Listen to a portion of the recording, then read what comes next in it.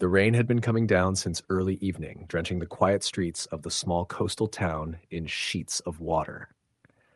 By the time the wind picked up, rattling the windows and bending the trees along the main road, everyone had either hunkered down in their houses or fled to safer ground inland.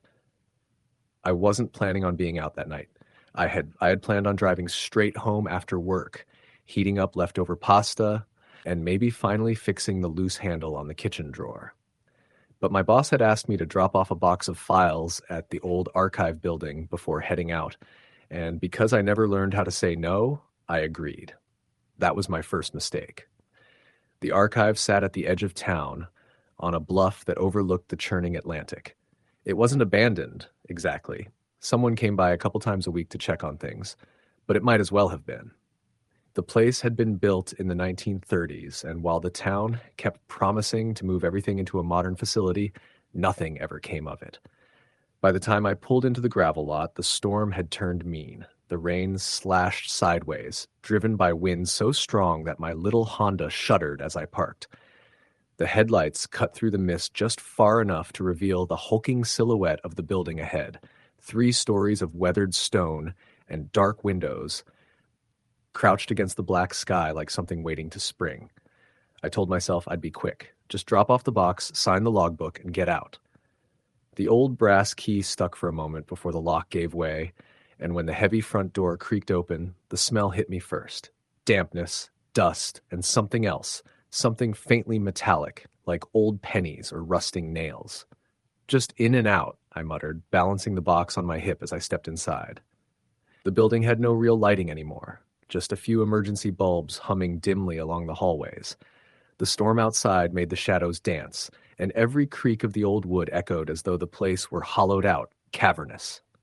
I signed the log, my pen scratching against the warped surface of the desk in the main entry, and headed toward the basement, where the storage rooms were. My sneakers squeaked against the tile with every step. It wasn't until I hit the bottom of the stairs that I felt it. Like walking into a room where someone had just been arguing. The air was heavier, close, thick enough that my throat tightened. I ignored it. Places like this always felt off, and I'd never been the type to scare easy. The key stuck again when I tried to unlock the basement storage door, and as I jiggled it, the emergency light overhead flickered. Just for a second, I froze. The light steadied, buzzing softly, and I let out a shaky laugh. Great. Just great. I said to no one, pushing the door open. Inside, the storage room stretched out farther than I remembered. Rows of metal shelving stacked with old town records and water-stained boxes. The storm made the building hum, the walls vibrating with the force of the wind and rain. I set the box down on the first empty shelf and was halfway back to the door when I heard it. Footsteps. Not the creak of the building settling, not the rain slapping against the windows. Footsteps, deliberate and steady, coming from the far end of the basement. I froze, my breath catching. Hello? My voice sounded smaller than I wanted it to, swallowed up by the low hum of the storm outside. Someone here? Nothing. I waited another moment, then shook my head. Just the storm, I muttered, trying to convince myself. I didn't wait around. I locked the storage door behind me, practically jogged up the stairs, and didn't stop until I was back in the entryway. The wind howled, slamming rain against the windows so hard it sounded like gravel. I pulled out my phone to check for messages, but the screen stayed black. Dead battery. Perfect. I don't know why I hesitated. I should have left right then, but something, curiosity maybe, kept me rooted to the spot. The storm outside was bad, but it wasn't enough to trap me there. Still, I found myself looking around, listening to the building groan as though it were alive. That was when I heard it again. This time it was unmistakable. A soft, dragging sound like something heavy being pulled slowly across the floor above me. I looked up at the ceiling, heart thudding in my chest. The second floor had been empty for years. The town hadn't stored anything up there in over a decade. I told myself to leave, to just get in my car and drive, but my feet carried me to the old staircase instead. The wood groaned under my weight as I climbed, each step protesting like it hadn't been touched in years. When I reached the landing, the smell hit me again. Stronger now. Rust and dampness and something sour underneath it, like spoiled meat. Hello? I tried again, my voice shaking just enough to betray me. Look, if someone's here, you need to say something. This building isn't safe in storms like this. Silence. I should have turned around. Every part of me screamed at me to turn around. But the hall ahead of me stretched into darkness, and something in the stillness, the oppressive quiet, drew me forward. The emergency lights flickered again, dim and weak, throwing long, jagged shadows along the peeling wallpaper. I reached the first door on the right, one of the old office rooms, and pushed it open. The smell intensified, making bile rise in my throat. The room was empty, except for a few toppled filing cabinets and a desk covered in dust so thick it looked like frost. Then, in the far corner of the room, something shifted. I jerked toward the sound, my pulse roaring in my ears. Who's there? No answer. I backed out of the room, my hands shaking now. The dragging sound started again, closer this time, echoing down the hall. That was enough. I bolted down the stairs 2 at a time, fumbling with the keys as I yanked the front door open. The wind tore at me as I ran for my car, my shoes slipping on the wet gravel. I didn't look back until I was inside, doors locked, engine roaring to life. But when I did glance up at the building, through the rain-smeared windshield, I wished I hadn't. There, in one of the second-floor windows, something stood watching. It wasn't a trick of the light, wasn't my mind playing games.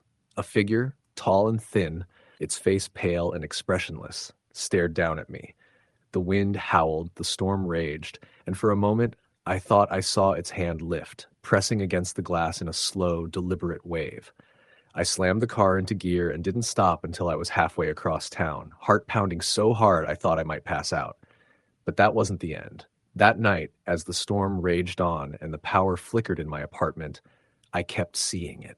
In the reflection of the darkened television screen, in the warped shadows against my bedroom wall, just a shape, tall and still, watching. I didn't sleep. Couldn't. And when morning came, clear and bright as though the storm had never happened, I almost convinced myself I'd imagined the whole thing. Almost. Because when I went out to my car, there was a wet handprint smeared across the inside of the passenger side window. Story, the end. It was the kind of night that made people stay close to the fire or shut all the lights in their homes, the wind lashing against the windows in angry, unpredictable bursts, rain pounding the streets like drums. Lightning cut across the sky with jagged precision, illuminating the world outside for a brief, harsh instant, and the thunder that followed always sounded closer than it should have. I was driving home from a late shift at the diner, the roads slick and almost deserted, except for the occasional car that raced past, tires hissing on the wet asphalt. The town of Millersville had always had a quiet sort of sprawl, houses set far apart, their yards dark and undefined in the storm. I had lived there all my life, so I knew these roads, or at least I thought I did. I took the shortcut through the old back road, a stretch that ran behind the abandoned mill on the outskirts of town. Nobody went down that road at night if they didn't have to. Even in the daytime, the mill was a hulking, broken shadow, its windows long shattered, wood rotted, and weeds crawling over every inch of the parking lot. My father had told me stories about the place when I was a kid, how a worker had fallen to his death from the catwalk decades ago, how sometimes on stormy nights, people said they could hear the sound of machinery running, even though the place had been closed for 50 years. I always laughed it off. Ghost stories were for kids, right? But that night, the storm was relentless. I drove slower than usual, rain plastering my windshield, wipers moving furiously. The streetlights flickered as I passed the mill, throwing long shadows that made the whole building look alive, as if it were leaning forward, watching me. That's when I saw her. She was standing at the edge of the road, soaked to the bone, long dark hair plastered to her face, her dress clinging like it was part of her. I slammed the brakes, my tires skidding slightly on the slick asphalt. My heart thumped so hard I thought she might hear it. She didn't move, just stood there, staring. I rolled down the window slightly, rain spattering inside. "Are you okay?" I shouted, hoping I sounded louder than I felt. Her eyes were fixed on me, unblinking, and her mouth opened as if to speak. The wind carried her voice to me, a faint whisper almost drowned out by the storm. "Help me." I hesitated. Part of me knew I should just drive past, maybe call the police later. Another part of me, The part that always felt responsible, always had to do the right thing, made me reach for the door handle. She was shivering, the storm relentless, and I couldn't just leave her there. I opened the car door and she stepped back, hesitating, like she wasn't sure she wanted to come closer. "I'll take you somewhere safe," I said, forcing a smile I didn't feel. When she finally got into the car, the temperature seemed to drop 10 degrees instantly.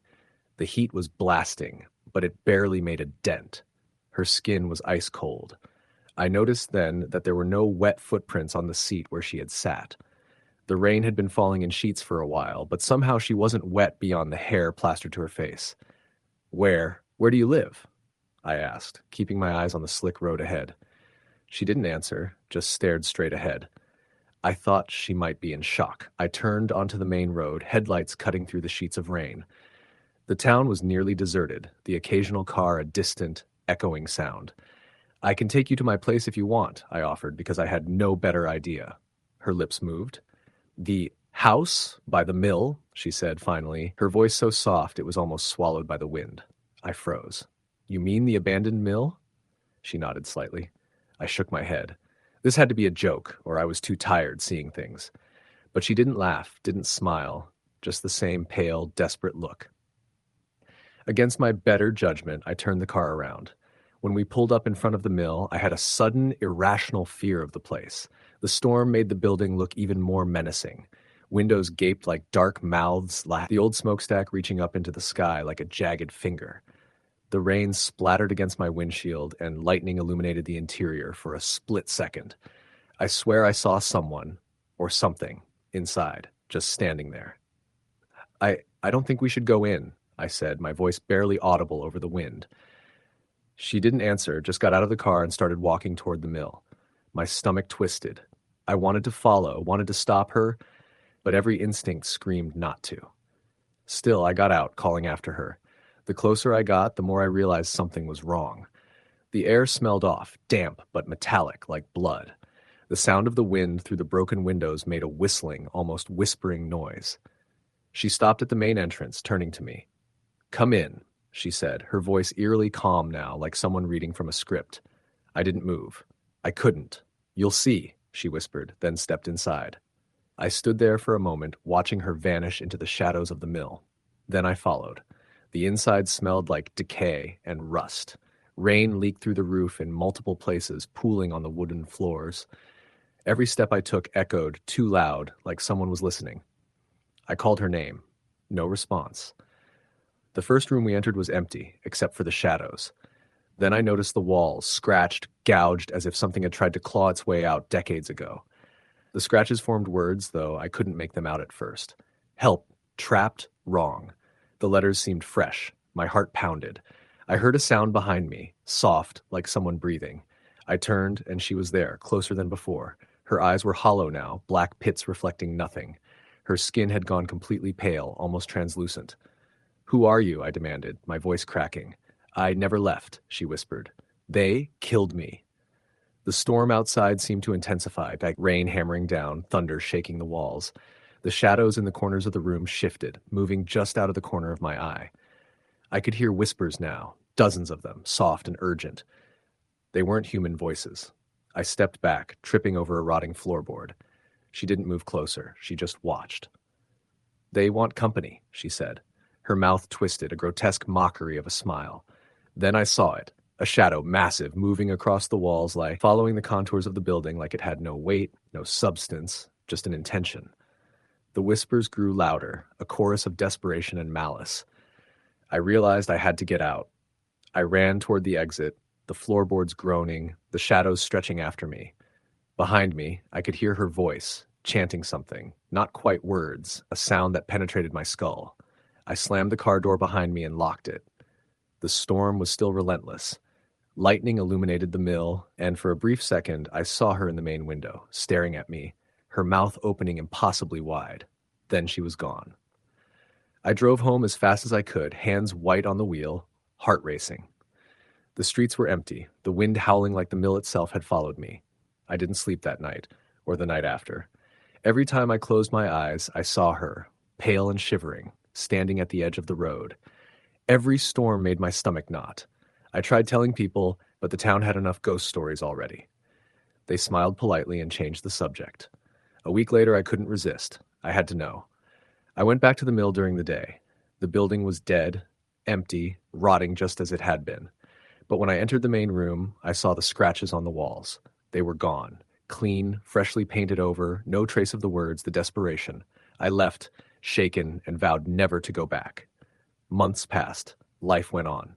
The mill was eventually torn down. But every time a storm hit, I could feel it. The presence, the cold, the soft whisper in the wind.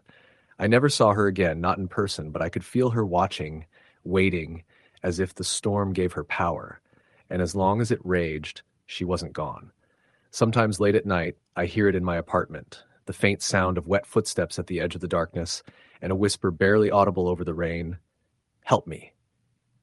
I never go out in storms anymore. I never take that back road. But the memory haunts me, as real now as it was then. And deep down, I know that the mill didn't release her. She's still there somewhere, waiting for the next storm, waiting for someone to stop, waiting for someone to care.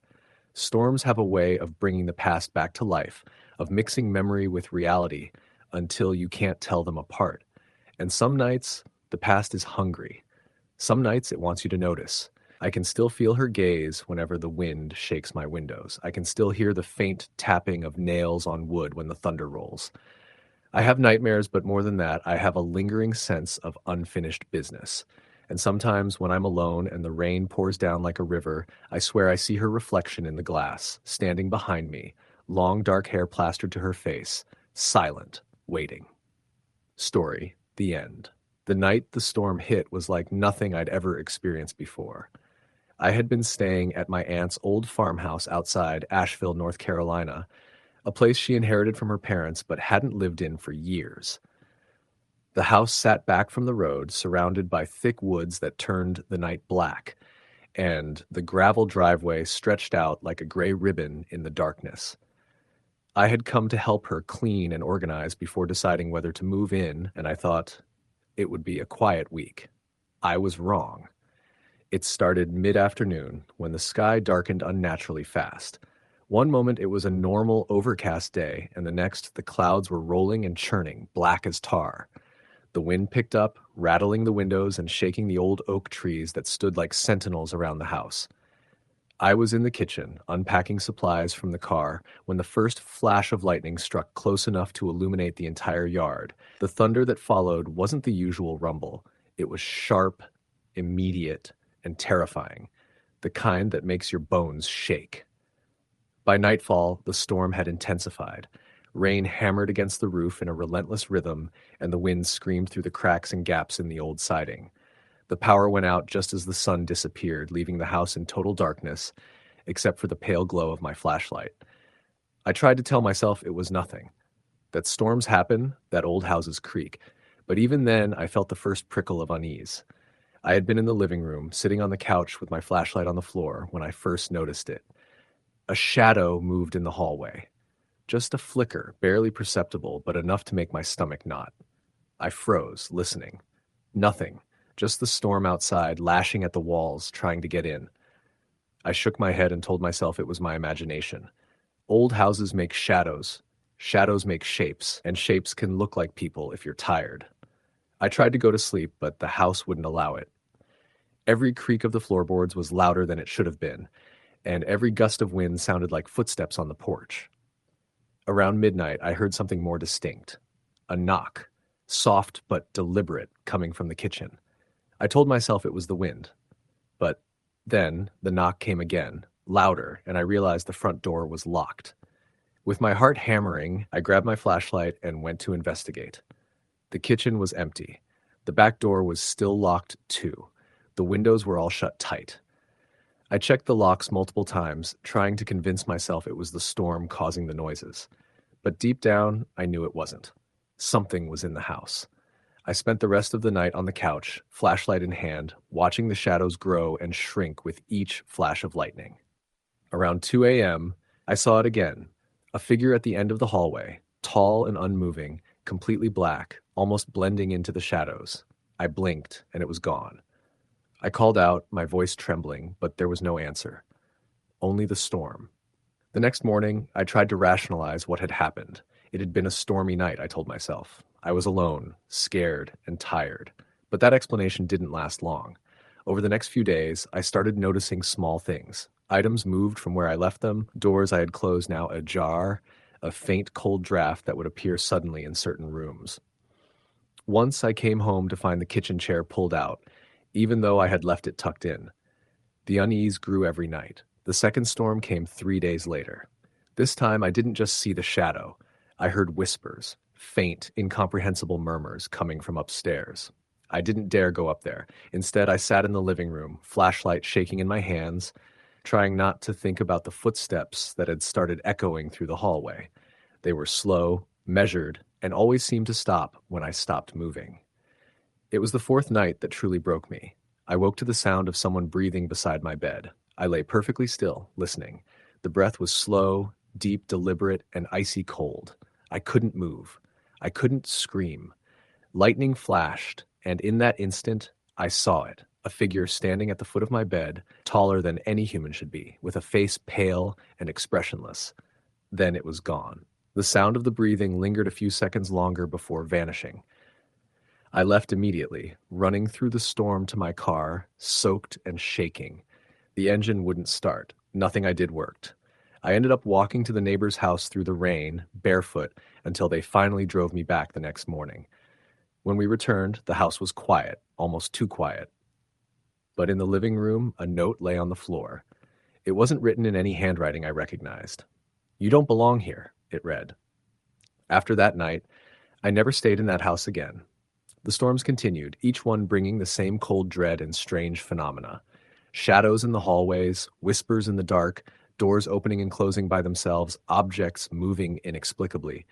My aunt tried to sell the house, but she couldn't. Every potential buyer left abruptly, citing an uneasy feeling, a sense of being watched. Years later, I drive past the area sometimes. The house still stands, isolated, surrounded by the same thick woods. On stormy nights, I swear I can see a flicker of light in the windows or hear faint melodic humming carried on the wind. I don't stop anymore. I never will. Some things are best left undisturbed. I've told this story to friends and family, and most of them dismiss it. They call it imagination, stress, old houses playing tricks. But I know what I experienced. I know what I felt. And I know that stormy, restless night, when the world was dark and the wind howled like a living thing, I was not alone. The memory of that figure, tall and silent at the end of the hallway, the cold breath at my bedside, the whispering voices echoing through the empty rooms, they haunt me still. Every storm brings it back, and every time I remember the fear I felt. The house, the shadow, the restless presence, they are real, too real. And I will never forget that night, nor the nights that followed, for as long as I live. Story the end. The storm had been gathering since late afternoon, the kind that presses the clouds low and makes the trees bend unnaturally under the wind. I was driving down an old, forgotten stretch of highway in rural Pennsylvania, a route I had taken many times during my years living nearby. The sky was a bruised purple gray, and rain was beginning to hammer against the windshield in erratic sheets. I had been called to house sit for my late uncle's property while his estate was being sorted. A creaky farmhouse sitting alone on a hill, surrounded by nothing but woods. The solitude had appealed to me at first, a quiet retreat from city life. But storms like this had a way of making isolation feel like imprisonment. By the time I arrived, dusk had fallen, though the thick clouds made it feel closer to night. The driveway was long and gravelly, each stone crunching under my tires as I pulled up. I could barely see the farmhouse through the sheets of rain, and the wind rattled the old windows like fists against glass. I grabbed my bag and ran to the front porch, pulling the door open and stepping into the smell of damp wood and dust. The house had been empty for months, but the familiar scent brought memories from summers spent here with my cousins, laughter echoing through the halls, the smell of firewood in the stove, the feeling of safety that came with being surrounded by family. That warmth was gone. I set my bag down in the living room and lit a few candles. The power was out, of course, and I hadn't expected much better from a place that hadn't been maintained. Outside, the storm was relentless. Lightning stabbed across the sky in bright, violent arcs, illuminating the dark, wet woods for a moment before plunging them back into shadow. Thunder rolled almost continuously, a low growl punctuated by sharp cracks. The house shivered under the wind, and every creak of the old wood seemed amplified. I tried to focus on reading a book, but my eyes kept darting to the dark corners of the room, waiting for shapes that weren't supposed to be there. It began subtly. At first, I noticed small things out of place. A chair slightly shifted, a book on the floor that I was sure I had set on the table, the faint smell of something musty in the hallway upstairs. I told myself it was nothing, that old houses made noises and things moved with drafts. But the feeling of being watched grew stronger as the night went on. Every gust of wind sounded like footsteps against the roof or walls. Every distant rumble of thunder seemed like it was coming from inside the house. Around midnight, the storm reached its peak. I had tried to sleep, but found myself sitting on the couch, listening. The wind screamed against the siding, and the rain pounded the windows with a relentless rhythm. Then I heard it. Soft, deliberate knocks from upstairs. The first time I froze, certain it was just the storm, but the knocks repeated, slow and steady, moving across the upper floor as if someone were pacing. I called out, but my voice sounded weak, swallowed by the storm. No answer. I grabbed the flashlight and cautiously made my way to the stairs. The steps groaned under my weight, echoing in the empty house. At the top, the hallway stretched into darkness, illuminated only by the occasional flash of lightning through the windows. And then I saw it, a shadow at the far end of the hallway, tall and thin, standing completely still. I blinked, and it was gone. My heart raced. I told myself it was a trick of the light, my imagination fueled by fear, but the house felt different, alive in a way that was wrong. I spent hours just sitting on the couch, flashlight in hand, watching and listening. The storm raged outside, each flash of lightning revealing fleeting glimpses of the hallway, the staircase, the shadows that seemed to cling to the corners. Occasionally I would hear whispers, so faint I could barely make them out, but enough to send a shiver down my spine. They seemed to come from the rooms upstairs, soft voices murmuring words I couldn't understand. By 3 a.m., I could no longer ignore the fact that I was not alone. The footsteps had begun again, this time descending the stairs, slow, deliberate, each one punctuated by a creak of the wood. My flashlight trembled in my hand as I swept it toward the sound. Nothing. The hallway was empty, the stairs clear, and yet the footsteps continued, moving closer. I couldn't stay in the living room anymore. I grabbed a blanket and a pillow and went to sit in the kitchen, the only other room I felt I could occupy without being directly in the path of the unseen presence. The storm outside seemed to respond to my fear, lightning flashing more violently, thunder shaking the foundation of the house. I tried to convince myself to stay awake, to keep alert, but exhaustion finally claimed me, and I drifted off on the cold kitchen floor. I woke with a start. The house was eerily silent. No rain, no wind, no thunder. The candle I had left burning had gone out, and darkness surrounded me completely. Then I heard the humming, a low, melodic sound, almost like a lullaby. It came from upstairs, soft at first, growing louder. I froze. The sound was familiar and wrong at the same time, haunting and mournful. It stopped abruptly, and the silence that followed was suffocating. I didn't move until the first rays of light began to filter through the windows. When I finally summoned the courage to explore, the upper floor was as I had left it. No one there, no evidence of movement. But the feeling remained. Someone or something had been there. The small, personal items I had unpacked were slightly out of place. The air was heavy, thick with the memory of presence. Days passed, and the storm continued sporadically, each bout of weather seeming to trigger new phenomena. Doors that I had locked would be ajar in the morning. The faint whispering returned at night, and I began to see glimpses of shadows in the corners of my eyes, shapes that vanished when I looked directly. One night, I awoke to find my bed soaked with water, though the windows and roof were intact. A trail of wet footprints led to the hall, disappearing into the darkness. I tried to leave once. I packed my bag, went to the car, but the engine wouldn't start. I walked to the nearby highway through the rain, hoping for a passing car, but the storm had turned the road into a river. I returned hours later, drenched and exhausted, to find another note slipped under the door. It read simply, "You shouldn't be here." The handwriting was shaky, unfamiliar, but deliberate. The nights only grew worse. One evening, the storm hit with the fury of a hurricane. I hid in the living room, flashlight and matches in hand, heart hammering. The air was thick, heavy with a presence that pressed down on me. And then I heard it.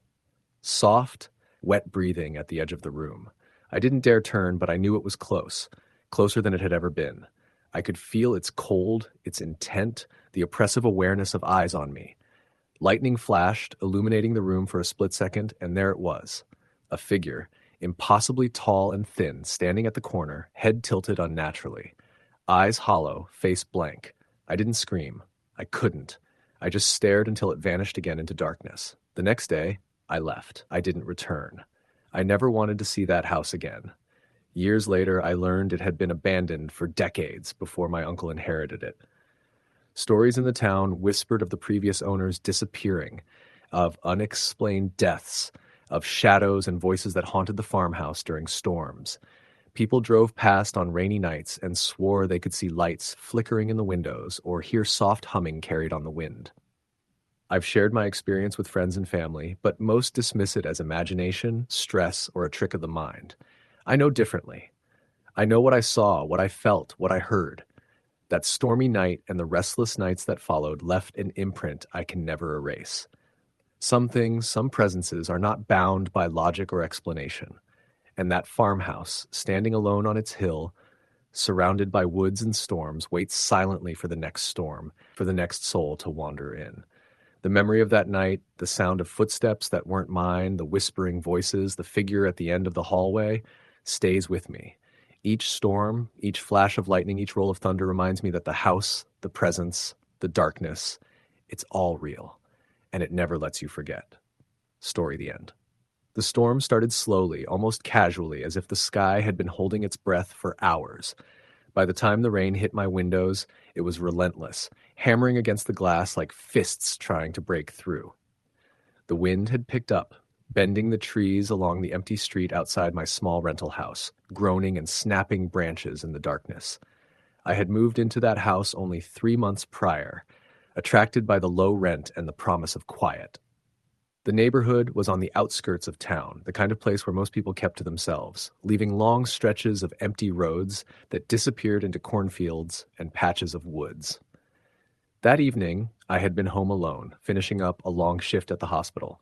My apartment, or rather, my little house, was cold and dark, the storm outside matching my mood after a 12-hour shift of endless alarms, crying patients, and exhausted coworkers.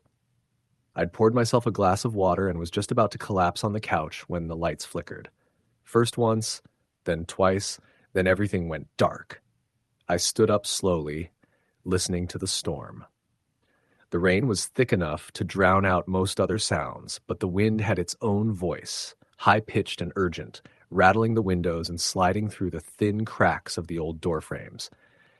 I stumbled to the kitchen drawer where I kept a flashlight. The batteries were weak, and the light was barely enough to illuminate the living room.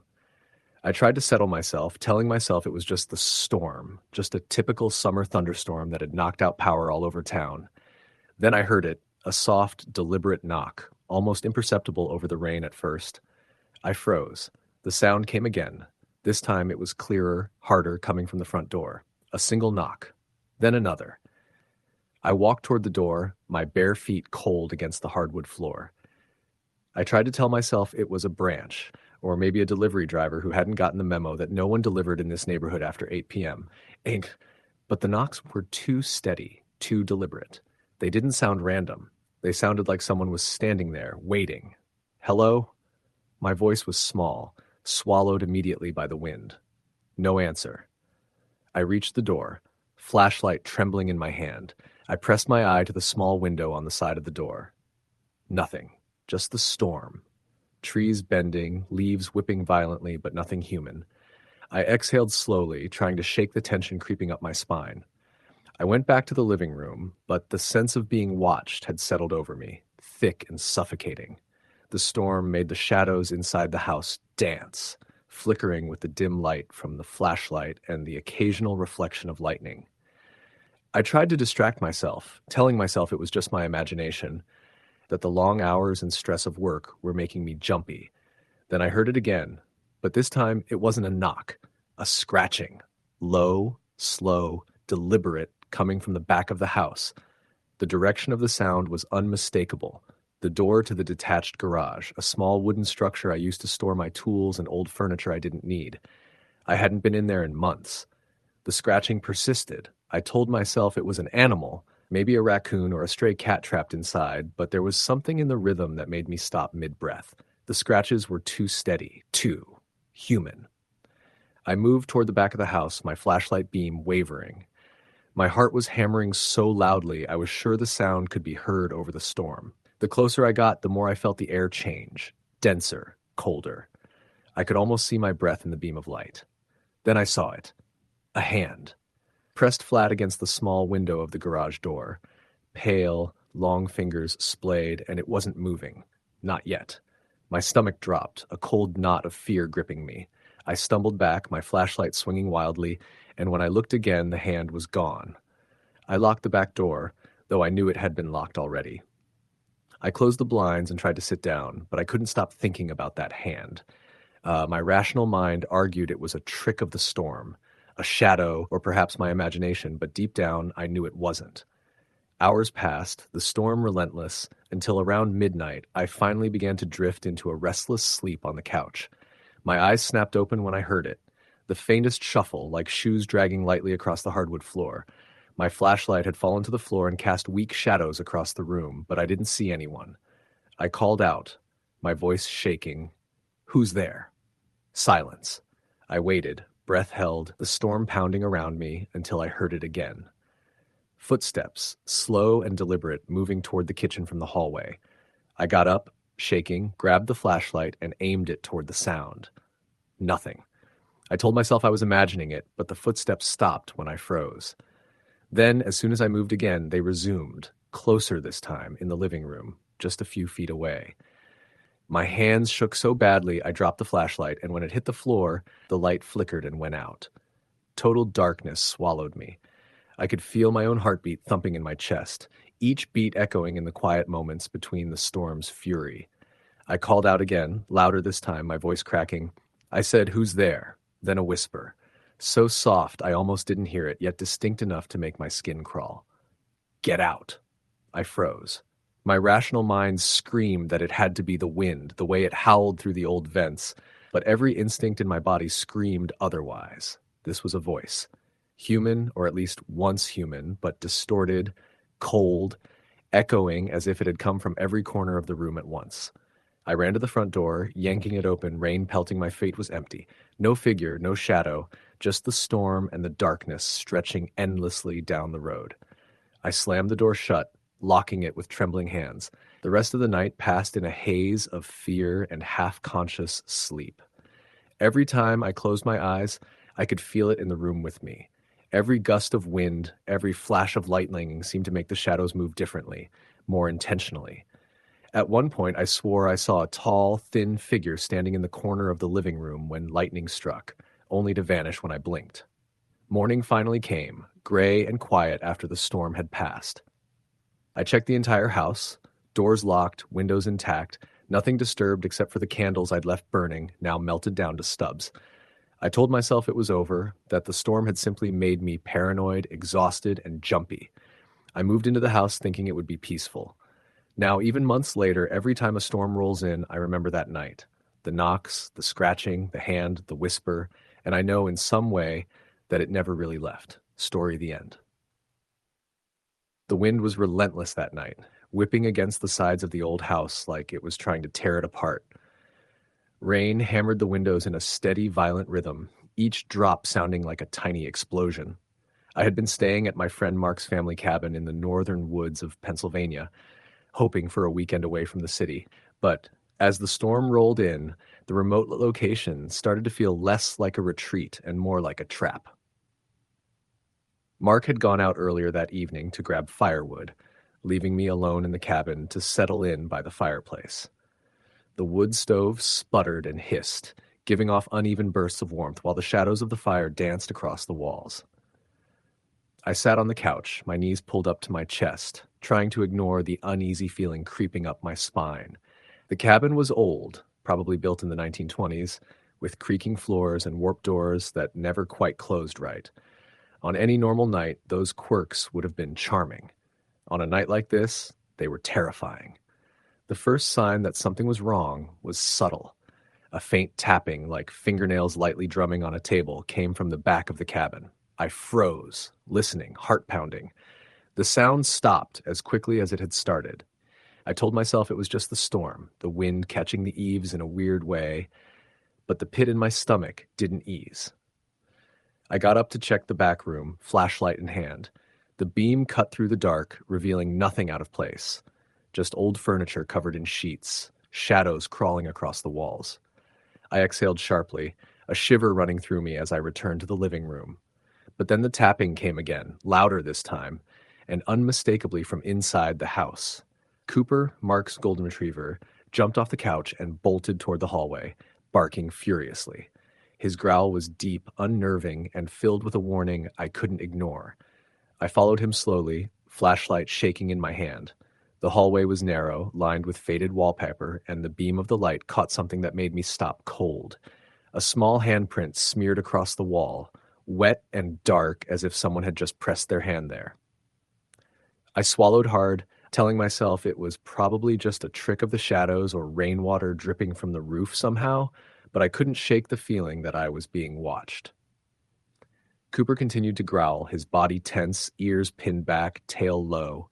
I tried calling for Mark, but the storm had knocked out the cell signal, and the silence that followed my shouted words was heavy, suffocating.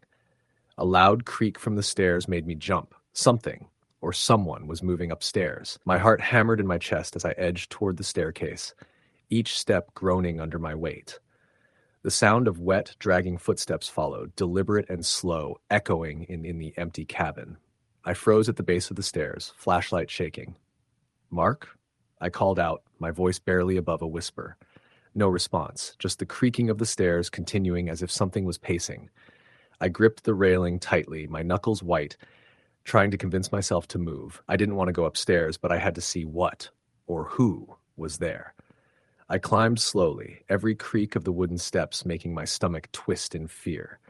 At the top, the hallway stretched out in darkness. The beam of my flashlight landed on a door at the end, the guest room. It was slightly ajar, and the darkness inside seemed almost like a living thing. The air was colder up here, and my breath came in visible puffs. Cooper stopped at the top step, growling low, his body trembling. I took a deep breath and stepped toward the door. The handle was cold, icy even, and when I pushed it open, I found the room empty. The sheets on the bed were disturbed as if someone had been lying there recently, and the curtains swayed despite the window being closed. Then I noticed something that made my blood run cold. A figure standing in the corner, just inside the shadow, tall and thin, its head tilted unnaturally to one side. I froze. The figure didn't move at first, just watched me with something I couldn't see clearly, but felt in every fiber of my being. I stumbled backward, almost dropping the flashlight. My voice caught in my throat when I tried to speak. Who's there? The figure shifted, the air around it seeming to grow colder, denser. I could feel the weight of it pressing down, making it hard to breathe. Then it spoke, a low whisper that seemed to echo in the room, despite there being no one else. "You shouldn't be here." The words froze me in place. The voice was raspy, like it had come from somewhere far away, but was also right next to my ear. I stumbled back again, tripping over the edge of the bed, and the flashlight tumbled across the floor, flickering. The figure was gone when the light stabilized, but the room felt wrong, heavy, as if the air itself had been tainted. I ran from the room, heart racing down the stairs, Cooper at my heels. The house seemed alive, creaking and groaning in protest at my movement. The storm outside had intensified, the rain slamming against the roof like fists. I reached the living room, panting, and tried to rationalize what had just happened. I had to be imagining it, right? My nerves were on edge, the storm playing tricks on me. But then I saw it, on the window, pressed against the glass despite the heavy rain outside, a pale face staring in.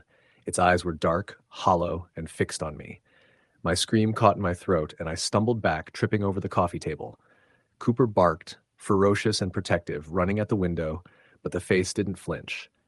It just watched, unmoving, until the lightning flashed and revealed the empty yard outside. I spent the rest of the night in the kitchen, sitting on the floor with the dog, holding a knife and the flashlight. Every shadow, every creak, every gust of wind set my nerves on edge. I didn't sleep, didn't dare close my eyes. The storm raged on, and with it came the occasional whisper, the soft dragging of footsteps, the feeling of being watched from corners I couldn't see. When morning finally came, gray and storm-laden, I went outside, determined to find an explanation. The yard was empty, no signs of anyone having been there. The cabin itself showed nothing unusual, just the traces of the storm, soft rain pooling in the depressions of the old wooden porch. Yet I couldn't shake the feeling that something had been there, lingering, watching, waiting for the darkness to fall again. Mark returned later that morning, soaked and apologetic for leaving me alone. I told him some of what had happened, and he didn't laugh, didn't dismiss me. Instead, he looked at the cabin, somber, almost afraid. "Sometimes," he said quietly, "the woods don't let people be alone. Some things here, they just don't want visitors. We're lucky you made it through the night." I nodded, trying to appear brave, but the memory of the face at the window, the dragging footsteps, and the whispered words stayed with me. I never returned to that cabin alone. Every stormy night since, I can still feel the weight of that presence, the cold that clings to your skin, the whispers just at the edge of hearing. Even now, when the wind howls and the rain lashes against my own apartment windows in the city, I remember that night.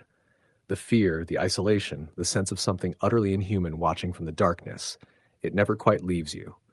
Some nights, if I sit quietly and let the storm rage, I can almost hear it again, saying in that same raspy voice, the one that chills you to your core, "You shouldn't be here." Story, the end. The storm rolled in early that night, carrying with it a darkness that seemed almost alive, pressing down through the trees and across the fields surrounding the old farmhouse I had rented. I'd driven out from the city that afternoon, desperate for isolation, craving silence and a chance to breathe without sirens and neon lights hammering at my brain. The house had been cheap, almost suspiciously so, and even as I unloaded the last of my boxes, I couldn't shake the feeling that I was being watched, not by any person, but by the house itself. The walls seemed too quiet, the shadows too heavy, like they were waiting for me to make a misstep. By 6 in the evening, the wind had picked up, tearing at the loose shingles on the roof and rattling the old windows. The first cracks of lightning illuminated the rooms briefly, painting the peeling wallpaper and warped floorboards in a surreal, strobing light. I had moved into the kitchen to make a simple dinner, but my appetite was gone. Each flash of lightning made me flinch, each clap of thunder reverberating through my chest like the house was mocking me. The storm was relentless, and by the time darkness had fully descended, the rain was falling in sheets, the kind that blurred the world outside to a gray smear.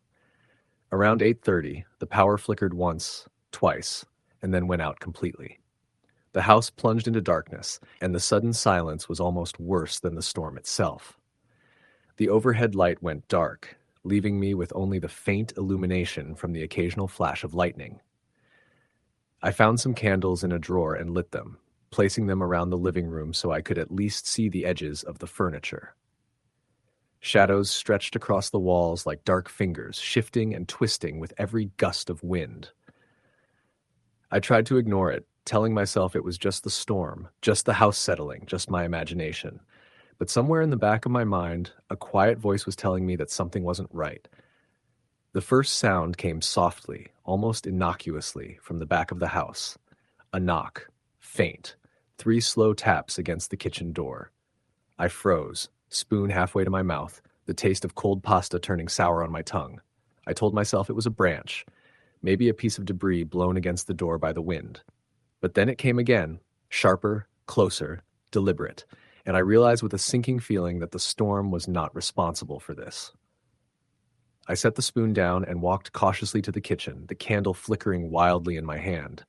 The rain pelted the windows, obscuring everything outside. I pressed my face to the glass, but I could see nothing, just darkness and rain. I leaned back and noticed for the first time that the air had grown colder. My breath fogged in front of me, and a prickle ran down my spine. Then I heard it, A soft whisper, low and urgent, carrying through the kitchen like it was coming from just beyond the door. My name. I stumbled back, knocking the candle to the floor. It went out, leaving me in almost complete darkness. I fumbled for another candle, my hands trembling, and lit it, casting weak light across the room. The whispering was gone, but the sense of being watched lingered, crawling across my skin like insects. I backed into the living room, trying to steady my breathing, telling myself it was just nerves, just stress from the storm, just the isolation playing tricks on me. Minutes passed, maybe an hour. The storm continued, but the knocking had stopped. I tried to distract myself, turning on the battery-powered radio, hoping the voice of a DJ or the dull hum of music would drown out the unease that had settled into my chest. But the radio crackled and hissed, picking up nothing but static. It was then that I heard it again, from upstairs this time. A slow, dragging sound, deliberate and heavy, moving across the floorboards above me. My first instinct was to call someone, anyone, but I realized the phone had no service out here. No one would hear me even if I screamed. The footsteps moved closer, pausing above the hallway. The house was empty, and I knew it, yet the sound continued, a steady presence above me that made my stomach churn. I grabbed the flashlight I had brought from my car and slowly ascended the narrow staircase, each step groaning under my weight. At the top of the stairs, the hallway stretched out before me, shrouded in shadows. My flashlight flickered as I swept it along the walls, catching on cracked picture frames and peeling wallpaper. The first bedroom door was slightly ajar. I pushed it open, the beam cutting through the darkness. The room was empty, bare floors and a single dusty bed. My heart pounded as I turned to leave, and that's when I saw it. A shadow darker than the rest of the room, shifting near the corner. My pulse nearly stopped. I blinked, and it was gone. I laughed nervously, telling myself my eyes were playing tricks, the storm and shadows conspiring to unnerve me. But then I heard it again, unmistakable, the whispering of my name. Closer this time, right behind me, though no one was there. I spun around, flashlight sweeping the room, and caught a fleeting glimpse of movement at the doorway, just for a second, but enough to make me stumble backward in fear. I fled down the stairs, heart racing, and slammed the living room door behind me. I pressed my back against it, gasping for air. The storm had quieted slightly, the rain reduced to a steady drizzle, but the sense of dread remained, as if the house itself was alive and watching. I spent the rest of the night in the living room, clutching the flashlight, every small sound making me jump. Branches tapping against windows, floorboards settling, the occasional pop of the old pipes. It all became sinister, all became proof that I was not alone. Around 3 a.m, I finally heard something different. A low, mournful moan, almost like the wind, but sharper, more deliberate. It came from upstairs. I sat frozen, the candle in my hand guttering, as the sound grew closer, echoing through the empty rooms above. Then, silence. Absolute silence, heavy and suffocating, until I felt a cold breeze against my neck. I turned, expecting to see something, anything, but the living room was empty. And yet, I felt it. The presence of something that didn't belong, something that had been waiting for me to let my guard down. I realized then that the stories the locals had whispered, the ones I had dismissed as superstition, might have had truth. The house was not just old. It was haunted. And I was the intruder. By dawn, the storm had passed, leaving a heavy, damp stillness in its wake. Sunlight barely broke through the thick clouds, illuminating the debris scattered around the porch from the night's wind. I left the house immediately, driving as fast as I could back to town, hands gripping the wheel, eyes darting to the rearview mirror as if expecting to see something following me. I didn't stop until I was back in the city, the familiar skyline grounding me in reality. I never returned to that house. I tried to rationalize the experience, to tell myself it was fear, isolation, and a violent storm. But deep down, I knew better. Something had been there that night, waiting, watching, whispering my name in the darkness. And I had no doubt it would still be there, in that old farmhouse, waiting for the next person foolish enough to be alone in a storm like that. I tell the story now because I want people to understand that not all isolation is peaceful. Not all storms are just weather. Some nights when the wind is high and the rain lashes at your windows, there is a presence that comes alive, patient, hungry, and utterly silent until it chooses to reveal itself. That night changed something in me, something that still lingers, a memory of whispered names and shadows that move when no one is watching. I've heard from others who've stayed in old houses during storms, and the accounts are eerily similar. Knocks at doors, whispers from empty rooms, footsteps that move above you even when no one is there. And I know now that the fear is real, not in the imagination, but in the house itself, in whatever lingers in those dark corners where lightning barely reaches. I can never unhear that whisper, never forget the way the house felt alive with something that was neither human nor natural. Even now, thinking back, I can feel the chill that settled on me that night, the sense that something was close enough to touch and yet unseen. I've never told anyone everything that happened. Most of my friends would think me crazy. But I know the truth. On a stormy, restless night, some are not meant to be alone. There is a presence, patient and waiting. And if you are alone, it will find you. I learned that the hard way, and I carry it with me every time the sky darkens, every time thunder shakes the windows, and every time the wind whispers your name. Some nights, when the rain falls just right, I swear I can hear it even here in the city. Soft, persistent, and knowing. Story the end. The wind howled that night like it carried some unfinished business, rattling the windows of my small apartment in the older part of town. The kind of wind that makes you second guess why you live anywhere but somewhere safer, somewhere warm and dry. Outside, the storm was relentless, rain streaking down in thick sheets, lightning cracking the sky into jagged pieces of light, and thunder rolling like some angry god was shaking the heavens. I was used to storms in this part of the country. Upstate New York, in late fall, I had a way of turning the ordinary into something sinister. But this night was different. There was a restlessness to the air, a tension that crawled beneath the skin, whispering that something was waiting just beyond sight. I had just moved into the building a few months prior, a cheaply converted old Victorian that had been divided into small studio apartments. The rent was reasonable, and I liked the charm of the older structure, creaking floors, ornate woodwork, and high ceilings that made the space feel larger than it was. But the previous tenants had left in a hurry, leaving furniture and personal items behind, some of which the landlord had shoved into storage rather than throw away. There had always been rumors about the place, strange noises, weird shadows, and one story about a tenant who vanished without explanation. I had shrugged it off. People always exaggerated. Until that night. I remember finishing dinner, microwave leftovers and a cup of coffee, when the first flicker of the lights made my stomach tighten. Not a brief flicker, but a prolonged stutter that plunged my apartment into darkness for a few seconds before the lights returned, dimmer than before. The storm was worsening outside, and I thought maybe it was just the power grid reacting. But then came the first knock. Soft, deliberate, echoing against the front door. My first thought was a neighbor, maybe someone checking in during the storm, but it was late. Way too late. I glanced at the clock. 11:47 p.m. On any normal night, no one would be at my door at this hour. I told myself to ignore it, but my hands tingled, a creeping sense of unease settling over me. The knocking repeated, more insistent now. I inched toward the door, my hand trembling as I reached for the peephole. Nothing. The hallway outside was empty, slick with shadows from the flickering hallway light. I laughed nervously, telling myself it was the wind. Maybe some branch had hit the door frame, but the sound had been too precise, too rhythmic. That same rhythm haunted me as I returned to my kitchen chair, trying to focus on my coffee, trying to convince myself I wasn't imagining things. Then came the whisper. Not loud, barely audible, but unmistakable. Please.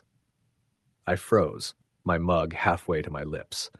The word was soft, pleading, almost human, but distorted, hollow in a way that made my stomach knot. I scanned the apartment. Empty. Shadows clung to the corners of the room, flickering with the lightning that now seemed to punctuate each heartbeat. I told myself it was my imagination, exhaustion, or the storm making strange sounds. But then the whisper came again, clearer this time. Leave. Before. My blood ran cold. The words didn't complete themselves. Just trailed off, leaving a silent menace in their wake. I grabbed my phone, desperate for some connection to reality. No signal. None. The storm had knocked out the cellular towers in the area. I was alone. Truly alone.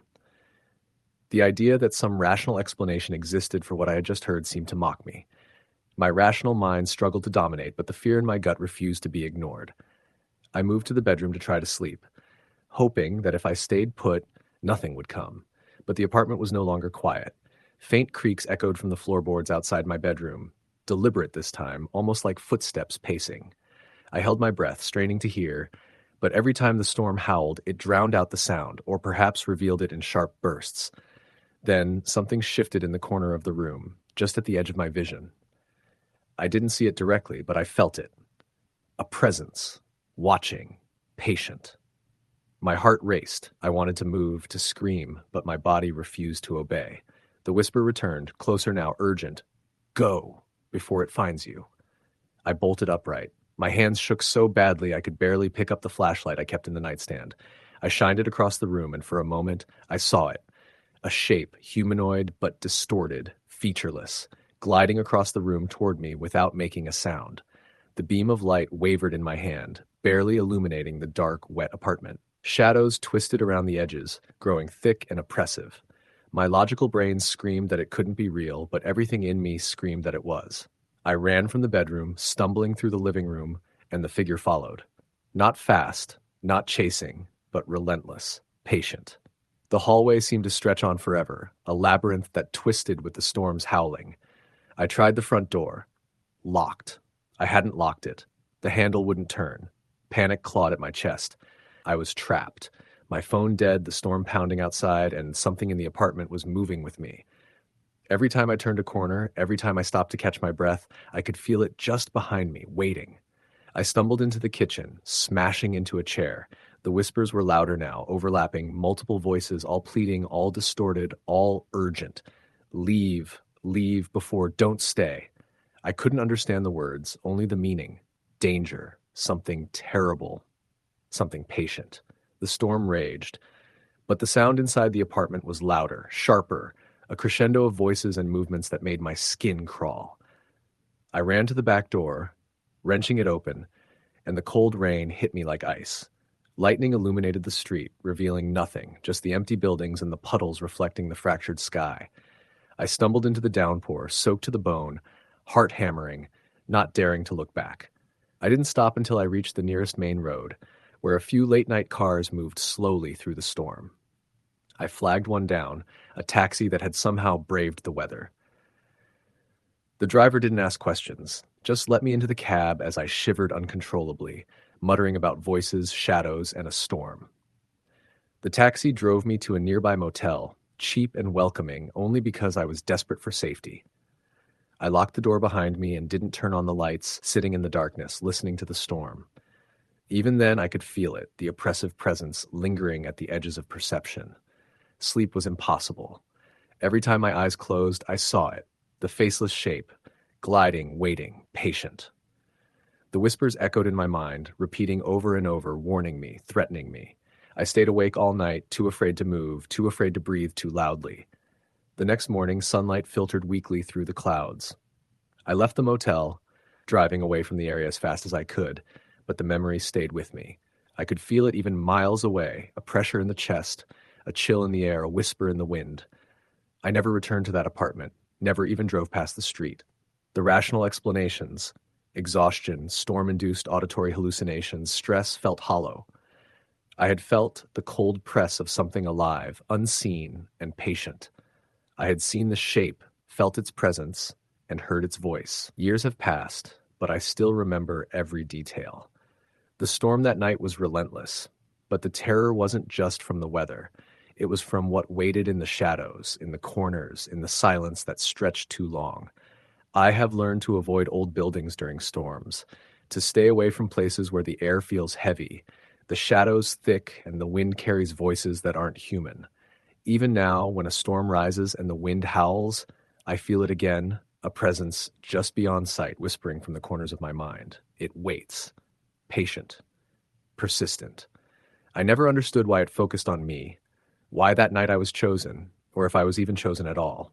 All I know is that there are nights like that stormy and restless night when some things linger, waiting, and the shadows hold secrets that no rational mind can explain. and the fear from that night is a memory I cannot shake, one that returns every time the wind rattles my windows and the rain lashes at my doors, reminding me some presences never let go. Story the end. The storm started in the late afternoon when the clouds rolled over the horizon like dark, wet blankets smothering the sky. The kind of storm that makes the air smell metallic and heavy, the kind that seems to make even familiar streets feel strange and unwelcoming. I had been driving home from a long shift at the local hospital where the night had been slow but tense, with the kind of quiet that always seems more ominous before something bad happens. By the time I reached the outskirts of town, the wind had started to howl, shaking the trees violently, and rain was coming down in sheets, plastering my hair to my face and making the windshield wipers squeal with every pass. I was used to driving in bad weather, but there was something different tonight. Maybe it was the storm itself, or maybe it was just the feeling of isolation that comes from miles of empty road lined with old, gnarled trees. The headlights of my car reflected off the slick pavement, casting strange shadows that seemed to move on their own. And then, just ahead, I saw her. She was standing at the side of the road, barely visible through the downpour, waving her arms in a way that suggested both urgency and hesitation. At first, I thought she might be a hitchhiker or someone in trouble. My instinct was to slow down, maybe stop. But a quiet warning ran through me, the kind of gut instinct that makes your stomach tighten and your skin prickle. Still, something about her presence made me do it anyway. I pulled over, rolling down the window slightly so I could call out over the roar of the rain. "Are you okay?" I asked, though my voice sounded tinny and weak against the storm. Her head turned slowly, her hair plastered to her face, obscuring her features. When she spoke, it was almost a whisper, yet it carried a strange urgency. "Please, just give me a ride." I hesitated. The storm made the roads slippery, and it wasn't exactly safe to pick up strangers on nights like this, but the fear in her voice, the way she shivered, not just from the cold but from something deeper, made me unlock the door. She climbed in silently, water dripping onto the seat. I started the car again, keeping my eyes on the road but stealing glances at her in the rearview mirror. Something felt wrong, though I couldn't put my finger on it. "Where do you need to go?" I asked, trying to make conversation. She hesitated, finally whispering, "Just down this road, not far." The drive was quiet. She didn't look at me, didn't answer anything I said, just stared out the window at the rain-soaked landscape. Her presence was heavy, almost suffocating, like the air itself had thickened around her. And then, in a voice that made me shiver, she said, "You shouldn't have stopped." I glanced at her in shock. "Excuse me?" But she didn't answer. She just sat there, still as a shadow in the dim light of the storm, her hair dripping onto the seat. My hands tightened on the wheel, the tension coiling in my chest. I tried to rationalize it. Maybe it was exhaustion, the storm, stress from the hospital. But there was something in the way she moved, the way she existed in the car, that made my heart race. Minutes passed in silence, each second stretching longer than the last. Then, without warning, she was gone. Just gone. I slammed on the brakes, my pulse hammering, the rain streaking across the windshield, making the world outside seem unreal. The seat next to me was empty, dry in places that had been wet before. I spun the car around, my mind racing, checking the sides of the road, but there was nothing. No footprints, no figure in the trees, just the rain hammering the asphalt. I told myself it was a hallucination. I had been on my feet for 14 hours, maybe I'd dozed off behind the wheel for a moment. That had to be it. But the fear didn't leave me. I drove the rest of the way home, the storm pressing against the car, the wind rattling the windows, each gust making my stomach lurch. By the time I reached my house, I was shaking. I live alone on the edge of town, a small two-story place with creaking floorboards and a long driveway lined with old oak trees. I locked the doors and tried to calm down, making a pot of tea to soothe my nerves. But the house felt different. The shadows seemed to twist in unnatural ways, the storm's noise echoing through the empty rooms. Every creak of the old house sounded like footsteps, and I couldn't shake the feeling that someone was watching me. It started with small things, the faint sound of dragging across the floor in the hallway, a whisper just at the edge of hearing, soft, unintelligible, almost like the wind, but not quite. I would check every room, every corner, and there would be nothing. just the rain and the wind. My rational mind tried to explain it. Old house settling, wind through the cracks, stress from the hospital, but it felt real. Too real. One night I woke to the sound of someone breathing in my bedroom. I froze, heart pounding, every muscle tensed. The air was cold, colder than the storm outside. I opened my eyes and saw her, standing at the foot of my bed. Wet hair clung to her face, clothes plastered, eyes black voids staring straight at me. My breath caught in my throat. I couldn't move. The whispers came then, soft, urgent, repeating the same words over and over. You shouldn't have stopped. I bolted upright, knife in hand, but she vanished before I could reach her. The dragging footsteps continued down the hallway, fading into silence, leaving only the oppressive heaviness of her presence behind. I didn't sleep for days, sitting in the dark, listening for her. The storms became a part of my life. Whenever the wind howled or rain pelted the roof, I could feel her watching, hear her whispers echoing in my mind. I tried to leave the house, tried to escape the presence, but it followed. Even on sunny days, I felt her nearby, a shadow at the corner of my vision, a chill in the air that had no logical source. Some nights, I would wake to wet footprints on the floor, leading from the window to the bed, though the windows were always closed tight. Every time I passed the spot where I had picked her up on that stormy night, a shiver would run through me, and the emptiness in her eyes would flash in my mind. Over the years, I learned a few things. 1, she only appears when the storm comes. 2, she is never alone. There is an emptiness that clings to her, feeding on fear and loneliness. 3, there is nothing you can do to appease her, nothing you can say or offer because she isn't human. She is something else, something that uses the storm to find her prey, a restless spirit that exists in the liminal space between life and death, waiting for the kindness of strangers to pull them into her world. I have tried everything to rid myself of her. Holy water, prayers, sage, even moving to a different town. Nothing works. The storms are the only thing that matter, and they always bring her back. And each time, the memories of that night come rushing back. The rain, the darkness, the way she looked at me, and the chilling words that cut through my soul. You shouldn't have stopped. Now, I live in constant vigilance. Every time the wind begins to howl, every time rain slaps against the windows, I sit in the dark, knife at my side, listening.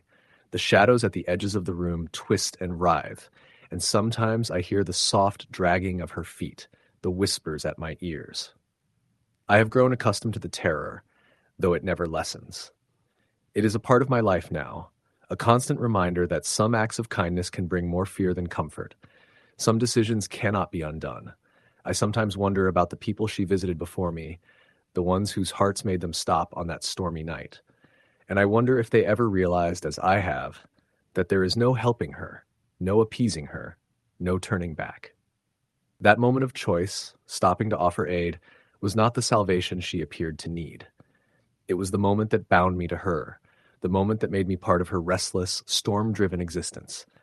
Even now, as the wind rattles my windows and the rain pounds in relentless sheets, I can feel her. Somewhere in the shadows, waiting, watching, whispering. And I know that the storms will never end, and neither will she. Story the end. The rain hit the roof with a steady, drumming intensity, a relentless percussion that shook the old house on the outskirts of town. It was the kind of storm that made the wind howl through the trees, bending the branches until they seemed like skeletal fingers scratching at the windows. Inside, the lights flickered once, twice, and then went out, plunging the house into near darkness, save for the occasional flash of lightning that illuminated the walls in stark, ghostly whites and grays. Megan sat huddled on the couch, wrapped in a thick blanket, staring at the shadows dancing across the living room walls. She had grown up in this house, a sprawling Victorian on the edge of a small New England town, and she knew every creak and groan of its old bones. But tonight, with the storm raging outside, every sound seemed amplified, every shadow exaggerated. She had been alone for most of the evening. Her husband, Mark, had been called into work unexpectedly at the hospital, leaving her to deal with the storm herself. At first, she had tried to distract herself. She baked cookies, cleaned the kitchen, even turned on an old black and white movie. But the storm had a way of seeping into her mind, of making even mundane noises sound sinister. It started with a whisper, almost imperceptible, coming from the hallway that led to the bedrooms. Megan froze, her heart hammering against her ribs. The house had always had strange acoustics, echoes that could turn a cough into a shout, a footstep into a stomp. But this was different. This was soft, deliberate, and distinctly human. "Hello," she called, her voice cracking slightly. There was no answer, just the wind rattling the window panes. She told herself it was her imagination, that she was letting the storm get to her. But the whisper came again, clearer this time. Megan couldn't make out the words, but the tone was urgent, pleading. She rose slowly, gripping the blanket around her shoulders, and moved toward the hallway. Each step felt heavy, like the floorboards themselves were resisting her. The whisper had stopped, replaced by silence so profound it made her ears ring. She reached the top of the stairs and peered down the dark corridor. There was nothing. Shaking her head, she turned back toward the living room, but then she saw it. A shadow at the far end of the hallway, just beyond the light of the flickering candle she had lit when the power went out. It was fleeting, barely perceptible, like a black smear across the pale carpet. Megan's stomach dropped. Her logical mind told her it was just a trick of the light, but her instincts screamed otherwise. The storm outside intensified, a sudden gust of wind rattling the windows violently. The candle flickered and went out, leaving her in darkness. She fumbled for her phone, the weak glow of its screen barely illuminating the hallway. And then she saw it again, the shadow closer this time, moving as if it had a purpose. Her breath caught in her throat. She whispered Mark's name, half expecting him to appear from the kitchen, but the house remained silent. She felt a cold draft brush past her, and with it came a faint metallic smell, like blood or rust. Megan's pulse quickened and her hands shook as she dialed 911. The line rang once, twice, then clicked into a strange, distorted silence. A low hum seemed to come from the phone itself, a vibration that made her skin crawl. Suddenly she felt it, a presence cold and heavy, pressing against her back. Megan turned slowly, her eyes wide, but there was nothing there. And yet, the air seemed thicker, darker, as if something unseen had moved into the room. She backed toward the stairs, heart racing, when a loud crash came from the kitchen. Pots and pans had fallen from the countertop, clattering onto the tile floor. Megan froze, straining to hear over the pounding of the storm. Footsteps, soft, deliberate, were approaching from the kitchen doorway.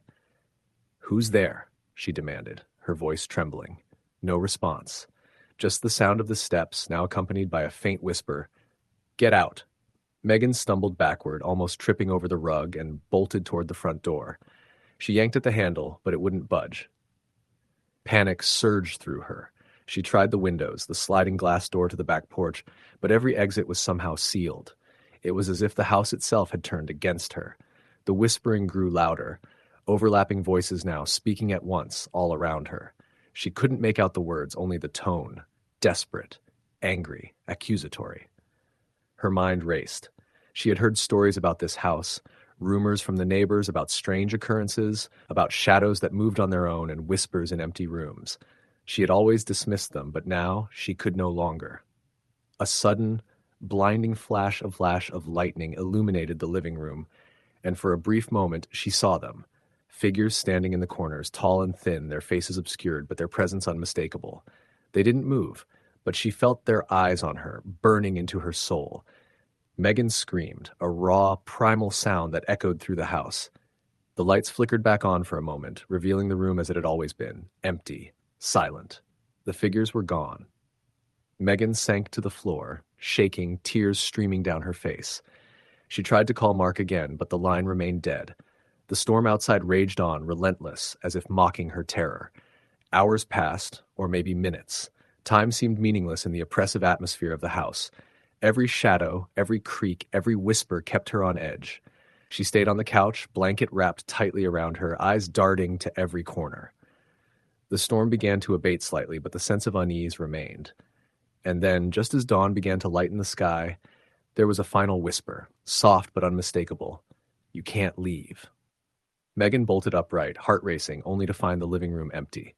The front door, which had resisted her all night, now swung open easily. She didn't hesitate.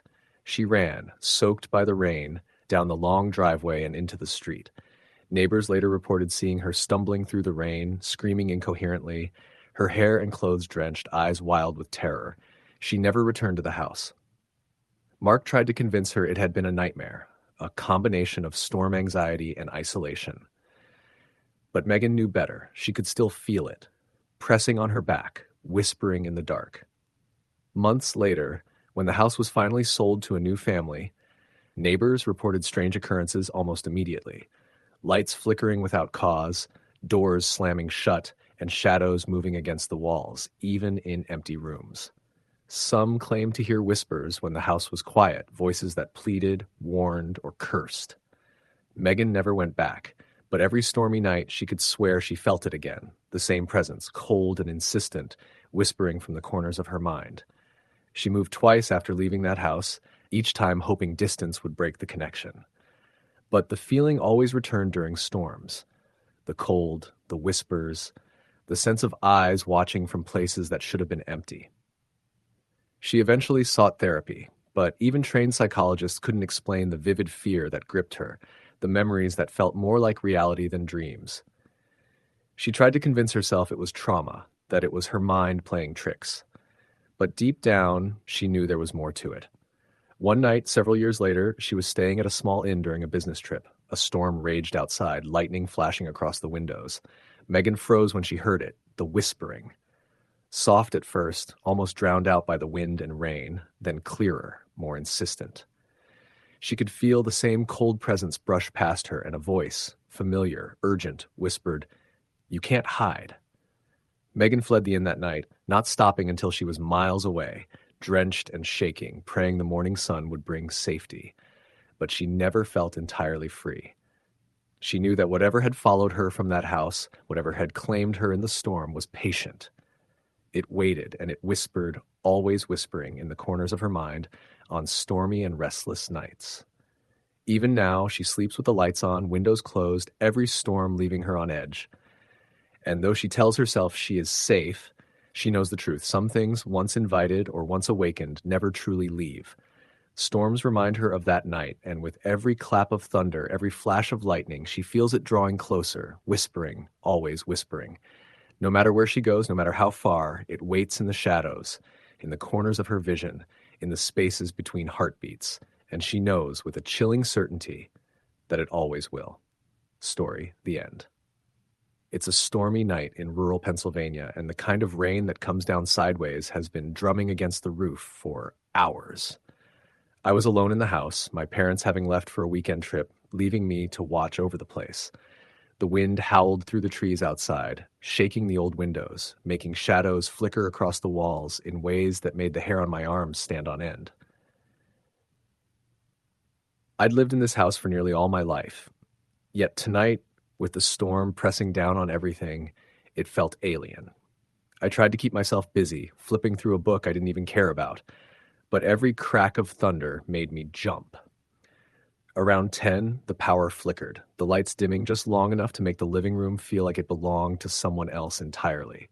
I muttered to myself, telling myself it was just the storm, but my voice sounded weak, small, swallowed by the roar outside. It started with the noise, a faint scraping coming from the kitchen. At first, I ignored it, assuming it was the wind moving something or a branch hitting the siding. But it grew persistent, deliberate, the kind of sound you only notice when you're alone and every sense is on high alert. I froze, heart hammering, and listened. There it was again, a soft scrape, followed by a thud. I picked up the flashlight from the counter, the beam slicing through the dark as I crept toward the kitchen. My steps felt impossibly loud, echoing off the walls. I rounded the corner and shone the light, but the kitchen was empty. The windows rattled, the faucet dripped slowly, almost rhythmically, as if the house itself were breathing. I laughed nervously, trying to convince myself I was overreacting. Then I saw it. A shadow moved across the far wall, impossible and fast, darker than the darkness around it. My stomach dropped. I wanted to call out, to scream, but my throat felt frozen. The shadow paused, and I could swear it had a shape, a hunched figure taller than any person should be in my small kitchen. Then it was gone, and only the storm remained, roaring like it owned the night. I told myself it was my imagination, that the mind plays tricks when you're alone and scared. I told myself it was nothing. But then the scraping came again, this time from upstairs. I had never been a particularly brave person, but curiosity, or maybe stubbornness, forced me to climb the stairs. Each step groaned under my weight. My flashlight trembled in my hand, casting shaky beams on the walls lined with old family photos. Their eyes seemed to follow me, and I pulled my hoodie tighter around myself. When I reached the landing, I froze. The door to my parents' bedroom was ajar, even though I was certain I had closed it before they left. A cold draft seeped from the gap, carrying with it the smell of something metallic like blood. I reached out, trembling, and pushed the door open. Nothing. Just the bed, the dresser, the storm outside hammering the glass. But then I noticed the mirror across the room. My reflection stared back at me, pale, wide-eyed, and behind me, in the reflection, I saw a figure, tall, shrouded in shadow, motionless. I spun around, heart in my throat. The room was empty. My flashlight shook in my hand as I swung it, searching every corner. Empty. I stepped back, my foot hitting something soft. I bent down, gasping, and saw an old folded piece of paper. I hadn't seen it before. Unfolding it, my hands trembling, I read the scrawled handwriting. "You shouldn't be here tonight." The words burned into my mind. My pulse raced. I considered calling someone, anyone, but my phone was dead. The storm must have taken out the signal. I backed out of the room slowly, keeping my eyes on the mirror. In the reflection, the figure had moved closer. Not walking, but gliding, impossibly fast, without sound. I ran down the stairs, slipping on the polished wood, my flashlight skittering across the floor. When I reached the living room, the front door slammed open, letting the rain and wind crash inside. I slammed it shut, pressing my body against it, listening. Everything was silent now, eerily so, save for the storm. I didn't sleep that night. Every shadow, every gust of wind made me jump. Every creak of the house was magnified. At some point, I think I drifted into a fitful doze, only to be awakened by a whisper. "Don't leave." It was so soft, I almost thought I imagined it, but it was there again, closer this time. I sat up in bed, heart hammering. The voice was coming from the doorway. I squinted into the dark and saw nothing. Then, the temperature dropped sharply, and my breath came out in visible puffs. I reached for the flashlight, but it wouldn't turn on. The batteries were dead. And then I felt it, a cold hand on my shoulder. I screamed, spinning around. Nothing. But the sense of being watched was overwhelming. I spent the rest of the night huddled in a blanket on the couch, listening to the storm, listening for the scraping, the whispers, the steps. They never came again that night, but I knew they hadn't left. The next morning, the storm had passed. The sun was bright, and the house looked normal, almost comforting in the light. I told myself it was over, just a bad night, nothing more. But when I went upstairs to check my parents' room, the mirror was cracked. Across it, scratched into the glass, were the words, "Next time, you won't wake up." I left the house immediately and didn't look back. My parents returned later that day, and I told them nothing. The house seemed fine, ordinary, as if nothing had happened. But I knew better. Every stormy night since, I remember that hand, that whisper, that shadow. And I know it waits, patient, just beyond the edges of the light. Years later, I returned once to pack some things, braving the storm that had been forecast. The house was empty, quiet, yet familiar. As I walked through the living room, I felt it again, the unmistakable sense of being watched. And on the stair landing where the mirror once hung, there was another note, written in a hand I didn't recognize. "I'm still here." I dropped everything and left, never to return. Even now, during storms, when the wind rattles my windows and the rain pounds down relentlessly, I think about that night, about the shadow, the whisper, the cold hand, and I know, without doubt, that the house and whatever haunted it still exists, waiting for the next restless, stormy night. Story the end. The rain had started just after dusk, a slow drizzle at first that painted the streets in dark reflections and made the trees hiss as the wind moved through them. By 8 o'clock, the drizzle had grown into a storm. Thick, driving rain slammed against the windows of the small rental house on the edge of town, and the wind howled like something alive, sharp and angry, as if it wanted in. I'd been living in that house for just under 6 months. It was a one-story ranch, the kind of plain, aging house that realtors described as cozy, but really meant cheap and neglected. It had one bedroom, a drafty living room, and a detached garage with a roof that sagged in the middle. I had taken the lease because it was cheap and because the landlord promised I'd have the place to myself. No neighbors to complain about noise, no nosy landlord stopping by without warning. By the time the power went out, I'd been half listening to the weather radio warn about flash flooding and high winds, my dinner dishes still sitting in the sink. The storm intensified so quickly it was like someone had flipped a switch. The lights flickered once, then again, and then everything went black, leaving only the sound of the rain and the hollow whistle of wind through the chimney. I stood in the dark for a moment, letting my eyes adjust, and then found my way to the drawer where I kept an old flashlight. The beam was weak, throwing a pale yellow cone over the living room, but it was enough to find the candles I'd stashed under the sink months ago. One by one, I lit them, placing them on the kitchen counter, the coffee table, the windowsill, until the house glowed faintly like a scene out of some old horror film. The rain kept coming, harder now, pounding against the roof in sheets. It was loud enough that I didn't hear the first sound, at least I don't think I did. It was only when the wind eased for a moment that I caught it. Something faint, so faint I thought at first I had imagined it. A knock. A single, sharp knock, muffled by the storm, but distinct enough to freeze me where I stood. I turned toward the front door, the weak flashlight beam cutting across the narrow entryway. Nothing. I waited, holding my breath. Nothing. I told myself it was just the storm, the wind throwing branches against the porch, and I tried to go back to what I'd been doing, though what exactly that was, I couldn't even remember. The storm made everything inside the house feel smaller, tighter, and the silence between gusts made me strangely aware of every creak and groan in the walls. It happened again a few minutes later. This time, 2 knocks, close together, deliberate. I froze again, staring at the door. Hello? I called, my voice sounding smaller than I'd meant it to. No answer. The wind roared, the rain lashed the windows, and for a moment I told myself I'd imagined it. Maybe the storm was just playing tricks. But deep down I didn't believe that. The third time, the knocks were louder, heavier. 4 in a row, spaced evenly, like someone standing right on my porch with a clenched fist. I grabbed the flashlight and crossed the living room slowly, my bare feet making no sound against the cold wood floor. Every step felt heavier than the last. When I reached the door, I hesitated. The glass pane was fogged from the damp air, but through it I saw nothing, just the rain falling in sheets, the yard swallowed in darkness. I unlocked the door and cracked it open an inch, the storm instantly pushing against it, wet wind spraying my face. I shone the flashlight into the night. No one was there. The porch was empty. The driveway, empty. The road beyond my small yard, a black river of water with no headlights in sight. I shut the door again, locked it, and pressed my forehead against the wood for a moment, my heart thudding in my chest. Probably some branch, I muttered out loud, though saying it didn't make it feel any more real. I turned away from the door, forcing myself to ignore the creeping sense that something had shifted, that the air in the house had gone.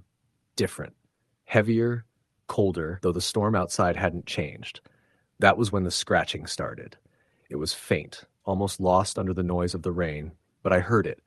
Soft, deliberate scratching along the back door that led out to the detached garage, like nails dragging across old wood. I stood there, muscles locked, the flashlight trembling slightly in my hand. The scratching went on for maybe 10 seconds, then stopped. I didn't move. And then, slowly, it started again. I don't know what possessed me to walk toward that sound. Maybe it was some stubborn part of me that refused to be afraid in my own house, or maybe it was just the stupid human instinct to seek out what scares you.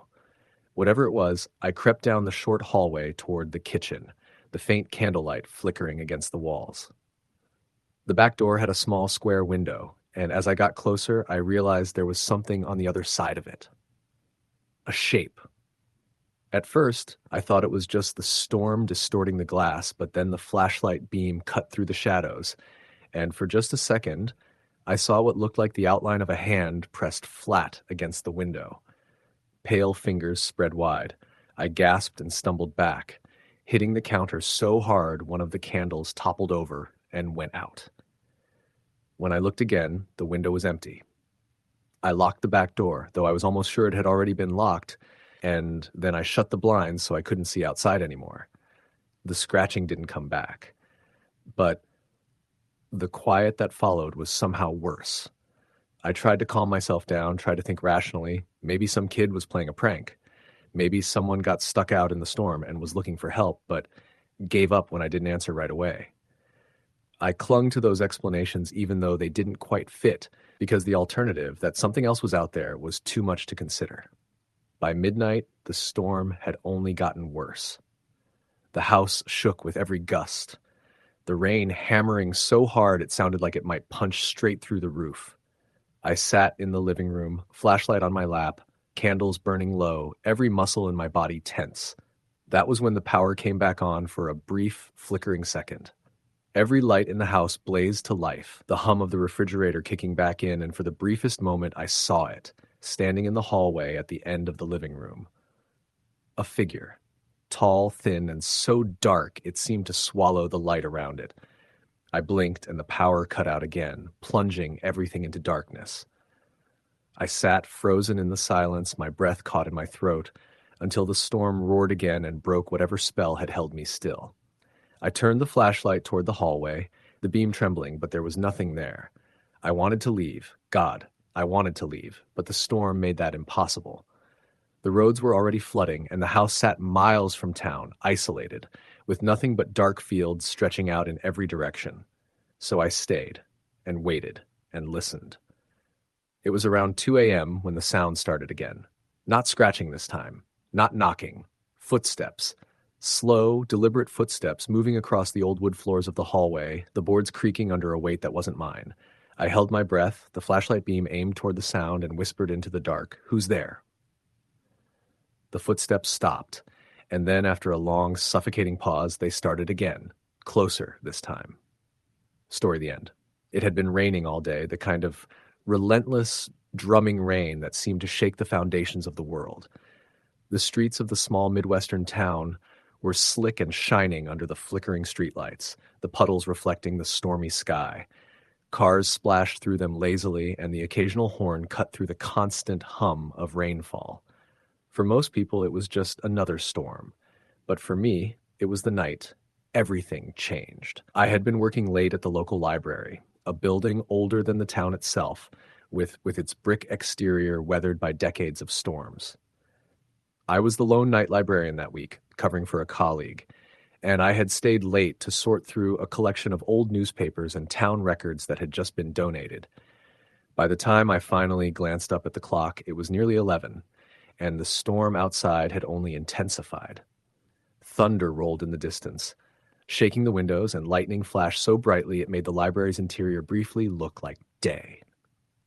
I gathered my things, locking the archives room behind me, and walked down the long, narrow corridor toward the main exit. The echo of my footsteps bounced off the high ceilings, mingling with the patter of rain on the roof.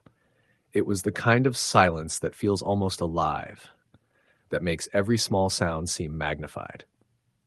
When I reached the front doors, the wind howled through the cracks, rattling the glass. I pulled my coat tighter around me and unlocked the door, pushing against the gusts that tried to push me back inside. The parking lot was nearly empty. A single car sat at the far end, its headlights off, and I realized it was probably the janitor's. Rain soaked my clothes almost instantly as I made my way toward my car. Lightning split the sky again, illuminating the old gravestones behind the library, the town cemetery just beyond the fence. I shivered, partly from the cold and partly from some unnameable sense of dread. As I unlocked my car, I noticed movement out of the corner of my eye near the cemetery. For a moment, I thought it was just the wind, the branches of the old trees bending violently. But then I saw it again. Something standing just beyond the fence, barely visible in the rain, a figure that seemed too still to be human. My heart jumped. I squinted, trying to make it out, but it was gone the next instant, swallowed by the shadows. Shaking my head, I told myself I was imagining things. Ghost stories, urban legends, the kind of nonsense that people tell to scare each other. This was a small town, after all, and we all had our myths. But as I climbed into my car, locking the doors behind me, I couldn't shake the feeling that I was being watched. The drive home was miserable. Rain lashed the windshield, and my wipers were working overtime just to keep a clear line of sight. The streets were empty, except for the occasional car that seemed almost like a shadow in the storm. The radio had nothing but static, broken up by bursts of distant news or advertisements that sounded warped in the storm. I turned it off, preferring the sound of the rain, though it only made the silence inside the car feel heavier. I live on the outskirts of town, a small house tucked away at the end of a dirt road, surrounded by trees that groaned and creaked in the wind. When I finally pulled into the driveway, my headlights illuminated the yard, casting eerie shadows. I noticed something strange. Footprints in the mud leading from the edge of the driveway to the front porch. That was impossible. I hadn't seen anyone else on the road, and my neighbors' houses were too far away to leave tracks that reached me. I hesitated for a moment, gripping the steering wheel, listening. The wind tore through the trees, and somewhere in the distance, a branch snapped, echoing like a gunshot. Slowly, I stepped out of the car, the cold rain soaking through my coat, and walked toward the porch. The footprints stopped at the steps. I looked around, but there was no one there. Just the storm, the dark trees, and the rain. Inside, the house was dark and silent, except for the sound of rain hitting the roof. I flicked on a few lights, trying to shake off the unease that had settled in my chest. I made my way to the kitchen, poured myself a glass of water, and tried to calm down. That's when I heard it, the faint sound of footsteps coming from upstairs. I froze, listening. My house is small and I live alone. I hadn't invited anyone over. The steps were deliberate, slow, and measured, moving from one end of the upper floor to the other. I grabbed a flashlight from the drawer and slowly ascended the stairs, heart hammering in my chest. Every creak of the wood beneath my feet sounded deafening. At the top of the stairs, the hallway stretched out in front of me. The lights were off upstairs, the storm outside throwing shadows across the walls. The footsteps had stopped. I held my breath, shining the flashlight into each room. The first room was empty, the second too. The third, where I keep old boxes and storage, was dark and silent. Then I heard it, a whisper, soft but distinct, coming from the far end of the hallway. "Don't leave." My blood ran cold. I spun around, flashlight trembling in my hand, but there was no one there. Just shadows, the storm raging outside, and my own terrified reflection in the glass of a framed picture on the wall. I tried to convince myself it was my imagination, the wind funneling through the eaves in just the right way, but the whisper came again. Louder this time. "Don't leave." I ran down the stairs and grabbed my keys. I didn't care about the rain anymore. I had to get out. I flung open the front door and sprinted to my car, throwing myself inside and locking the doors. The footprints were still there, leading away from the porch, wet and fresh. My mind raced. Maybe it was someone playing a prank. Maybe it was a drifter caught in the storm. But something deep inside me knew it wasn't. I started the car and drove off, the rain blurring everything into streaks of gray and silver. My headlights caught glimpses of movement along the edges of the road, shapes that seemed just a little too human, just a little too fast, darting from tree to tree. Every time I looked, they vanished. I tried calling someone, my parents, a friend, but the storm had knocked out cell service. Static filled the line, then silence. I gripped the wheel, eyes fixed on the road ahead, heart racing. Then I saw it again. A figure standing in the middle of the road, illuminated by the lightning. I slammed on the brakes, tires screeching, and the figure vanished just as the lightning died. By the time I reached the edge of town, the storm had turned into a drizzle, but the unease stayed with me. I parked at the 24-hour diner at the edge of the highway, shaking and wet. I ordered coffee, trying to calm down, and sat in the corner booth, watching the rain through the large windows. The waitress, a middle-aged woman with a kind face, brought me my coffee. "Rough night?" she asked. I nodded, unable to speak. Something about the way she said it, her tone, made my skin crawl. She looked at me with a strange familiarity, as if she knew exactly what I had seen. "You're not the first one," she said quietly, almost to herself. "That storm, it brings them out." I frowned. "What do you mean?" She shrugged, pouring cream into her own cup. "Some things don't rest easy. They follow. They wait. Stormy nights like tonight, they get restless." I didn't know what to say. I wanted to laugh it off, to call it superstition, but I knew. I knew. I drove home the long way, staying on main roads, but I couldn't shake the feeling that something was following me. Every shadow on the edge of the road, every movement in my rearview mirror made my stomach twist. When I finally pulled into my driveway, the footprints were gone, but the sense of being watched never left me. I locked every door and window, but sleep didn't come easy. The storm raged on, thunder booming like a drum, lightning stabbing through the sky. I lay in bed staring at the ceiling when I heard it again, the whisper, soft and insistent, "Don't leave." It wasn't outside anymore. It was inside. I never found out who or what was following me that night. I moved away from that house a few months later, unable to endure another storm without remembering the feeling of eyes on me, the cold whisper brushing against my mind. The library stayed. The town stayed. But that night stayed with me, haunting every rainy evening, every stormy sky. Sometimes I think about what the waitress said, about things not resting easy. And on nights when the storm is particularly bad, I swear I hear the whisper again, just for a moment, as if it's still following, still watching, still waiting. Story the end. The rain had been falling steadily for hours, a relentless curtain of gray and silver that hammered against the roof of the old farmhouse. Wind whistled through the cracks in the windows, carrying with it the smell of wet earth and the sharp tang of ozone. Outside, the fields were a blur of mud and puddles, the trees bending under the gusts, their branches scraping against one another like nails on a chalkboard. Inside, the house was dark except for the dim glow of a single lamp in the living room, casting long, wavering shadows across the furniture. It was just past 9 when Rachel arrived, drenched and shivering. She had been driving back from a friend's place on the outskirts of town, taking the old back roads to avoid the highway that was already flooded in spots. She was grateful when the rickety porch came into view, the paint peeling and the boards sagging under the weight of years. She fumbled with her keys, her hands slick with rain, finally managing to unlock the door and step inside. The house smelled faintly of mildew and something else she couldn't place, something metallic like old blood. "Hello?" she called, her voice swallowed by the roar of the storm. No answer. She dropped her keys on the counter, shaking the water from her coat. The lamp's light flickered as if in protest, and she frowned, stepping closer to steady it. Rachel had inherited the farmhouse from her grandmother, a woman she barely remembered, who had died quietly in her sleep a few months prior. She had visited the place a few times over the years, always during the day, always with other people. Now she was alone, and the isolation pressed down on her chest like a heavy stone. She set her bag on the floor and moved to close the front door, but it creaked, complaining, and the wind forced it slightly open again. She shoved it hard, and it rattled against the frame. Deciding to make a fire, she went to the fireplace in the living room. The wood was damp, swollen with moisture, but she managed to coax a flame from a match after several tries.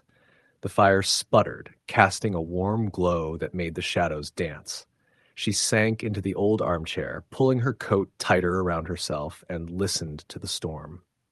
Rain pattered like drumbeats against the windows, and every gust of wind made the house groan and creak as if it were alive. She tried to focus on the small comforts, her mug of coffee, the fire, but a sense of unease crept into her. The house didn't feel empty. She shook the thought off, telling herself it was just the storm playing tricks on her imagination.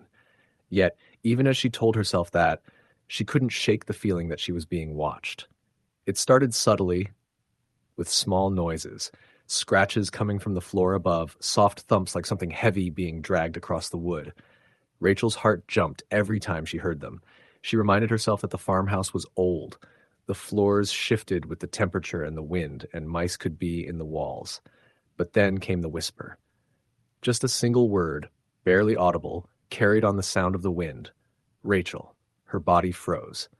The voice was soft, almost intimate, but it wasn't her own. She swung her head toward the staircase, staring into the darkness above. "Who's there?" she called, her voice trembling.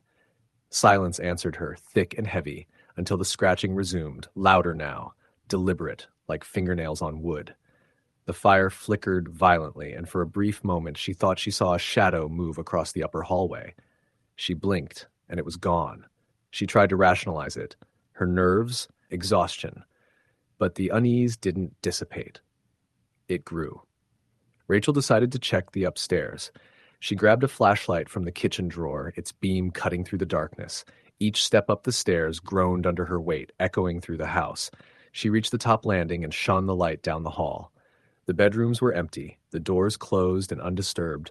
Her heart raced as she moved from room to room, each one as lifeless as the last.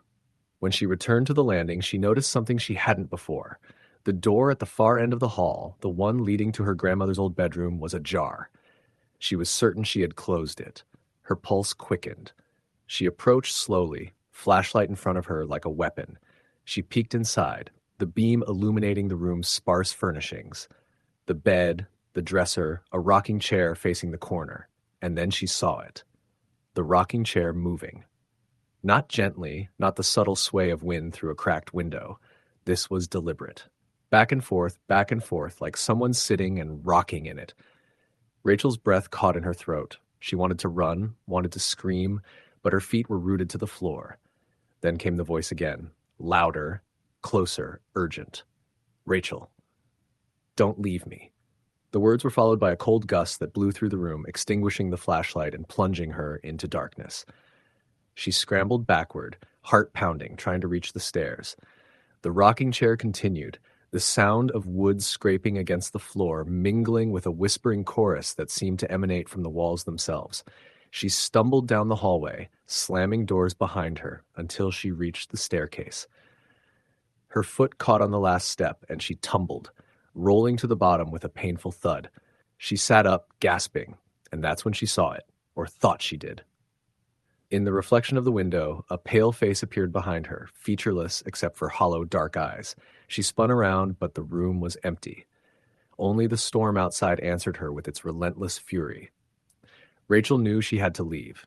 She raced to the front door, keys in hand, but the wind had slammed it shut. She yanked and pulled, her hands raw, but it wouldn't budge.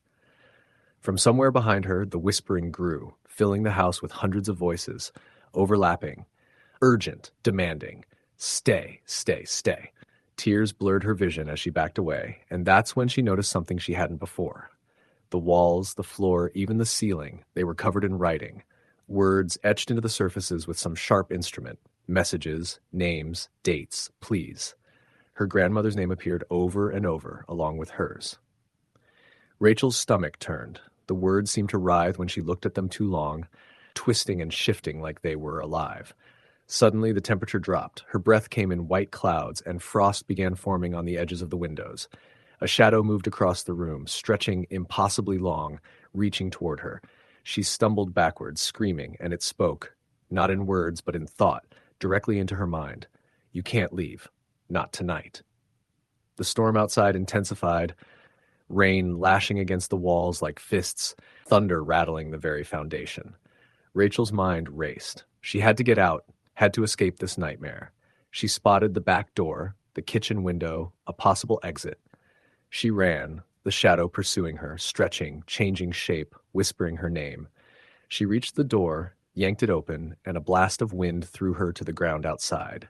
Mud and water soaked through her clothes as she scrambled to her feet. She ran across the yard, not looking back, only toward the dark tree line that marked the edge of the property. Behind her, the farmhouse loomed, silent now, as if nothing had happened. She didn't stop running until the lights of the highway came into view, the sound of the storm masked by the roar of passing cars. Hours later, at a small roadside diner, she tried to explain to the waitress, but the words seemed absurd, even to herself. The storm had passed, leaving only the memory of it in the soaked asphalt and the smell of wet earth. Rachel didn't know if what she had experienced was real or a fevered nightmare, but she knew she would never return to that house. Not alone. Not ever. Weeks passed, but sleep didn't come easily. Nightmares haunted her, shadowed figures, whispered voices, the incessant rocking of a chair in the dark. Friends told her it was grief, stress, her imagination, but Rachel knew better. There were things in that house that were not human, things that lingered, waiting for the storm to return. One evening, she received a call from the town's historical society. They had been researching her grandmother's property. They mentioned, casually, that the farmhouse had a history. People had reported strange occurrences there for decades. Doors opening on their own, voices calling out names, shadows that moved independently. Some had fled in terror, others had stayed, some never leaving again. Rachel's stomach dropped. She hadn't imagined it. She wasn't crazy, and now knowing the history, she understood something else. The storm wasn't just weather.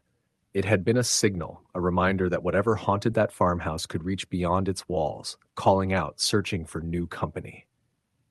She looked out the diner window at the darkening sky. Storm clouds were gathering on the horizon, rolling in thick and fast. A chill ran down her spine. She wanted to leave, to drive away, but she was frozen. And then she heard it. Just a whisper, faint but unmistakable, carried on the wind through the open window. "Rachel?" Her hands shook as she fumbled for her coat. She knew she couldn't stay, but even as she ran to her car, she felt it, the weight of unseen eyes following her, patient, relentless. The farmhouse had found her, and it hadn't finished. Even now, months later, she could feel it when the storms rolled in, the same oppressive presence pressing against her, waiting.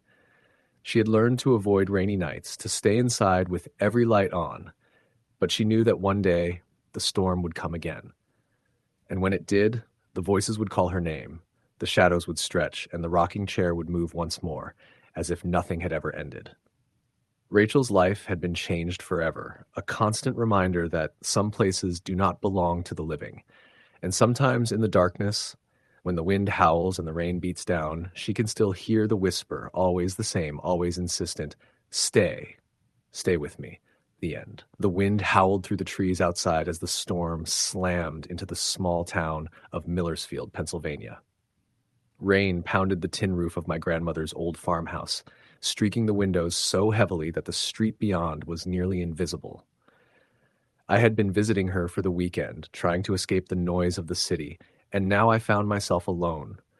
My grandmother had gone to bed early, claiming a headache, leaving me to sit by the fireplace with the storm rattling through every nook of the old house.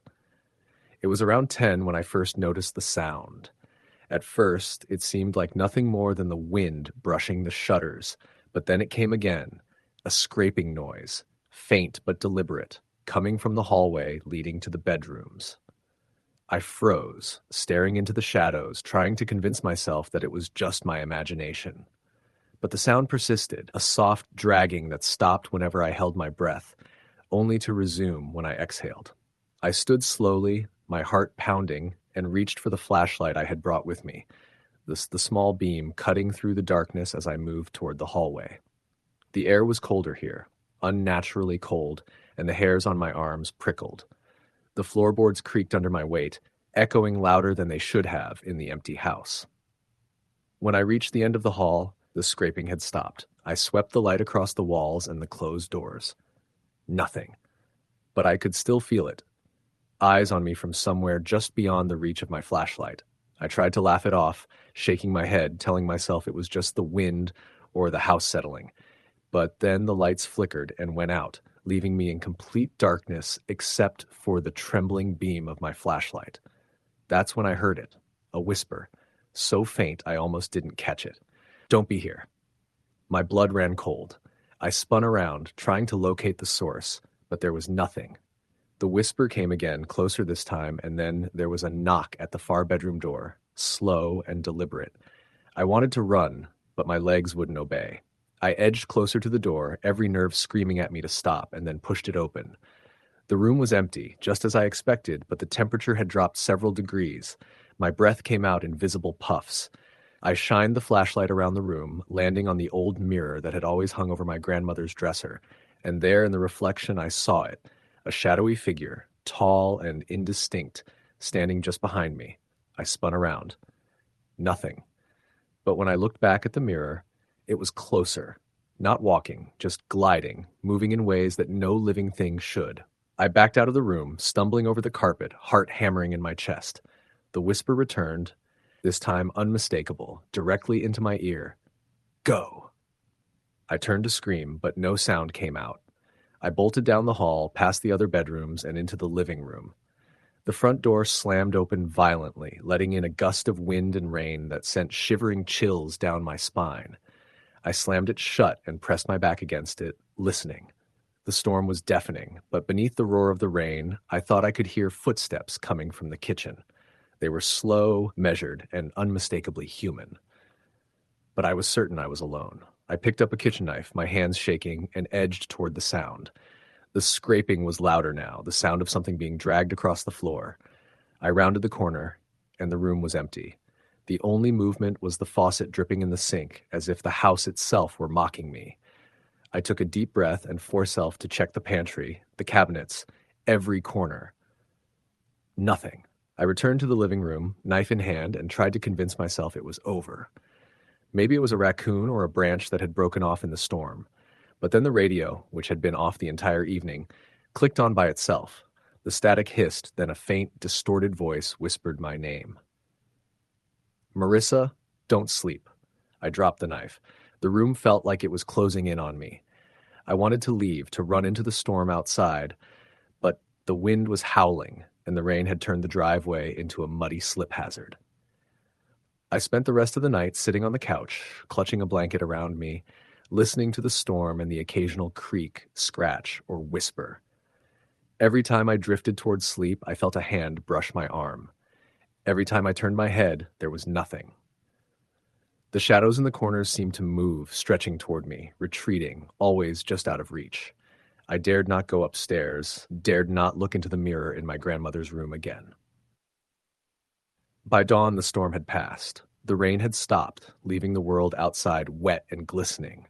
Sunlight spilled into the house, making it seem normal, almost safe. I told myself it was over, that it had been my imagination, stress, the storm playing tricks on me. But when I went upstairs to check the bedrooms, the mirror in my grandmother's room was cracked, spiderweb fractures radiating from the center. And scratched into the glass were the words, "I'm still here." I left the house immediately, never telling my grandmother, never returning. Years later, I would still remember that stormy night, the wind, the whispers, the shadow, and the cold hand that brushed against me when I tried to sleep. And every time there was a storm in Millersfield, I couldn't help but think of the house and what or who might still be waiting inside, patient, watching, and ready for the next restless night.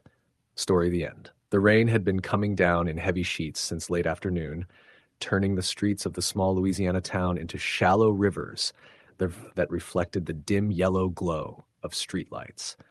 The sky was black now, rumbling with distant thunder, each flash of lightning lighting up the horizon for a split second before plunging everything back into darkness. The kind of storm that made people cancel plans, lock their doors, and settle in with candles and flashlights nearby, just in case the power went out. Evan didn't have that luxury. He was making the late-night drive down Highway 72, a stretch of road that wound through miles of thick pine forest before it cut across a marshy plain. He hated that road. No lights, no other cars, just the trees and the dark, broken only by the rhythmic swish of his wipers fighting to keep the windshield clear. But work at the chemical plant had run late, and his boss hadn't accepted storm as an excuse not to finish the paperwork. His tires hissed on the wet asphalt, the sound oddly loud in the quiet of the cab. The storm had knocked out his radio signal 20 minutes back, and the silence was making him restless. Every flash of lightning seemed to twist the shadows in the trees, making them look like figures leaning just beyond the shoulder of the road. When his headlights hit the old gas station at the bend, Evan felt a knot tighten in his stomach. He knew this place. Everyone in town did. It had been abandoned since the late 90s, the windows boarded up, the roof sagging in the middle like an old man's back.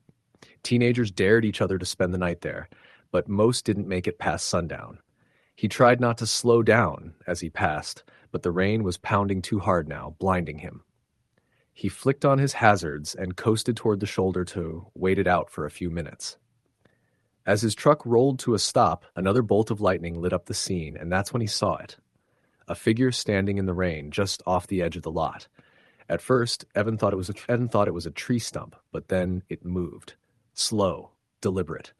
He blinked hard, leaning forward, the wipers squealing across the glass. The figure was still there, tall, lean, wearing something dark that clung to their body in the downpour. He couldn't make out a face. "Hell no," he muttered, checking to make sure his doors were locked.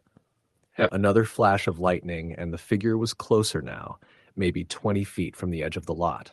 It hadn't made a sound. Evan gripped the steering wheel, debating whether to drive off blind in the rain or wait until visibility improved. Something about the way the figure stood there, perfectly still, felt wrong. He shifted the truck into gear, ready to pull away, when a sudden, deafening bang rattled the roof. He jerked his head up, expecting to see a branch, but there was nothing there. Just the sound of the rain and the wind and his own ragged breathing.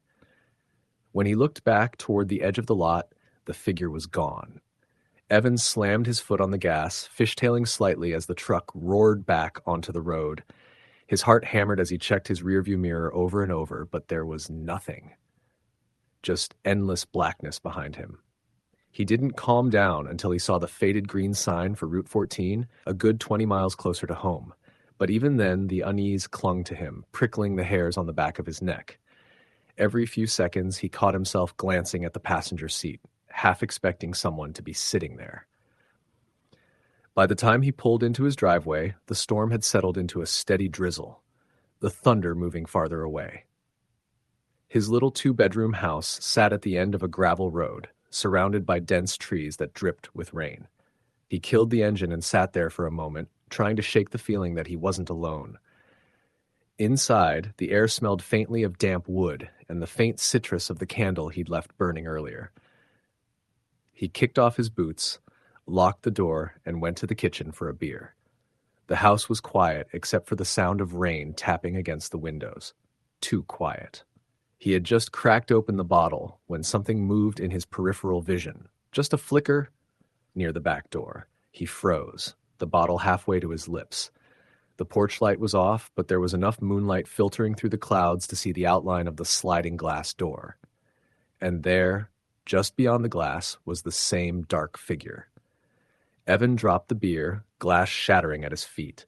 His heart pounded in his ears as he stumbled backward, nearly tripping over a chair. The figure didn't move.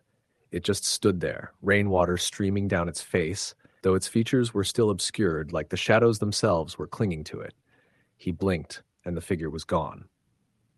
Evan didn't sleep that night. He sat in the living room with every light in the house on, a baseball bat clutched in his hands, flinching at every creak and groan of the settling house. By morning, when the storm had passed and sunlight filtered weakly through the blinds, he almost convinced himself it had been his imagination. Stress.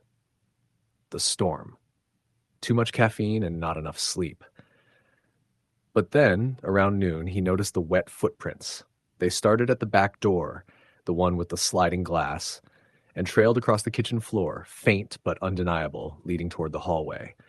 The hair on his arm stood up as he followed them, each step of his bare feet sticking slightly to the damp wood. The prints stopped in the doorway of his bedroom. Evan stood there, his breath shallow, scanning the room. It was empty. Nothing out of place. But the air was cold, unnaturally so, and his own reflection in the mirror looked pale, almost translucent in the dim light. For the next week, the house wasn't right. Doors that he swore he'd closed would be standing wide open. Lights flickered even when the power grid was stable. He'd wake in the middle of the night to the sound of footsteps pacing the hallway, slow and deliberate, only to find nothing when he went to check. On the 8th night, the storm returned. It rolled in fast, black clouds churning over the tree line, rain hammering the roof as thunder cracked like gunfire. Evan sat on the edge of his bed, phone in hand, debating whether to call someone, anyone, but who would believe him? He hadn't slept more than a couple hours at a time all week. His hands shook as he rubbed his face, the room dim, except for the occasional flash of lightning that painted everything in harsh white light. And then he heard it.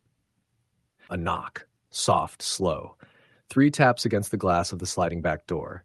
He froze, every muscle locking in place. Another flash of lightning lit up the kitchen, and his stomach dropped. The figure was there, closer now, its face almost pressed against the glass. Only this time he could see the eyes. Black, hollow pits that seemed to swallow the light around them. Evan stumbled backward, nearly tripping over the coffee table.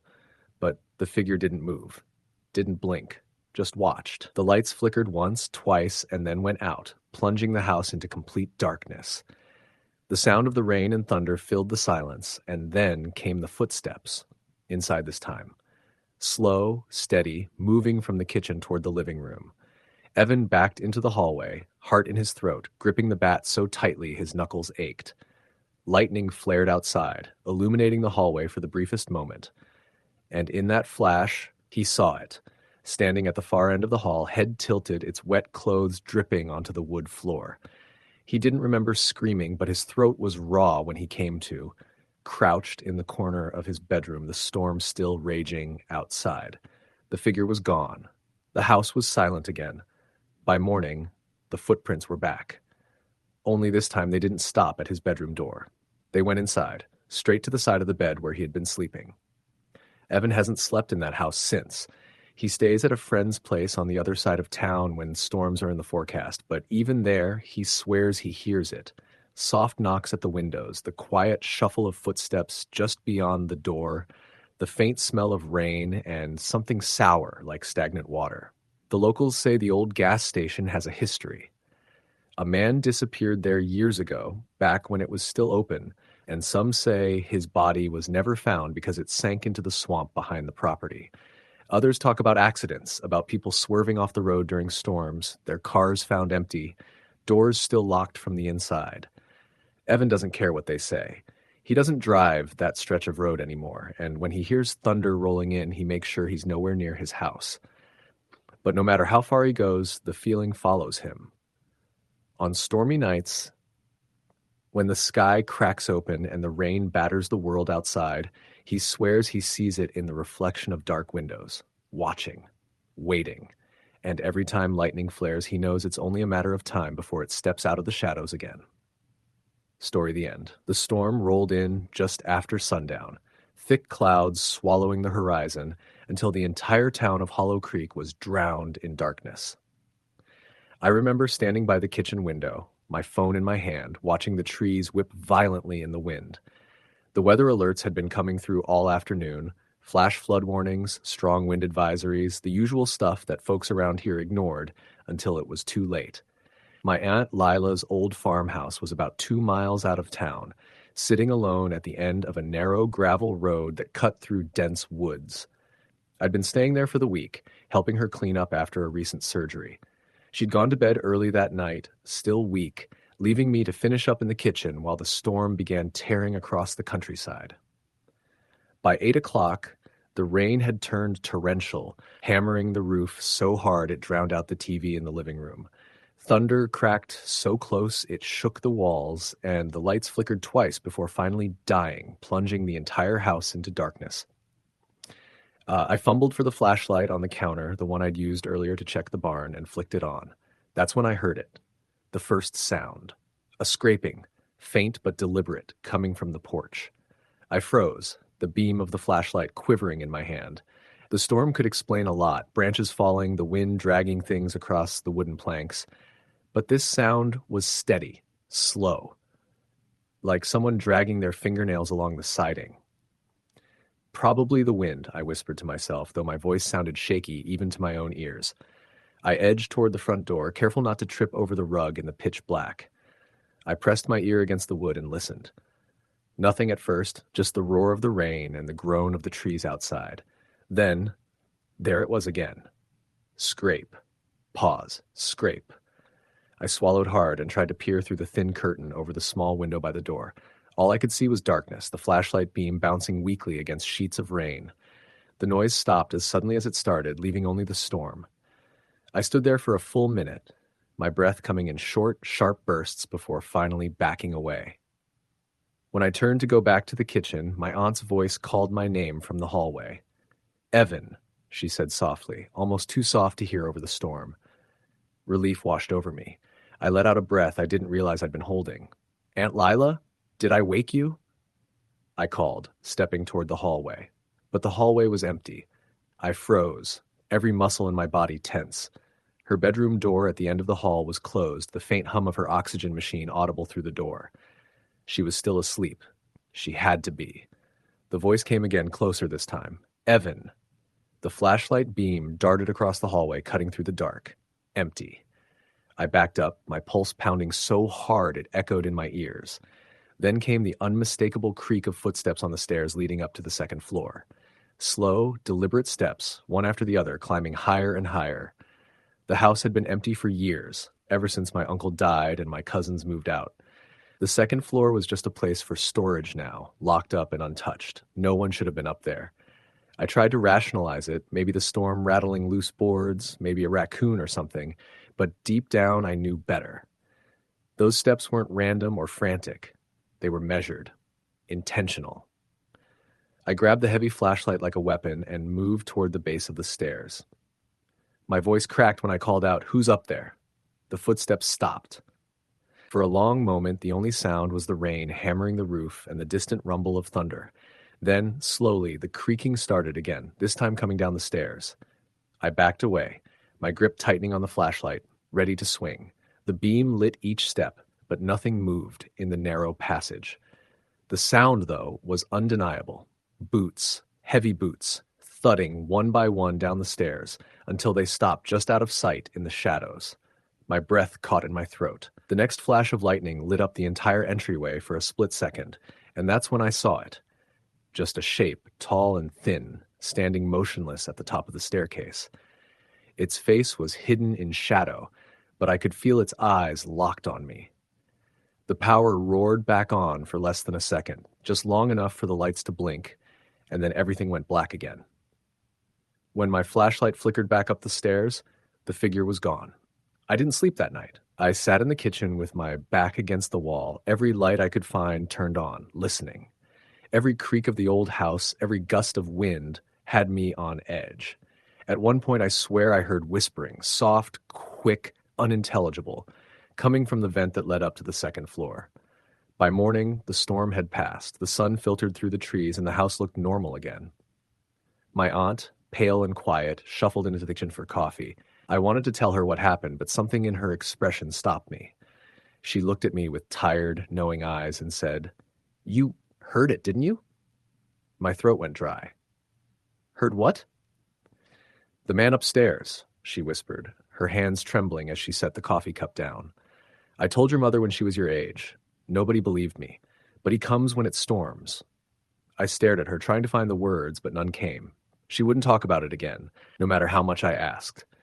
That night, and every night after when I stayed there, I locked my door and kept a flashlight in my hand until morning. I never saw the figure again, but on stormy nights I still heard him, boots pacing slowly across the second floor, back and forth as if waiting. I moved away years ago, but every time a storm hits, I'm back in that farmhouse in my mind, the darkness pressing in, the sound of those deliberate footsteps echoing down the stairs. And I know one night if I go back, he'll be waiting for me at the bottom. Story, the end. The wind howled through the trees like a warning, and the rain battered against the old farmhouse windows in sheets so thick it blurred the world beyond the porch. Lightning cracked across the sky, illuminating the endless stretch of North Carolina woods behind the property. And in those brief flashes, it felt like the whole house exhaled, its timbers groaning, settling deeper into the damp ground. I had been staying at my aunt's place for 3 days. It was supposed to be a quick visit, just until my car got fixed and I could get back on the road to Charlotte. The farmhouse had been in the family for generations, standing isolated on a patch of land so deep in the country that the closest neighbor was a half-mile down the road. Aunt May wasn't the type to leave the property much, and I'd always chalked that up to her being in her late 60s and tired of the noise of the world. But that first night there, when the storm rolled in, I started to realize there might have been another reason. "Storm's going to be a mean one," Aunt May muttered, stirring a pot of soup on the stove while the lights flickered overhead. "They always are this time of year. Just don't go near the woods if you hear something. Not even to look. You hear me?" I laughed softly, thinking she was just spooked by the weather. "Don't worry, I'm not about to go for a hike in a hurricane." She stopped stirring and turned to me, her pale blue eyes hard and serious in the dim kitchen light. "I mean it, Eli. You stay inside. No matter what you think you hear out there, folks get lost in those woods, and some don't come back the same." I wanted to ask what she meant by that, but the way she turned her back to me, focusing intently on the soup, told me the conversation was over. By nightfall, the storm was in full force. The power went out just as I was settling into the guest room, leaving the house in thick darkness except for the occasional blue-white flash of lightning that streaked across the walls. I sat on the bed, my phone in hand, refreshing the weather radar, trying to convince myself I wasn't nervous. The storm had a weight to it, an oppressive electric hum that pressed against my skin. Around midnight, the wind picked up even more, sharp enough that it sounded like claws scratching against the siding. That was when I heard it, a faint voice, barely audible over the storm. At first, I thought it was the wind playing tricks, but then I heard it again, clearer this time, carried in between cracks of thunder. "Help, please, somebody." It sounded like a woman. I froze, the hairs on my arms standing on end, and leaned closer to the window trying to peer out through the rain. But the night was too dark, the yard just a mass of shadows and silver streaks where the lightning hit. The voice came again, louder, desperate. "Please, help me." I got up, my phone's flashlight cutting a narrow beam through the room. My first thought was maybe someone had been in an accident out on the road that ran past the house. The curve there was sharp, and I'd seen a car or two skid when the pavement got slick. I crept to the hallway, but before I reached the stairs, Aunt May's voice cut through the darkness, sharp and cold. "Eli, get away from that window." I startled and turned to see her standing in the doorway of her bedroom, a candle in her hand, her hair loose around her shoulders. Her face was tight, drawn in a way I hadn't seen before. "You hear that too?" I asked. Her eyes flicked past me toward the window, and for a moment I thought I saw fear there. Not just worry, real fear. "You didn't open the door, did you?" she asked. "No," I said, frowning. "Why? What's going on?" "Someone might be out there." "There's no one out there," she interrupted, her tone sharp enough to make me flinch. "Not anyone you can help. Stay away from the windows, and don't you dare open that door." She turned and walked back to her room without another word, leaving me standing in the hall, heart pounding in my chest. I tried to tell myself she was just being paranoid. It was easy to get spooked out here in the middle of nowhere, with no lights, no noise except the storm. But even as I lay back down, I couldn't shake the sound of that voice, soft and pleading, weaving through the roar of the wind. By 2 a.m., the storm had calmed just enough that I could hear the trees swaying and the steady patter of rain on the roof. That was when the sound changed. The crying had stopped. In its place came a new sound. Soft, deliberate tapping, like fingernails against glass. Tap, tap, tap.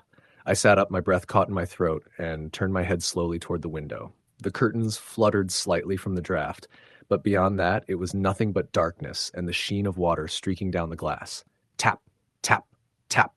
The tapping grew louder, more insistent, like someone trying to get my attention. I swallowed hard, grabbed my phone again, and turned on the flashlight. I hesitated for a long moment before finally sliding out of bed and crossing to the window. The moment I reached for the curtain, a blinding flash of lightning illuminated the yard, and I froze. There was someone standing just at the edge of the tree line. A woman, soaking wet, her hair plastered to her face, her dress clinging to her thin frame. She was barefoot, her pale arms hanging limp at her sides, her head tilted slightly to one side. I stumbled back from the window, had my heart hammering so hard it hurt. Another crack of lightning, another flash, and this time she was closer, 10 feet from the house. Her face, in that brief split second of light, was wrong. Too pale, hollow eyes, a mouth that looked like it had been torn too wide. I scrambled back into bed, yanking the covers over me like a child, my breath sharp and shallow. The storm roared again, wind slamming against the siding, and beneath it, faint but unmistakable, tap, tap, on the glass. I didn't sleep for the rest of the night. When morning finally came, gray light spilling weakly through the windows, I forced myself to look outside. The yard was empty. No footprints in the mud, no sign that anyone had been there. I found Aunt May in the kitchen, her hands trembling as she sipped her coffee. She didn't look at me when she said, "You saw her." I didn't answer, but she must have seen it in my face. "She's been out there since I was a girl," she said quietly, almost to herself, "always during storms, always crying for help. My daddy told me the same thing I told you. Don't you answer. Don't you ever answer." Who is she?" I finally asked, my voice hoarse. Aunt May's eyes lifted to mine, and I swear there was a depth of sorrow there that made my stomach twist. "No one really knows," she said. "Some folks say she drowned in the creek back in the 40s. Others say she's older than that, older than the house itself. All I know is, if you look at her too long, if you let her see you, she gets closer, and she never forgets a face." I didn't want to believe her, but as the day wore on, I couldn't shake the image of that woman in the storm, standing at the edge of the trees, her hollow eyes locked on mine. And that night, when the rain started again and the wind picked up, I swore I heard it. Tap, tap, tap at the glass. Story, the end. The rain started just after sunset, heavy drops striking the windows of the old house with a sound that was almost deafening. By the time the storm really picked up, the world outside was nothing but darkness and chaos. Wind howling like a living thing, rain hammering down in relentless sheets, and lightning splitting the sky in sharp, blinding flashes. Anna sat cross-legged on the couch in the living room, staring at the muted television. She wasn't watching. She just wanted the sound, some distraction from the restless unease crawling under her skin. She hated storms like this, the kind that felt too alive, like something in the air was waiting. She had driven in from Baton Rouge earlier in the evening, against her better judgment, because her mother had begged her to check on the family's lake house. The place had been in the family for decades, but nobody had lived there full-time since her father died. Her mother, superstitious and sentimental, always worried the house would get lonely and didn't want it left closed up during bad weather. It wasn't that Anna believed in her mother's stories about the house, about voices in the walls and cold spots that moved from room to room, but storms always made her feel off when she was there. The house was isolated, perched at the end of a narrow dirt road that cut through miles of pine forest before it opened onto the lake. In good weather, it was beautiful. In a storm like this, it was suffocating. The clock on the wall ticked loudly, each second stretching too long. She got up and moved to the kitchen, making herself a cup of tea, anything to busy her hands. As she waited for the kettle to boil, she caught her reflection in the window, pale, anxious, eyes darting toward the darkness outside. She told herself it was nothing. She'd be gone by morning. The first sound came just after 9. It was subtle, almost drowned out by the storm, a light, scraping noise, like wood against wood. Anna froze in the kitchen, tea forgotten, straining to hear through the roar of the rain. When it came again, louder this time, her stomach dropped. It was coming from the back porch. She tried to laugh it off. The wind was insane. It could have knocked over a chair or blown debris against the siding. Still, she found herself moving slowly to the sliding glass door, heart pounding. The porch light was out, but in the flashes of lightning, she could just make out the deck, wet wood gleaming, rain dripping steadily from the railing. Nothing was there. She locked the door anyway. By 10, the power flickered, and the house seemed to groan under the weight of the storm. Anna lit a couple of candles and settled back on the couch, trying to read a book, but finding herself rereading the same lines over and over. Every sound felt amplified, the whistle of the wind through the eaves, the occasional sharp pop of a branch snapping in the woods, the steady drip of water somewhere in the kitchen she hadn't been able to track down. Then came the knocking. Soft at first. 3 deliberate taps on the sliding glass door in the kitchen. Anna froze, every muscle in her body going rigid. She told herself it was a tree branch. The storm. Anything but what it sounded like. But then it came again. 3 sharp knocks, louder this time, steady and intentional. Her pulse thundered in her ears as she crept back toward the kitchen. The candles threw long, wavering shadows that made the house feel unfamiliar, foreign. She stopped at the edge of the room, just far enough to see the door. There was nothing there, no branches, no debris, just the rain. She stayed rooted to the spot for what felt like minutes, eyes locked on the glass, waiting for it to happen again. When it didn't, she forced herself to back away, retreating to the living room. She tried to convince herself it was her imagination, a trick of the storm and her nerves, but the unease only grew. By midnight, the wind had shifted, and the lake howled like a living thing. Anna sat curled on the couch, clutching a blanket, when the temperature in the room seemed to drop all at once. Her breath puffed out in front of her in a pale mist, and her skin prickled with goosebumps. And then she heard it, A voice so faint she almost convinced herself she hadn't heard it at all. Anna. Her name. Drawn out, almost a whisper, but undeniably hers. She shot to her feet, spinning toward the kitchen, the hallway, the stairs. Nothing. Just the flicker of candlelight and the storm outside.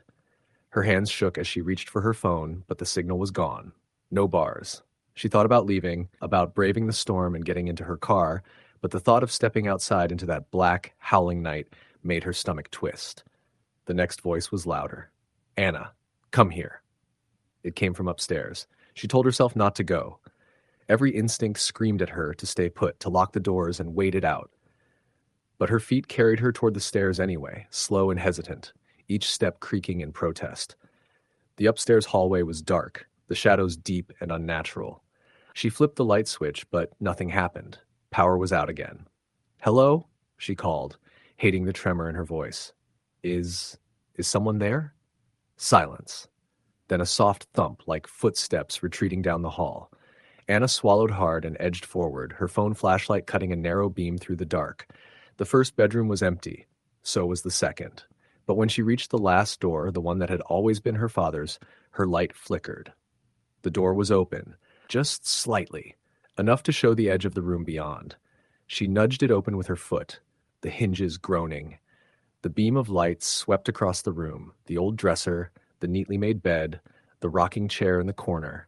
And the rocking chair was moving, not wildly, just gently, like someone had just been sitting in it and stood up a moment before she entered. Anna's breath caught in her throat.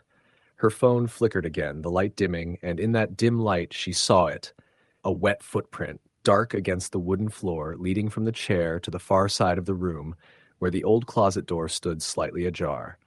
Her heart hammered as she backed out of the room, phone shaking in her hand. She stumbled down the hallway, down the stairs, into the kitchen. The sliding glass door was wide open. Rain blew in, soaking the floor, and the footprints were there too, leading from the porch straight into the house. She ran. She didn't think, didn't grab anything, just bolted out the front door into the storm, the wind lashing at her face, the rain blinding her as she sprinted toward her car. She fumbled with the keys, hands slipping, finally wrenching the door open and collapsing into the driver's seat. She didn't look at the house as she drove away. She couldn't. By the time she reached town, the storm was breaking, the rain easing to a drizzle. She sat in her car outside the only 24-hour diner, trembling, soaked to the skin, trying to make sense of what had happened. She stayed there until the sun came up, until the first light of morning made the world feel normal again. When she finally went back, hours later, the house was quiet. Too quiet. Too quiet. The sliding door was closed. The floor was dry. There were no footprints. Her mother told her later that her father had died in that house during a storm just like that, sitting in that same rocking chair, waiting for her to come home. Anna hasn't been back to the lake house since. But when the sky turns black and the wind begins to howl, when lightning cracks and the rain pounds like fists against her apartment windows, she still hears it sometimes. A soft knock, 3 taps, and the faint sound of a chair rocking somewhere in the dark. Story the end. The first thing I remember about that night was how loud the wind was. I grew up in a small town outside of Savannah, Georgia, in a house that had been in my family for 3 generations, and storms were nothing new. Summer thunderstorms were a regular thing down there, but this storm was different. It had rolled in with a kind of restless energy, like the air itself was tense, waiting for something. I was 22 at the time, back home for a week while looking for a new job after graduating college. My parents had gone to visit my aunt in Atlanta for the weekend, leaving me alone in the house. At first, I didn't mind. I actually looked forward to it. The house, old as it was, had a kind of quiet comfort to it when you were alone. Or at least it used to. By 8 o'clock, the rain was coming down in sheets, hammering the roof so hard it sounded like the sky was falling. I sat in the living room with the lights dimmed and a blanket over my lap, half watching some movie I'd already seen a dozen times while the storm raged outside. Every so often, the lightning would light up the entire room, bright enough to throw sharp shadows across the walls, followed by the deep, shaking rumble of thunder. The power flickered once around 9. Just a quick dimming of the lights enough to make my stomach twist in that weird way you get when you know something is about to happen. But the power came back, and I shrugged it off. I told myself it was just a storm like any other. Around 9:30, I heard it for the first time. It was faint, almost lost beneath the sound of the rain and wind, but clear enough to make me turn down the volume on the TV. A sound coming from the back porch. It wasn't the usual rattle of loose shutters or the thump of a branch against the siding. No, this was slower, deliberate, like someone, dragging their nails or fingertips across the wooden boards. I sat there frozen, my breath caught in my chest, straining to hear through the storm. It came again. Scrape. Pause. Scrape. I told myself it was the wind, that a loose branch must have been blown up onto the porch, but deep down, something about it didn't feel right. I got up slowly, grabbed the flashlight from the kitchen counter, and made my way to the back door. The beam of light cut through the darkness, reflecting off the rain-soaked glass, but I couldn't see anything beyond the porch steps. The storm made it impossible to make out shapes in the yard beyond. I hesitated, hand on the doorknob, and that's when I heard it. Soft, quiet, but unmistakable, a whisper. My name. Chris. I stumbled back from the door, heart hammering in my chest. I turned off the flashlight and stood there in the dark, listening, trying to convince myself I'd imagined it. Maybe it had been the wind. Maybe. But then it came again, louder this time, drawn out in a slow, raspy tone. Chris! My hands were shaking. I backed into the living room, shut the door to the porch, and locked it. I sat there in silence, every muscle in my body tense, waiting for it to happen again. For a long time, it didn't. The storm raged on, the wind screaming against the house, but there were no more sounds, no more whispers. Slowly, I started to relax, telling myself I was just spooked, that storms had always made me jumpy as a kid. By 10:30, the rain had slowed a little. I'd started to doze off on the couch when a loud bang from upstairs jolted me awake. It was so loud, so sudden, that I thought for sure a tree limb had crashed through the roof. I grabbed the flashlight again and ran to the stairs, shining the light up toward the second floor. The house was quiet again, but that quiet felt wrong. Too heavy. Too still. Hello? I called out, my voice shaky and weak. No answer. I told myself I had to check, that if something had broken upstairs, I couldn't just sit there. So I forced myself up the stairs, each step groaning under my weight, the flashlight trembling in my hand. The hallway at the top of the stairs was pitch black, the kind of dark that feels almost alive, swallowing up the light no matter how bright it is. My parents' room was at the far end, my old room to the left, the guest room to the right. I started toward my old room, and that's when I heard the sound. Footsteps, not mine. Slow, deliberate, heavy footsteps coming from my parents' room. I froze, every nerve in my body screaming at me to run, but I couldn't move. I stood there listening as the footsteps came closer, one slow step at a time, until they stopped just on the other side of the closed door. My voice barely worked when I whispered, "Who's there?" No answer. Just silence. Then, so quietly I almost missed it, I heard it again. My name. Chris. That was enough. I turned and bolted down the stairs so fast I nearly tripped, my heart slamming in my chest. I locked myself in the kitchen, clutching the flashlight like a weapon, and stayed there, shaking, listening to every creak of the old house. The footsteps started again a little after midnight. This time they were on the stairs, slow, measured, coming down, one at a time. I sat in the corner of the kitchen, tears running down my face, whispering to myself that it wasn't real, that I was imagining it. Then the power came back on for just a second, long enough for the kitchen lights to flicker, and in that brief moment of light, I saw a shadow move across the hallway.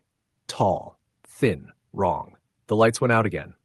I stayed in that kitchen until the first light of dawn started to creep through the windows. By then, the storm had passed. The world outside was quiet again, the way it always is after a bad storm, but the silence felt heavy, charged. When I finally worked up the courage to go upstairs, my parents' bedroom door was standing wide open. On the floor, in the middle of the room, was a wet footprint. Bare. Too big to be mine. I left the house that morning and didn't come back until my parents returned 2 days later. I didn't tell them what had happened. What could I even say? That something had come into the house during the storm? Something that knew my name? It's been almost 10 years since that night, but I still can't sleep through storms. Every time the wind howls and the rain lashes against the windows, I hear it again. The scrape, the footsteps, the voice whispering my name, low and cold from somewhere in the dark. And sometimes when I close my eyes, I swear I can still see that wet footprint on the floor. Story the end. The first crack of thunder shook the old house so hard that I thought the glass in the front windows might shatter. Rain was already slamming the tin roof in waves, a deafening drumming that drowned out the hum of the television in the living room. I was sitting on the worn plaid couch with my duffel bag still by the door, waiting for the storm to calm enough to drive home. I had only come to check in on my cousin Mark for the weekend. His wife had taken the kids to visit her parents, and he hated staying in the house alone when the weather turned rough. The place had been in our family since our grandfather built it in the late 50s, sitting about 5 miles outside of town on a stretch of land surrounded by pine woods and cornfields that went quiet after sunset. I didn't think much of his request at first. Mark was a big guy, but he'd always been the superstitious one in the family. Ever since we were kids, he'd talk about hearing voices when storms rolled in, about seeing things in the fields late at night. I always chalked it up to the way the wind carried sound or his imagination running wild. But the second night there, last night, changed the way I thought about all of it. The weather had been nasty from the start. Wind gusts strong enough to rattle the shutters, constant lightning flashing so bright it lit the yard like midday for half a second at a time. Mark sat in his recliner, a bottle of beer sweating in his hand, his knee bouncing restlessly as he stared toward the back of the house. "You hear that?" he asked suddenly. I muted the TV, straining to listen, but all I could hear was the storm hammering the house. "Hear what?" "That." He jabbed his finger toward the hallway that led to the kitchen and back porch. "It's like tapping out by the mudroom door." I rolled my eyes, setting the remote down on the coffee table. "It's probably just the branches hitting the siding. It's a hurricane out there, man." He shook his head, his face pale in the flickering glow of the lightning. "No, it's different. You'll see." I didn't want to feed into his nerves, but to be honest, the atmosphere in the house had been strange all evening. There was a heavy feeling in the air, like the rooms themselves were holding their breath. And the storm, it wasn't just loud. It was angry, alive in a way that made the hair on my arms stand up every time thunder rolled across the fields. I got up to humor him, grabbing my phone as a flashlight as we walked through the dark hallway to the back of the house. The kitchen smelled faintly of rain seeping in through the cracks in the old windows, and the light above the sink flickered when the wind shook the walls. The mudroom was at the far end, with an old wooden door that opened out to the covered porch and the steps down to the yard. As soon as I stepped into the narrow room, I froze. Tap, tap, tap. It was faint but unmistakable. A soft, deliberate tapping against the glass pane of the back door just 3 feet away. Mark mouthed, "I told you so," his eyes wide, but I just shook my head and stepped closer. The rain was hitting the roof hard enough to drown most sounds, but that tapping kept a steady rhythm. 1, 2, 3, pause, 1, 2, 3, like someone gently rapping their nails on the window. "Maybe it's a branch," I whispered, even though there wasn't a tree close enough for that to make sense. Lightning flashed, and in that brief, blinding second, I thought I saw something just beyond the porch railing. A shape, dark and still, standing in the sheets of rain. I jerked back instinctively, my heart pounding so hard it drowned out everything else. Mark grabbed my arm, his fingers digging in. "You saw it," he said, his voice low and tight. "Don't lie. You saw it." I swallowed hard, my mouth dry. It was probably the power went out. The entire house went black, the hum of the fridge and the ceiling fans cutting off in an instant. The only light came from the lightning flashing through the windows every few seconds, casting sharp, unnatural shadows across the walls. Then came the sound. Not the tapping this time. A voice. It was faint, almost a whisper at first, carried in between the gusts of wind and the rumble of thunder. "Please, let me in." I turned to Mark, but he was staring at the door like he couldn't move, like his body had locked up completely. The voice came again, clearer this time, right against the other side of the door. "Please, it's cold. I need to come in." Every instinct in me screamed to back away, to run, but for some reason my feet felt glued to the spot. Lightning flashed again, brighter than before, and for a split second I saw her. A woman. She was standing on the porch, dripping wet, her long hair plastered against her face and shoulders. She was barefoot, her thin white dress clinging to her in the rain, and her eyes, God, her eyes looked completely black in the flash of light. The thunder that followed shook the walls, and in that roar, the whisper turned into something sharper, almost angry. "Let me in." Mark grabbed my arm and yanked me back into the kitchen so hard I nearly tripped. He slammed the mudroom door shut and locked it, then pulled me toward the living room, his breathing ragged and uneven. "We can't open the door," he said, his voice shaking. "Not now. Not ever." I stared at him, trying to process what I had just seen. "Who the hell is that? Do you know her?" He shook his head violently. "It's not a who. I don't know what it is, but it's not human. My dad saw her years ago, said she comes when the storms are bad, like this. She waits. She calls to you, and if you let her in, you don't come back out." I wanted to argue, to tell him he was just buying into some old backwoods ghost story, but the image of her face burned in my mind, the emptiness in her eyes, the way her lips didn't quite move with the words I heard. The storm raged on for hours, the house groaning under the force of the wind, and every so often, between the cracks of thunder, we heard it again. Tap, tap, tap. Always. At the back door. By dawn, the storm had finally broken, leaving only a steady drizzle and a gray, heavy sky. Neither of us had slept, and when we finally worked up the courage to check the porch, there was nothing there. No wet footprints on the boards, no sign that anyone or anything had been standing there all night. I packed my bag before breakfast, telling myself it was just the storm getting in my head, just shadows and sound and my cousin's paranoia feeding my imagination. But as I walked to my car, something made me stop and look toward the tree line at the edge of the yard. And I swear to God I saw her.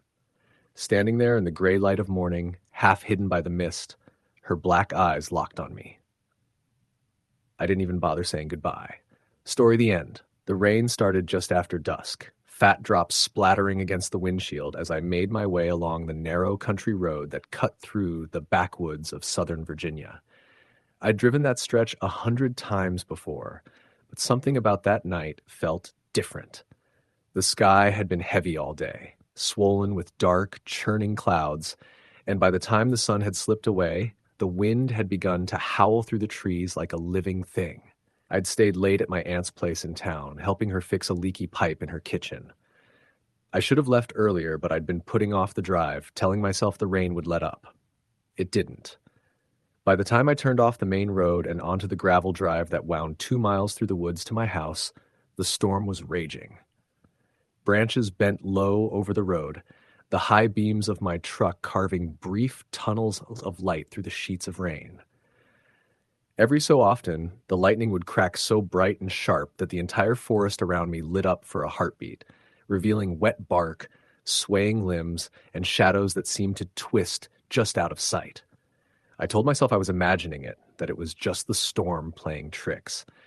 But as I slowed to take the last curve, the one that opened up to the clearing where my house sat, I swore I saw something just at the edge of the woods, a pale figure standing between the trees. I pressed harder on the gas, the tires skidding on the slick gravel as I swung into the driveway. My little 2-story farmhouse loomed ahead, dark except for the porch light I'd left on. The rain was falling so hard now that it was like standing under a waterfall when I got out of the truck, running up the steps and fumbling with my keys. Inside, it was quiet. Too quiet. The kind of silence that doesn't feel empty but heavy, like the house itself is holding its breath. I towed off my wet boots and shrugged out of my jacket, the distant roll of thunder shaking the walls. I tried to settle in, telling myself it was just another storm. I poured myself a drink, turned on the old radio in the kitchen, and sat down at the table, listening to the faint, static-filled voices of the late-night weather report. But the feeling that something was wrong wouldn't leave. At first, it was just little things. The way the lights flickered even though the power hadn't gone out. The sound of footsteps overhead, too soft to be the house settling.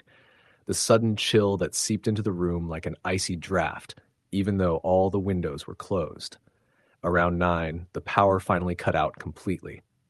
The house was swallowed by darkness, save for the occasional flash of lightning that lit up the rooms in stark white. I found the old lantern I kept under the sink and lit it, its warm glow doing little to chase away the creeping unease. I was in the living room when I heard the first knock. It was soft at first, just 3 quiet taps on the front door. I froze, the hair on the back of my neck standing up. No one ever came out here this late, especially not in weather like this. Another flash of lightning illuminated the windows, and I caught the briefest glimpse of something on the porch. Tall, thin, unmoving. The knock came again, louder this time. I told myself to stay put, to ignore it, but something, curiosity, fear, I don't know, made me step closer. My feet were heavy, my breath shallow as I reached for the lock. "Who's there?"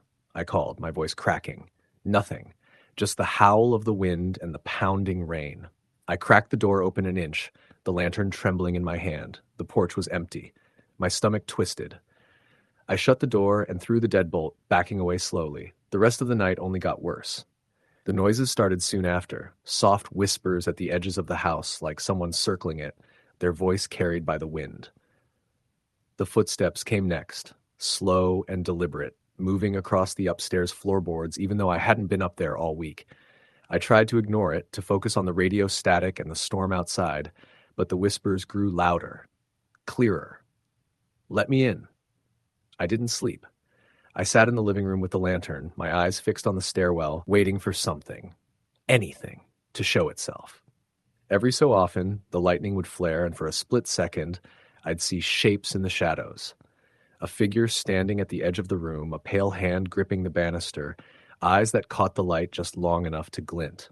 Around midnight, the temperature dropped so sharply that I could see my breath clouding in the lantern's glow. My hands were shaking so badly that I nearly dropped the light. Then came the sound that still makes my blood run cold when I think about it, the creak of the upstairs bedroom door opening. I didn't want to look. Every muscle in my body screamed to stay frozen, but I couldn't stop myself from glancing up toward the second floor. The lantern flickered, lightning flashed, and there it was. At the top of the stairs, a figure, tall, gaunt, its head tilted at an unnatural angle, wet hair hanging in stringy clumps. Its face was pale, almost gray, with eyes too dark, too deep, fixed on me in a stare that felt ancient and empty. I stumbled back, tripping over the rug, scrambling toward the kitchen. The figure didn't move. It just stood there, watching. I locked myself in the pantry, clutching the lantern to my chest, heart pounding so hard it drowned out the storm. Hours passed. I don't know when I finally drifted into a fitful, restless sleep, but when I woke, the house was quiet. The rain had stopped. The morning light made everything feel almost normal.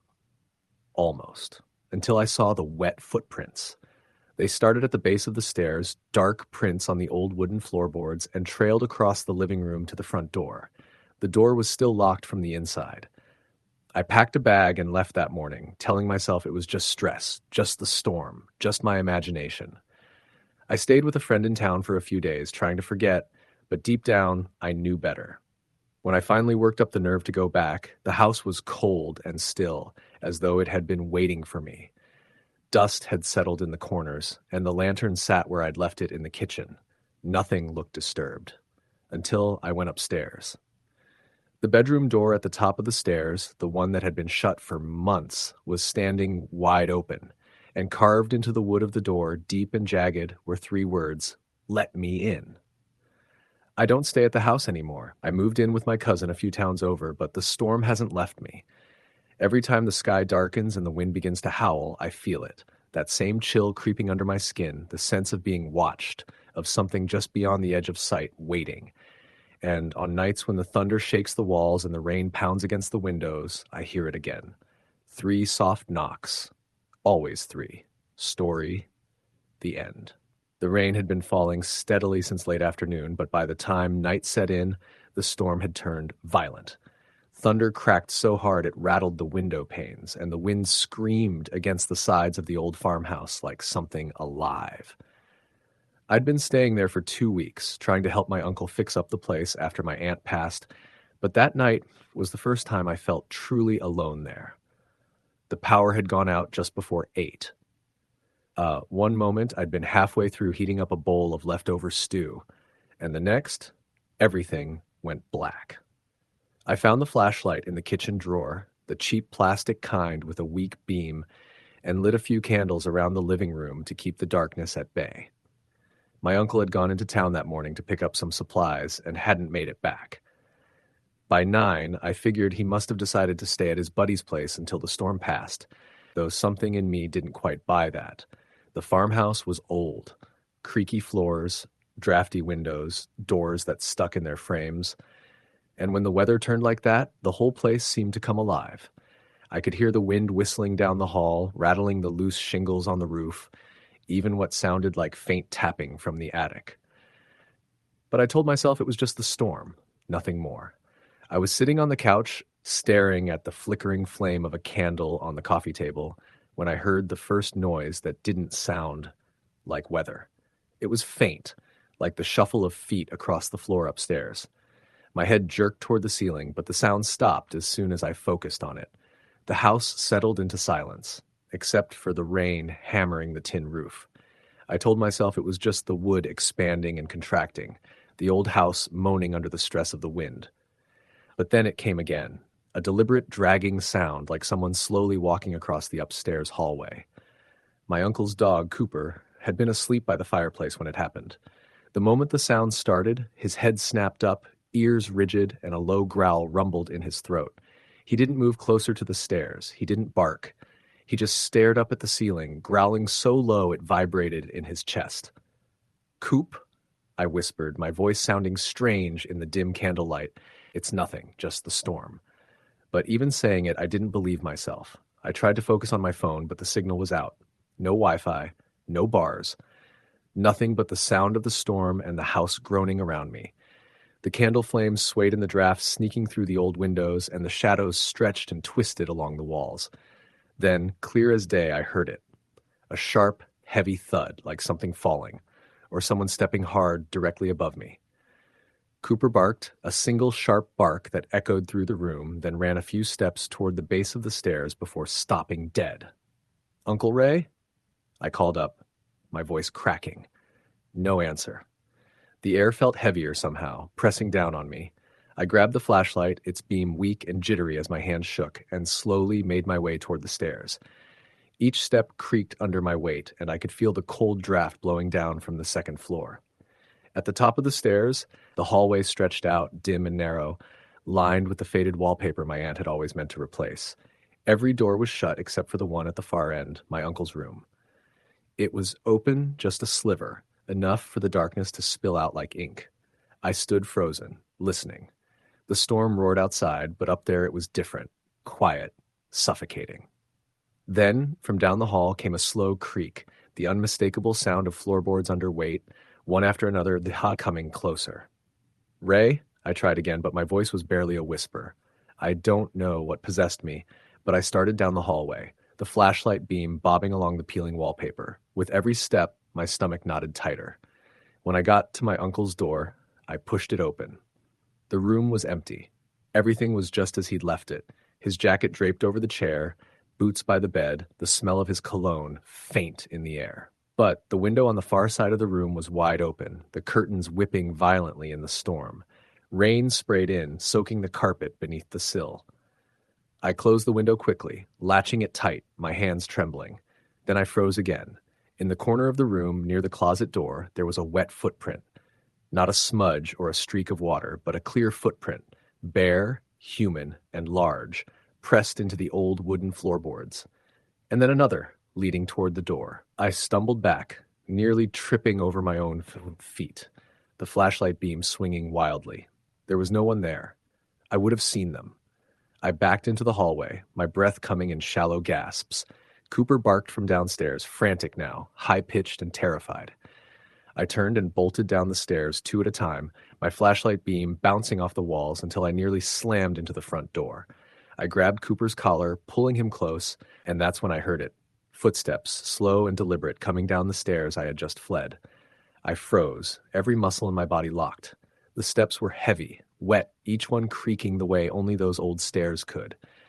I didn't move until they stopped, just a few feet behind me, as if whoever or whatever was stood at the bottom step, watching. The storm outside roared, Thunder shaking the house, and then, clear as a whisper, I heard it. "You shouldn't be here." The voice was low, raspy, almost like a breath against my ear. I spun around, swinging the flashlight wildly, but the beam only caught empty space in the dark stretch of the hallway. My chest heaved, my pulse pounding in my ears. And then the lights flickered, once, twice, and came back on. The house was still. No footsteps, no voices, nothing but the storm raging outside. But Cooper wouldn't stop growling, staring at the base of the stairs, his entire body rigid, the hair along his back standing straight up. I didn't sleep that night. I sat on the couch with the dog pressed against my leg, flashlight in one hand, kitchen knife in the other, until dawn finally broke and the storm began to die down. When my uncle came back later that morning, I told him everything. He didn't laugh. He didn't tell me I was crazy. He just stood there in the kitchen, quiet, staring at the stairs with an expression I couldn't read. Finally, after a long silence, he said, "I told your aunt we shouldn't have bought this place. Some things don't want to be disturbed." I wanted to ask him what he meant, but I couldn't bring myself to. And even now, years later, I can still hear that voice in the back of my mind, clear as the night it whispered in my ear, "You shouldn't be here." Story the end. The rain had been falling since mid-afternoon, but by the time the sun dipped behind the ridge and the clouds turned the sky to ink, the storm had become something else entirely. The kind of storm that felt alive, pressing its weight down on the old town of Ashford like it was trying to smother it. I was 24 that summer, staying in my uncle's house just outside of town while I tried to get my feet under me after a breakup. It was one of those rambling, creaky two-story farmhouses you find all over rural Kentucky, white paint peeling from the siding, wide porch out front, surrounded by endless fields and thick woods that made you feel like you were on the edge of the world. Uncle Ray had been gone for years. The place had been sitting empty ever since he died, but my parents thought it would be good for me to have some space, and I thought so too, until that night. The rain was deafening by 8, pounding the roof so hard the vibrations traveled through the old wood floors. Every now and then, the wind would gust just right and make the shutters slam like gunshots. I'd made myself a pot of coffee and curled up on the couch in the living room with an old paperback, but I wasn't really reading. My mind kept drifting to the shadows that the lightning threw across the walls, the way they stretched and twisted like something crawling toward me. Around 9, the power went out. It didn't flicker, didn't give me a warning. Just dead, 1 second light, the next second pure black. I sat there in the silence, the sound of the storm filling every inch of the house, and fumbled for my phone to use as a flashlight. The battery was down to 12%. I told myself it was fine, just a storm knocking down some lines. But then, from somewhere upstairs, I heard it. A thud. Not the house settling, not a branch falling on the roof. This was inside. Sharp and heavy, like someone had dropped something on the floor. I froze, phone light shaking in my hand, every hair on my arm standing straight up. "Hello?" I called, though my voice cracked halfway through. No answer. I told myself it was nothing, that maybe something had shifted in one of the storage rooms upstairs, and tried to shake it off. But then it came again, louder this time, closer to the top of the stairs. Thud. Drag. Thud. Drag. The sound of heavy steps, uneven like someone with a limp. I didn't want to go look, but the house was too old, too empty, to ignore noises like that. So I grabbed the heavy flashlight from the kitchen drawer and started toward the stairs, each step groaning under my weight like it was warning me not to go. The upstairs hallway was pitch black. My beam of light barely cut through it. The walls were lined with old family portraits, their eyes catching the light and following me as I moved. "Hello?" I said again, louder this time, trying to make my voice steady. From the end of the hallway, in the direction of my uncle's old bedroom, I heard it. A whisper. So soft I almost thought it was the wind sneaking through the cracks in the siding. "Leave." The flashlight trembled in my hand. "Who's there?"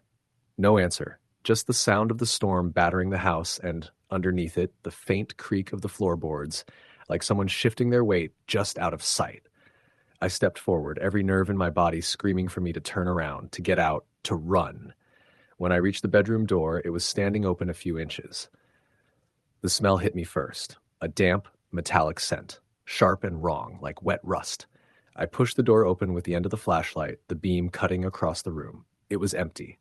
Completely empty.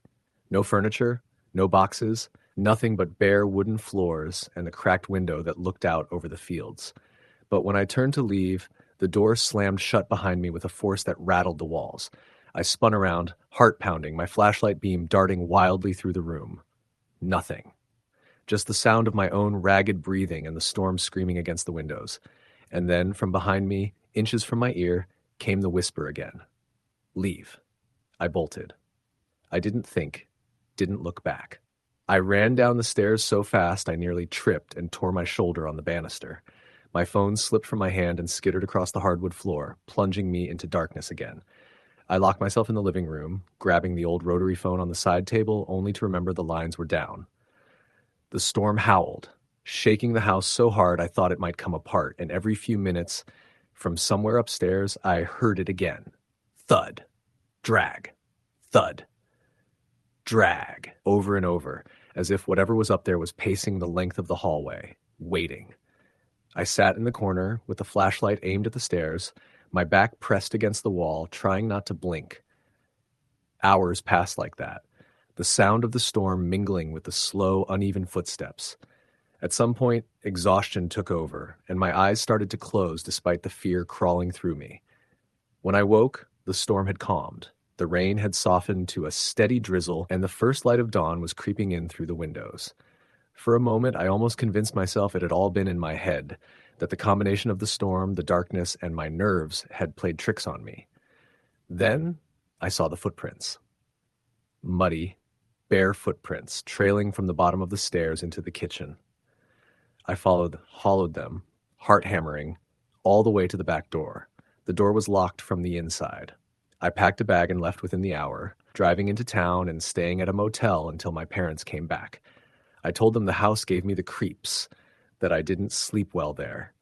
I didn't tell them about the whisper or the footprints or the sound of those heavy dragging steps upstairs.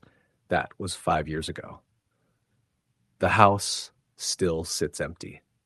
Every now and then, someone in town will talk about seeing lights on in the windows during a storm, or hearing voices when they drive past late at night. I don't go back there anymore, but when the wind howls and the thunder shakes my windows, I hear it again.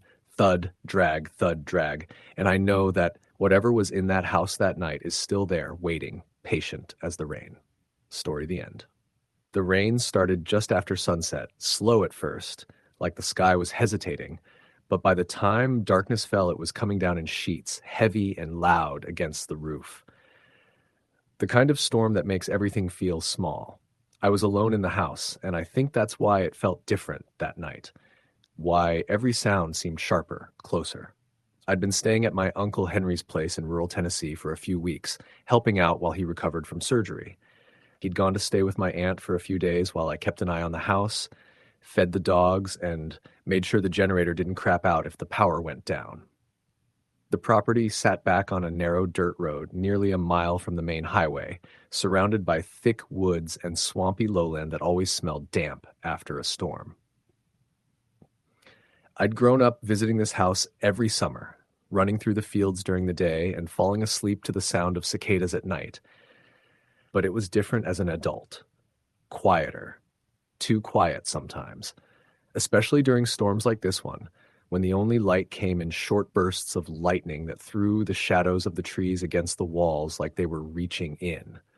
By 9 o'clock, the rain was so loud on the tin roof that I had to turn up the television just to hear over it.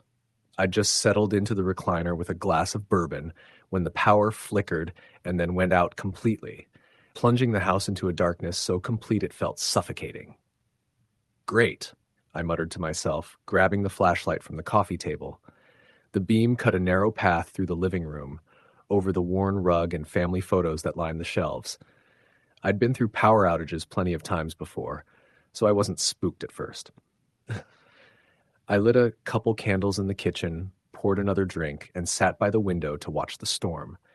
The trees were swaying violently, bending in ways that didn't look natural, and the wind had a sharp, almost metallic edge to it that I hadn't heard before. That's when I heard it. At first, it was so faint I thought I imagined it. A soft tapping sound, steady, deliberate, coming from the back porch. Tap, tap, Tap. I froze, holding my breath, listening. The rain and wind drowned out almost everything, but the tapping came again, louder this time, like knuckles rapping gently against the wood. I told myself it was nothing, probably a branch caught in the wind, hitting the siding. But when I opened the back door and shone the flashlight onto the porch, there was nothing there. Just rain hitting the steps, puddles forming on the warp boards, and the woods beyond, black and endless. I closed the door quickly, locking it out of habit, and went back to the living room. 10 minutes later, it happened again. Tap, tap, tap. This time it was on the window in the dining room. 3 sharp knocks spaced evenly as though someone or something was trying to get my attention. Hello? I called, my voice unsteady even though I tried to make it sound calm. The dogs, usually so alert, didn't bark, they didn't make a sound. They just sat near the hallway, ears flat, eyes fixed on the dark window. The tapping stopped. I told myself to sit down, to ride it out.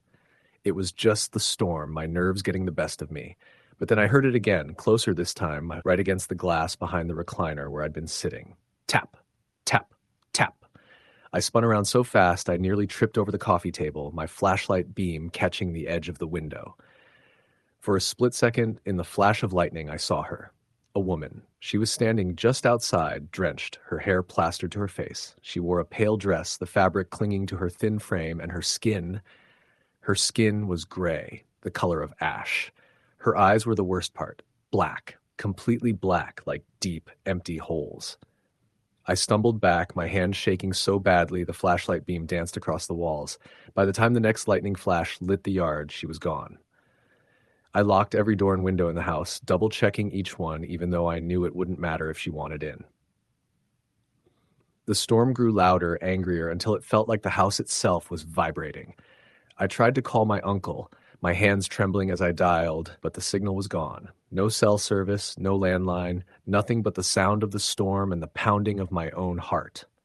Around midnight, the power came back in a surge that made every light in the house flicker violently before settling. I should have felt relief, but instead it made me more uneasy, like the storm had shifted somehow, grown aware of me. That was when the whispering started. At first, it was so soft I thought it was the wind, but then it grew clearer, distinct, threading through the rain. Let me in. I froze in the hallway, every muscle in my body tensed. Please, let me in. It came from the front porch this time, the voice low and hollow, almost like it was coming from under the floorboards. I didn't move. I didn't even breathe. The dogs whimpered, pressing themselves against the wall, their eyes fixed on the front door. Another crack of lightning lit up the yard, and in that instant, I saw her again, standing just beyond the porch steps, her head tilted to one side, her black eyes staring straight through me. I ran to the kitchen and grabbed the shotgun my uncle kept by the pantry, my hands slick with sweat. I didn't even know if a gun would do anything, but it made me feel less helpless. The whisper came again, louder now, so close it felt like it was inside the house. Let me in. The storm didn't let up until just before dawn. I sat in the corner of the living room all night, the shotgun across my lap, every light in the house blazing. I didn't hear the tapping again, not once, but I knew. Deep down, I knew she hadn't gone. When the sun finally came up, the world outside looked calm, washed clean by the rain. I stepped out on the porch, my legs weak, and scanned the yard. Nothing. No footprints in the mud, no sign that anyone had been there at all. I told my uncle what happened when he got home later that afternoon. He didn't laugh. He didn't tell me I was imagining things. She's been out here a long time, he said, his voice low, almost a whisper. Since before the house was built. My dad told me the same thing his dad told him. If you see her, you keep the doors locked and you don't speak to her. Don't answer. Don't even look too long. She doesn't take kindly to that. I tried to convince myself that I'd imagined it, that the storm and the isolation had played tricks on me. But even now, weeks later, I still wake up some nights to the sound of tapping on the window. And I know, one night, when the storm is bad enough and the world is quiet enough, she'll be back. Tap, tap, tap. Story the end. The storm rolled in just after 8, dragging with it a wall of heavy, humid air that made the old house feel smaller than it already was. I was alone, which I guess made everything worse. My roommate, Evan, had gone to visit his girlfriend for the weekend, leaving me with the place to myself. Normally, that would have been fine, even nice, but something about that night felt off from the moment I got home. The sky had been bruised gray all afternoon, the kind of color that warned you something bad was brewing. By the time I turned onto our street, the first drops of rain had started hitting the windshield.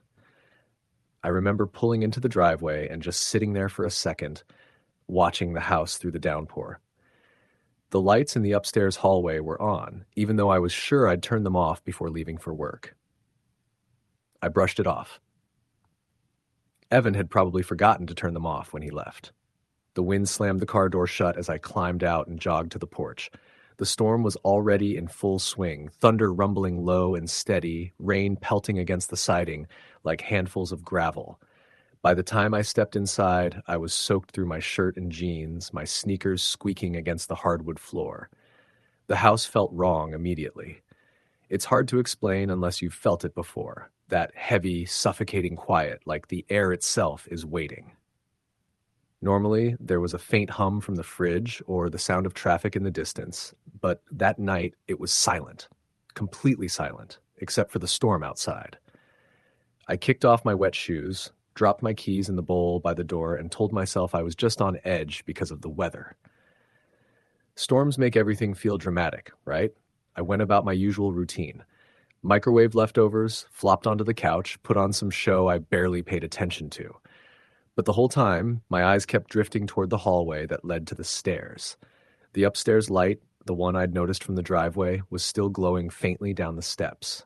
By 10, the storm had gotten worse. The power flickered a couple of times but never went out completely. I muted the TV when I heard it. Footsteps upstairs. Not loud ones, just soft, deliberate steps. I froze, every muscle in my body locking up. For a second, I thought maybe it was the house settling, but then it came again. A faint creak, a shift of weight, like someone walking slowly across the landing. "Evan?" I called out, even though I knew he wasn't there. My voice sounded too loud in the quiet. No response. I grabbed the nearest thing I could find for protection, a heavy glass bottle I'd left on the coffee table, and slowly started up the stairs. The sound had stopped by then, but I could still feel that prickle on the back of my neck, that instinctive knowledge that I wasn't alone. The hallway was dim, the only light coming from that lone bulb. The floor felt cold under my feet as I crept forward, checking each room one by one. Nothing in my bedroom. Nothing in the guest room. Nothing in Evan's room. I tried to laugh it off as I headed back downstairs, telling myself the noise was just the storm rattling something loose. But halfway down the steps, I caught something in my peripheral vision.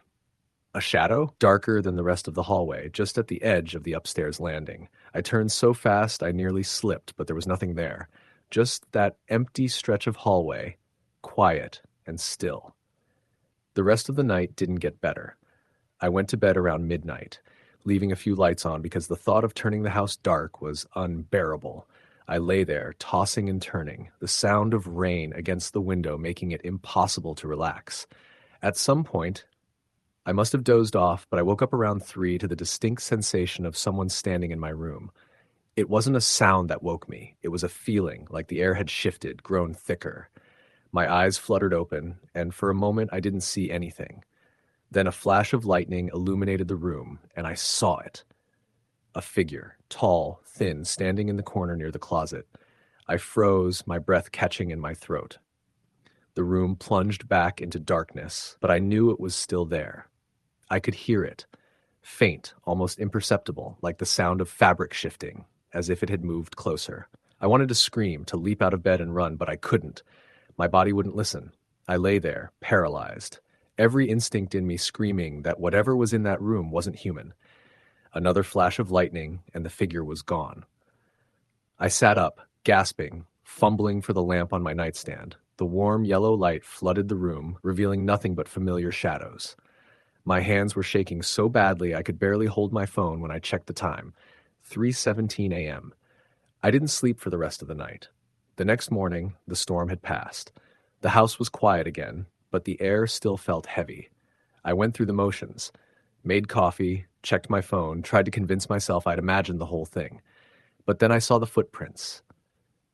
They were faint but unmistakable. Wet prints on the hardwood floor, leading from the front door to the base of the stairs. I hadn't been outside since the night before, and the door had been locked. I didn't tell Evan when he came back the next day. What was I supposed to say? That the house was haunted? That I'd seen something in my room? He'd have laughed it off, called me paranoid, and maybe he'd have been right. Except the nights kept getting worse. Every storm brought something with it. Footsteps, shadows, cold drafts that had no explanation. Sometimes I'd wake up and find the closet door wide open, even though I never slept with it that way. Sometimes I'd catch movement in the corner of my eye, just enough to make my stomach drop. I started sleeping with the lights on, started leaving the TV running at night just for the noise. Then came the night the power went out. The storm hit hard and fast, wind howling against the house, rain hammering the windows so violently I thought they'd shatter. At around 1 a.m, everything went dark. No lights, no hum from the fridge, no soft glow from the TV, just pitch black silence. I sat there in my bed, my phone clutched in my hand like a lifeline, when I heard the stairs creak. Not the usual, casual sound of the house settling, but deliberate, heavy footsteps, slow, steady, one at a time, making their way up. I wanted to call someone, anyone. But my hands wouldn't stop shaking, and my throat was so dry no sound came out. The steps stopped right outside my door. Then the handle turned, just slightly, just enough to make the latch click before it stopped. And then in the darkness I heard it, a whisper, so faint I thought I was imagining it. Let me in. My body went cold, my heart pounding so hard it hurt. The whisper came again, clearer this time, right outside the door. Let me in. I don't know how long I sat there, near the deck, frozen, waiting for whatever was on the other side to make a move. The storm raged on, and then, just as suddenly as it started, it was quiet. The power blinked back on, flooding the house with light. The hallway was empty. I didn't sleep. I didn't even move until the sun came up. The next day, I packed a bag and left. I never went back to that house. Evan still lives there, though he doesn't stay alone during storms anymore. He won't say why, but I don't need him to. Some nights, when the thunder starts rolling in, I still hear that whisper in my head. Let me in, and I know whatever was in that house is still there, waiting. Story the end. The rain came in sheets that night, a relentless downpour that turned the roads outside our little town of Millfield, Ohio, into rivers. It was the kind of storm that presses down on you, the kind that shakes the walls of even the sturdiest houses, that rattles windows and makes the old trees in the yard groan like they're alive. I had been staying at my friend Daniel's family farmhouse while his parents were away for the weekend, and the storm made the house feel smaller, tighter, more suffocating than it ever had in the daytime. The farmhouse was one of those old American houses, built in the late 1800s, with long hallways, creaking floors, and a sense of history in every corner. Daniel had moved away years ago, but he had left me the keys, insisting I could make myself comfortable. At first, it felt exciting, like being part of some adventure from one of those ghost stories you hear about rural America. But as the storm set in, that excitement began to die, replaced by an unease I couldn't shake.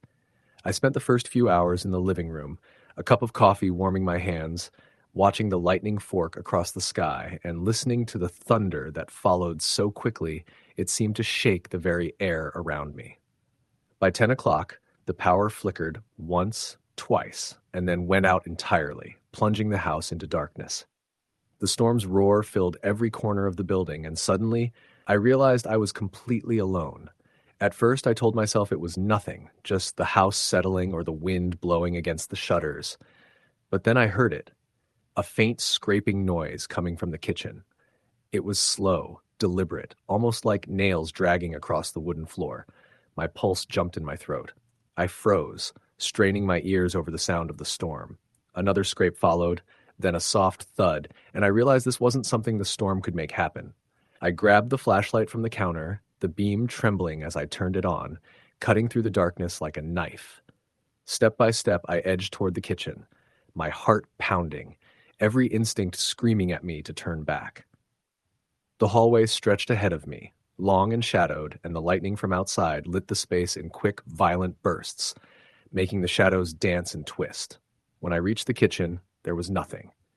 The sink was empty, the counters bare, the back door locked tight. Yet the sense of being watched pressed down on me, heavy and suffocating. I spun around, shining the flashlight across the room, catching only the reflections of the storm in the windows. And then I heard it, my name. Ethan. I froze. My heart lurched. The sound had come from behind me, close, too close. I swung the flashlight around wildly, but the room was empty.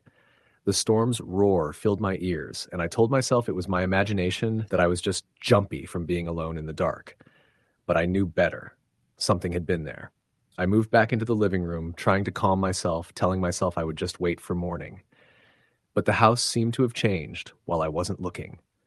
The shadows were deeper, the darkness heavier, and every small sound, the groan of a floorboard, the creak of the ceiling, sounded deliberate.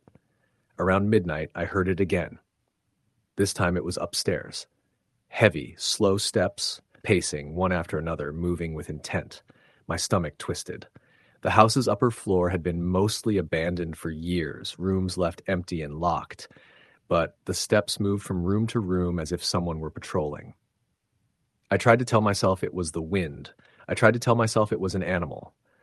But there was no mistaking it. The steps were human, deliberate, and far too heavy to belong to a small animal. I forced myself to climb the stairs, every step creaking under my weight. The upper hallway stretched out ahead of me, lined with closed doors, some locked, some left ajar. I passed Daniel's old bedroom, shining the flashlight inside. Nothing. Only dust motes dancing in the beam. The steps continued, now moving toward the guest room, a room that had always been locked, but where the door now stood slightly open. I shouldn't have gone in, but I did. I pushed the door open, my flashlight cutting across the room. The air was cold, uncomfortably cold, and the room smelled of damp wood and something metallic, like rust. I shivered, stepping inside, trying to peer into every corner. And then I saw it. A shadow, tall and thin, standing in the far corner of the room. Not moving at first, just watching. I couldn't see a face, only a dark shape, but I could feel its eyes on me, piercing through the dim light. My breath caught in my throat. My legs wouldn't move. My flashlight flickered. When it came back on, the figure was closer, impossibly closer, though it had not walked, only glided, silent and unearthly. I backed out of the room, stumbling into the hallway, heart hammering. The footsteps followed, now closer, echoing along the walls, stopping just at the threshold of Daniel's old bedroom. I felt a cold rush, like someone had exhaled right on my neck, and then the whisper, soft but clear, came again. Leave. I didn't argue. I didn't think. I ran. Down the stairs, through the living room, out the front door, into the storm. The wind and rain hit me like a wall, but I didn't care. I ran to my car, soaked to the bone, and didn't stop until I reached the edge of town. I never went back to that house while Daniel's parents were away. I didn't tell anyone what happened because who would believe me? And yet, to this day, every time a storm rolls over Millfield, I remember that night. I can hear the steps in the hallway, the whispering voice calling my name, and I know that whatever it was in that house, it's still there, waiting for the next restless, stormy night. Story, the end. The rain had been coming down in sheets for hours, pounding against the roof and windows of the old farmhouse like a relentless drum. The wind whipped through the trees outside, shaking branches until they rattled against the siding. I had driven up from the city that afternoon, thinking it would be a simple weekend escape, a chance to be alone and catch up on some writing. The forecast had warned of storms, but nothing could have prepared me for this. I had pulled into the long gravel driveway just as the first big gust of wind tore through the valley, sending loose branches skittering across the ground. The house looked like something out of a painting. Moist air hanging heavy, the porch light flickering in the storm. My boots squelched as I hurried inside, pulling the door closed behind me and leaning against it for a moment, catching my breath. The storm seemed louder inside than out, echoing through the empty rooms, bouncing off the walls. I set down my bag in the kitchen, turning on the kettle for tea. The house smelled faintly of damp wood and mildew, with the faint undertone of something I couldn't quite place. I told myself it was just the storm and the fact the place had been empty for months. I was alone, and then that alone amplified every little sound. The creaks of the floors, the groan of the stairs, the whisper of wind through the eaves. It all seemed too deliberate, too purposeful. I had just settled into the living room with a book, when I heard it. A soft tapping at the window. I froze, my heart skipping a beat. The storm was loud, but that tap was different, deliberate. I convinced myself it was a branch, but the taps continued, 3 of them, rhythmically spaced before a pause and then 3 more. I forced myself to stand, stepping toward the window with my flashlight in hand. Rain streaked down the glass, and I could barely see anything beyond the porch. Nothing. I exhaled slowly, chastising myself for letting my imagination run wild. I tried to shake it off, telling myself storms made people feel paranoid, but the chill running down my spine refused to leave. By nightfall, the storm had intensified. Thunder rumbled low in the distance, occasionally exploding overhead in sharp, bright cracks of light. The house shuddered with each gust of wind, and I had lit every lamp I could find, the warm glow doing little to keep the unease at bay. I tried to focus on my book, but the words swam before my eyes. My ears kept straining toward the hallway, toward the stairs, waiting for the inevitable. And then I heard it. Footsteps. Slow, deliberate, moving across the upstairs floor. I froze, my chest tightening. There was no one else in the house. No one should be there. The storm masked any sound from outside, so it had to be inside. I told myself it was impossible. Old houses creak, settle, shift, but these weren't just creaks. They had weight, rhythm, intention. Someone or something was up there. I tried to call out to demand the presence reveal itself, but my voice caught in my throat. The footsteps stopped, replaced by a soft, almost imperceptible breathing. The kind you hear when someone is holding still, waiting. My flashlight trembled in my hand as I inched toward the stairs. Lightning flashed, and for a brief instant, I saw it. A figure at the top of the stairs. Tall, thin, dark in the corner, barely distinguishable from the shadows, but unmistakably there. Watching. I stumbled back, heart hammering, almost dropping the flashlight. When the light steadied again, the figure was gone. I couldn't stay in the living room any longer.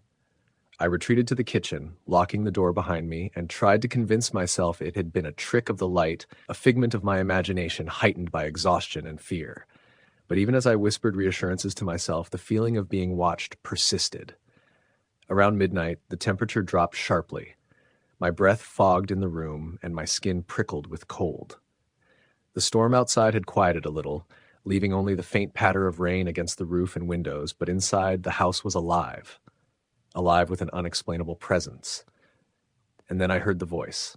Soft, almost a whisper, coming from the hallway. Anna. I froze, unable to breathe. My name, drawn out and deliberate. I was alone. There was no one here. The voice came again, louder this time. Anna, come here. I wanted to run, to flee, but I couldn't. My feet moved slowly, almost on their own, toward the hallway.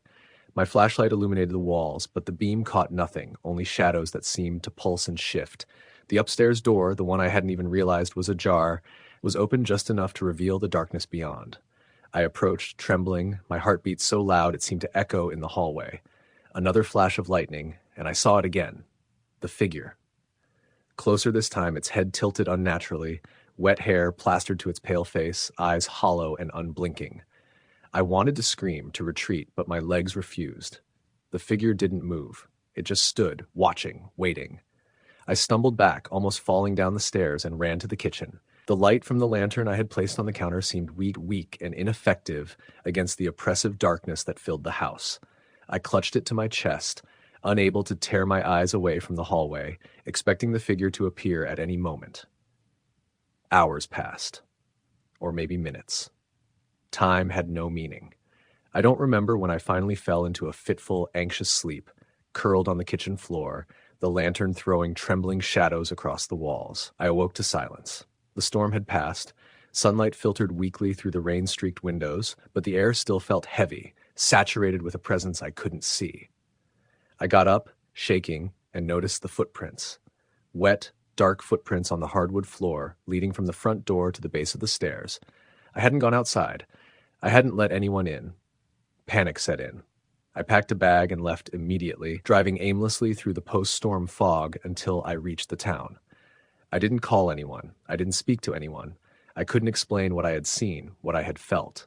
Weeks later, I returned. The house was quiet, too quiet. Everything looked normal, yet the unease remained. The lantern was still on the counter where I had left it, dust-free as if it had never been moved. And upstairs, the bedroom door, the one I had barely dared to approach that night, was slightly ajar. Inside, the rocking chair, the one I had avoided, sat perfectly still. But the air was cold, unnaturally cold, and I felt it before I saw it. The sense of being watched, of something standing just out of the corner of my vision, waiting. I left again that day and never stayed overnight. Every storm since, no matter how far away I am, I feel it. A whisper in the wind, the faint echo of footsteps, the cold that seeps into your bones. I have learned to recognize the signs. The weather changes, the lights flicker, and the hair on the back of my neck rises, and I know without a doubt that whatever it is still there, waiting for another stormy night. Story, the end. The storm began in the late afternoon, rolling in over the ridge with dark, angry clouds that blotted out the sun. By the time I arrived at my cousin's farmhouse, just outside the small town of Cedar Hollow, Ohio, the rain had already begun, slamming against the roof with a fury that made the old tin gutters shudder. The house had been in the family for decades, an old two-story structure with wide porches, peeling paint, and the kind of creaks and groans you get used to during quiet nights. But that night, the storm made every sound feel amplified. Every shadow in the hallways looked like it was moving. I had come to stay for the weekend because my cousin Mark and his wife were visiting his parents a few towns over, leaving me alone in the house to take care of the animals and keep an eye on the place. At first, it felt like a treat. Quiet. No one around, just the sound of the rain and the occasional flash of lightning illuminating the house in stark white bursts. I brewed a cup of coffee, settled into the living room with an old novel I had grabbed from the shelf, and tried to relax. But as the storm intensified, the house began to feel smaller, tighter, and strangely oppressive. By 8 o'clock, the rain was coming down so hard it was difficult to hear anything over the pounding on the roof and the howling wind. I sat near the window, watching the trees bend and twist, their leaves stripped off in moments of violent gusts. Every so often, lightning would fork across the sky, illuminating the yard and the forest beyond in a sudden, blinding white. It was beautiful, in a terrifying way. Then the power went out. It wasn't just a flicker. The lights cut out completely, leaving me in near darkness, the only illumination coming from my phone's weak flashlight. I sighed and set the cup of coffee down, telling myself it was just a storm and that the power would return. But as I sat there, listening to the rain and the wind, I became aware of another sound, something else moving inside the house. At first, I thought it was my imagination. Old houses make noises in storms. Floorboards creak, doors expand and contract. But this sound was different. Slow, deliberate, coming from the hallway that led to the bedrooms upstairs. It was a dragging, scraping noise, like someone or something was moving across the floor. I froze. The hair on my arm stood up. The sound stopped for a moment, and I held my breath. Then it came again. Slow, deliberate, drag. I tried to rationalize it. Maybe a branch had broken off and hit the window. Maybe a raccoon had somehow gotten inside. But the steps were too heavy, too methodical. There was intent behind them. I grabbed the flashlight from the coffee table top, gripping it like a weapon, and slowly moved toward the hallway. Every step I took made the floorboards groan, announcing my presence. The scraping stopped. I stopped, holding the beam of the flashlight along the walls, trying to see anything. Nothing. I told myself to calm down. It was nothing. Just the storm, just the house settling, just nerves. But then I heard it. A whisper. Soft, low, unmistakable. Ethan. My stomach dropped. I spun, swinging the flashlight across the room, but the living room was empty. The storm raged outside, the wind making the windows vibrate. My heart was racing and my mind scrambled for a logical explanation. There was none. I tried to focus on breathing, telling myself to stay calm when another sound came, this time from upstairs. Footsteps, slow, heavy, pacing, deliberate. They moved across the floor, then paused, then continued, echoing through the hall in the darkness. The upper floor had been largely unused for years. Mark had locked some of the rooms, and the bedrooms upstairs were empty. Nobody was supposed to be up there. I couldn't stay seated. My legs were shaking as I crept toward the stairs. Each step I took made a groaning noise that seemed far too loud in the silence between the storm's roars. I reached the base of the stairs, looking up into the hallway above. The steps stopped. For a moment there was only the storm, the wind rattling against the siding, the rain hammering the roof, and then the whisper came again. "Ethan, leave." My hands gripped the railing so tightly my knuckles whitened. I wanted to run, wanted to escape, but something kept me frozen. The voice, though soft, had a sharp edge to it, a cold authority that sent chills down my spine. The next movement was subtle. A shadow shifted at the end of the hallway upstairs, just at the edge of the landing. I couldn't see a face, just a form, tall and thin, outlined against the dim glow of lightning flashing through the upstairs windows. My breath caught. I turned to run down the hall, but when I looked back at the landing, the shadow was gone. The steps began again, slower now, moving closer, pacing toward the top of the staircase. I bolted down the stairs and into the living room, fumbling for my phone. My fingers were slick with sweat, shaking as I tried to turn on the flashlight again. When I finally managed it, I shone the light toward the stairs. The upper landing was empty, still, but the weight of the presence upstairs pressed down on me. I spent the next hour sitting on the couch, flashlight in hand, listening to every creak, every whisper of the wind, every step that might or might not have been real. Every time I blinked, I thought I saw a shadow move in the corner of my eye. Every time I closed my eyes for a second, I felt a cold presence brush against me, as though someone or something was watching, waiting. By midnight, the storm began to subside, though the sky was still heavy with clouds. Rain pounded more gently, the wind moaning instead of screaming. I felt some relief, convinced the night's terror was ending. I dared to close my eyes for a moment. Then I heard it, my name again, whispered, close, just behind me. I spun, flashlight swinging wildly. Nothing. And then the lights flickered back on. For a split second, the hallway upstairs was illuminated. There, at the very end of the hall, I saw it. A figure, tall and thin, standing in the shadows. It didn't move at first. Then slowly it raised a hand, pointing directly at me. My stomach dropped, and the blood in my veins froze. I bolted toward the door, running outside into the storm, slipping in the mud, rain soaking me completely. I didn't stop until I reached the road in my car, trembling as I got in and locked the doors. I looked back once. The house, dark and silent now, seemed normal again. Almost empty, but I knew it wasn't. I never stayed there alone again. Even years later, whenever a storm rolled through Cedar Hollow, I felt that same dread, that same sensation of being watched. I've driven past that farmhouse countless times, and sometimes, during particularly dark, stormy nights, I swear I can see a figure at the top of the stairs, watching, patient, waiting for the next restless night to strike. Story the end. The storm rolled in fast that evening, a wall of dark clouds stretching across the sky, blotting out the last traces of the sunset. I had been driving for hours down backcountry roads in northern Georgia, the rain starting as a drizzle before turning into a relentless downpour that hammered the windshield and splashed across the hood of my old sedan. The storm had a weight to it, a heaviness that made every mile feel longer, and the kind of restless energy that seems to grip the air when a storm is more than weather. It feels alive. I had been heading to a small rental cabin I'd found on a remote lake, somewhere far enough from the city that the sky at night would be an unbroken canopy of stars when the storm passed. I wanted isolation, a weekend to myself, just me and a notebook, and maybe a bottle of whiskey. What I got instead was unease. The gravel drive leading to the cabin was narrow and twisting, lined with dense woods. As the rain picked up, visibility dropped and the wipers struggled to keep pace. At one bend, I saw something move in the trees, a flash of white that could have been a reflection, a deer, or nothing at all. My heart thumped and I pressed the accelerator a little too hard, eager to be inside. When I finally reached the cabin, the storm was at its height. The wind clawed at the trees, and the rain pounded like fists against the roof.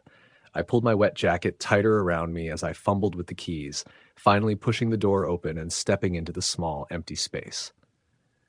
The smell of damp wood and old pine filled the air.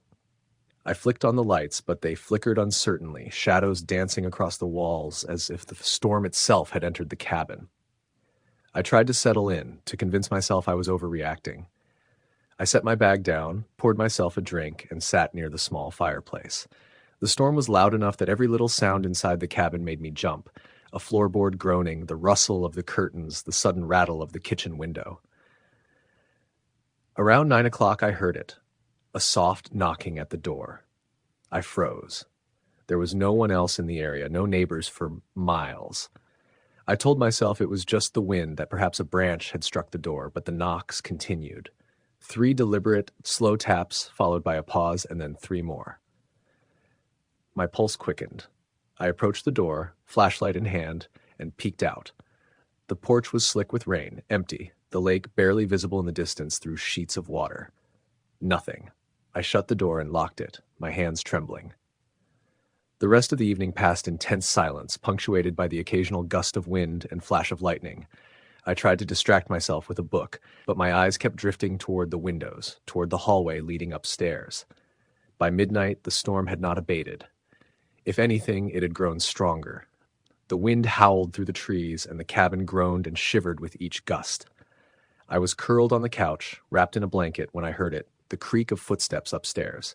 Slow, deliberate, unmistakably human. I froze, my breath catching in my throat. The cabin was mine alone. I had seen no other cars on the drive, no lights from other cabins across the lake. The wind was too loud for anyone to have approached unnoticed, and yet the steps continued, pacing, moving toward the staircase. I wanted to call out, to demand whoever or whatever was there reveal itself, but my voice caught in my throat. I grabbed the nearest object for protection, an old cast-iron skillet from the kitchen, and inched toward the stairs. The steps above stopped.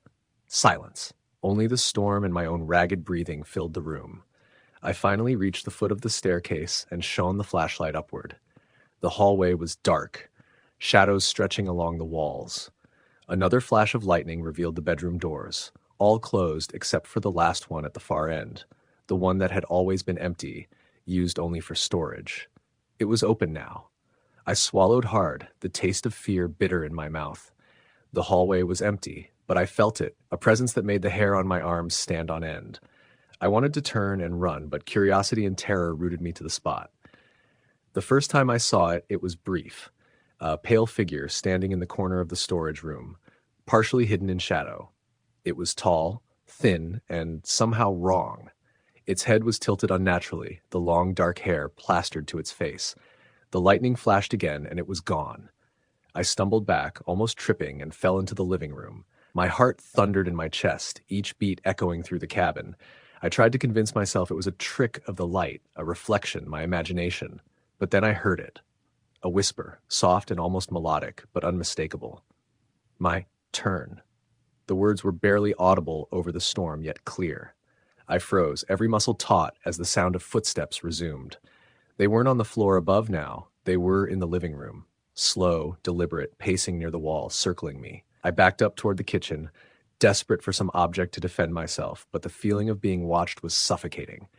Then a chair scraped across the floor, not gently, but as if someone had just stood up from it and left.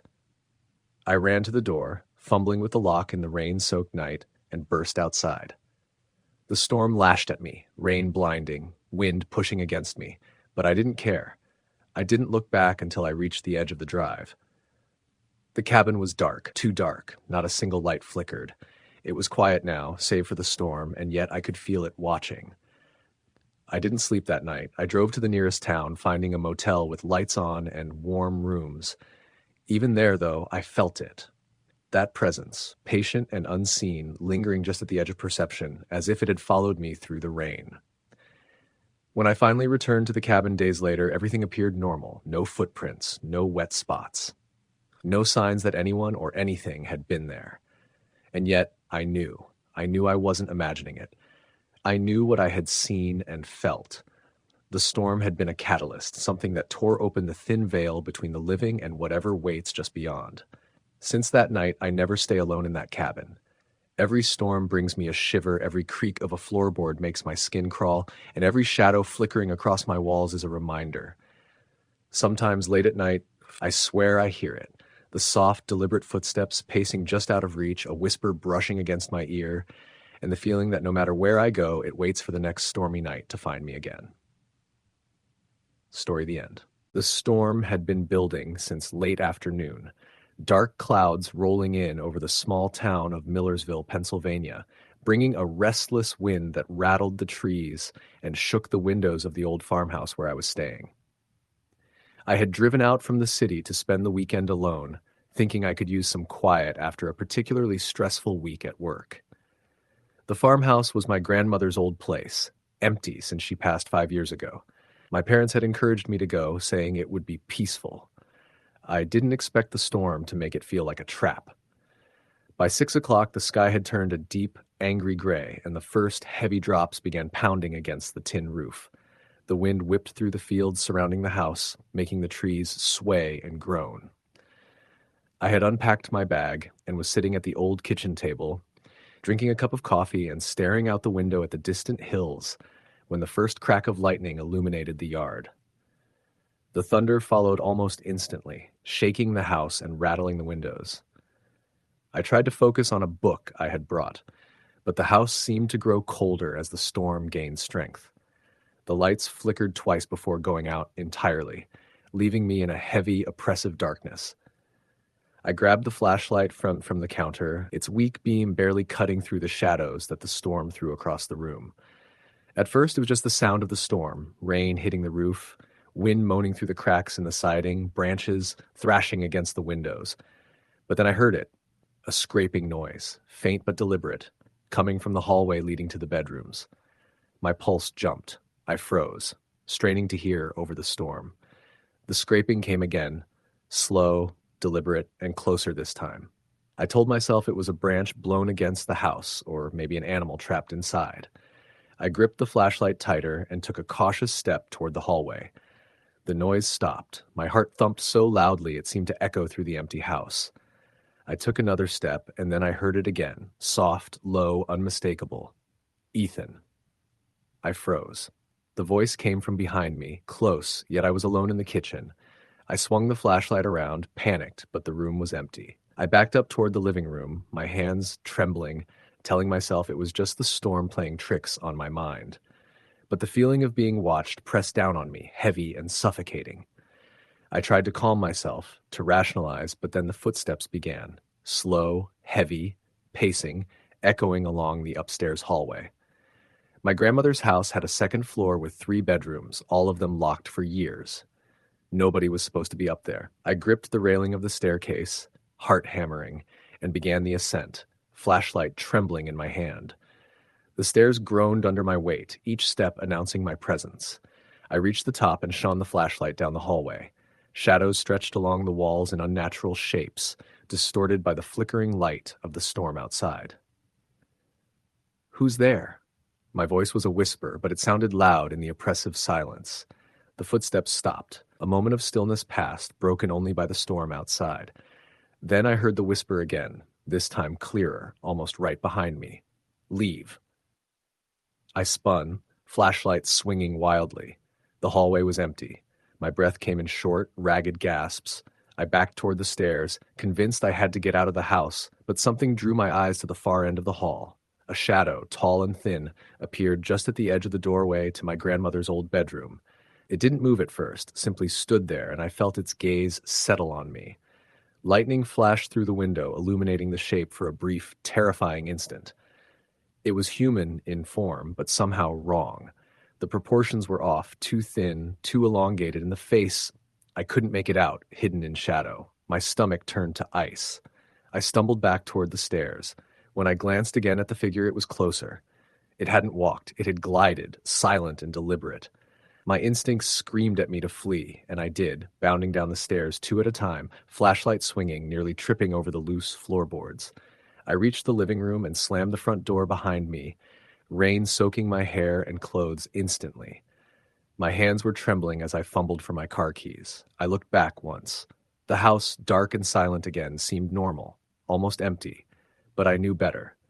I had felt it, heard it, and seen it. Something had been there, and it hadn't left. I drove to the nearest gas station, parked under a flickering streetlight, and sat in the car, shivering, watching the storm rage over the hills. I didn't sleep that night. Every flash of lightning, every crack of thunder brought back the memory of that shadow, the whisper, the footsteps pacing along the upstairs hallway. When I finally returned to the farmhouse the next day in daylight, it looked harmless, even welcoming. Sunlight streamed through the windows, birds chirped in the trees, and the storm's violence was gone. but I never stayed there alone again. I kept the lights on and never ventured upstairs. Every storm since then brings that same unease, that same sense of being watched, and I remember the night the shadow glided down the hall, calling my name, waiting for me to leave. Years have passed, but the memory remains sharp, and I still sometimes see it in my dreams, tall, thin, watching from the hallway, always just beyond the reach of the light. Story the end. It started with the kind of storm that seemed to rise from nowhere, a restless wind carrying rain in sideways sheets, rattling windows and drumming against the roof like some enormous, impatient animal. I just moved into a small rental house on the outskirts of a town in upstate New York, a place I thought would be perfect for isolation and quiet. The kind of place where you could read, write, or just watch the clouds gather over the hills without a single neighbor peeking over the fence. But that night, I realized that isolation can have a very different meaning when the world outside seems almost alive. I had been unpacking boxes for hours, trying to settle in, when the first low rumble of thunder shook the house. It wasn't unusual. The weather forecast had promised a storm, but there was something odd in the way it rolled through the valley. A deep, resonant growl that seemed less like thunder and more like a warning.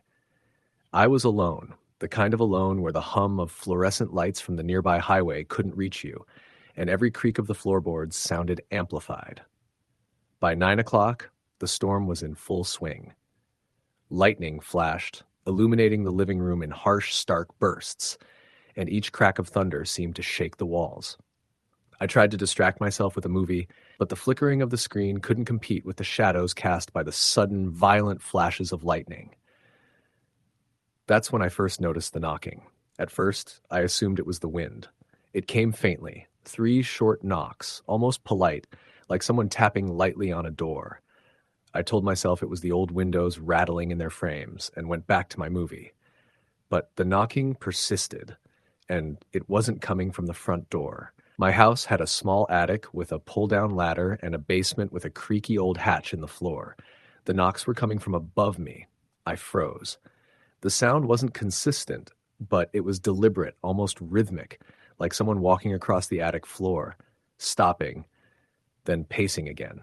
My first thought was that I had been too quick to move in without a thorough inspection. Maybe someone had hidden in the attic, someone squatting or worse. I grabbed a flashlight and forced myself up the narrow stairs to the attic hatch. I hesitated, hand on the pull cord, staring into the darkness. The air was heavier than it should have been, humid and stale, carrying the faint smell of something decayed. I pulled the ladder down and shined my flashlight into the attic. At first, I saw nothing but dust, old insulation, and cobwebs. Then I saw it. Footprints. Small, delicate footprints like a child's, pressed into the dust in the center of the floor. They were fresh, clearly not from some long-forgotten resident. They led from one corner of the attic to the other, stopping abruptly near the hatch. My stomach turned. I had locked all the doors, checked them, double-checked them. There was no way anyone could have gotten in. I climbed down quickly, heart hammering, and locked the attic hatch behind me. I told myself it was imagination, a trick of the storm, but sleep refused to come. I kept hearing soft whispers, almost inaudible over the wind and rain, a kind of hushed murmur that seemed to ebb and flow with the storm. I tried to call a friend, but my cell service was dead, no bars anywhere. The storm had knocked out power and probably lines. I was completely cut off. Around midnight, I was finally lying in bed, hoping exhaustion would overcome fear. Then I heard it. Footsteps on the stairs. My bedroom was on the second floor, and the sound of slow, deliberate steps moving upward made my blood run cold. I told myself it was impossible, that no one was here, that I was alone. But the footsteps didn't stop at the top of the stairs. They moved across the hallway outside my room. I held my breath, willing my rational mind to overpower panic, and listened. Then came a whisper, soft, almost melodic, as if a child were speaking just out of reach. "Why are you here?" I jumped up, screaming, and ran to the door, swinging it open, but the hallway was empty. The only thing there was the storm, wind whipping rain against the siding, lightning illuminating nothing but my own trembling reflection in the dark windows. I backed into my room, locked the door, and sat on the floor, hugging my knees. That was when I noticed it. A small handprint on the inside of my window, wet, smeared against the glass from the outside.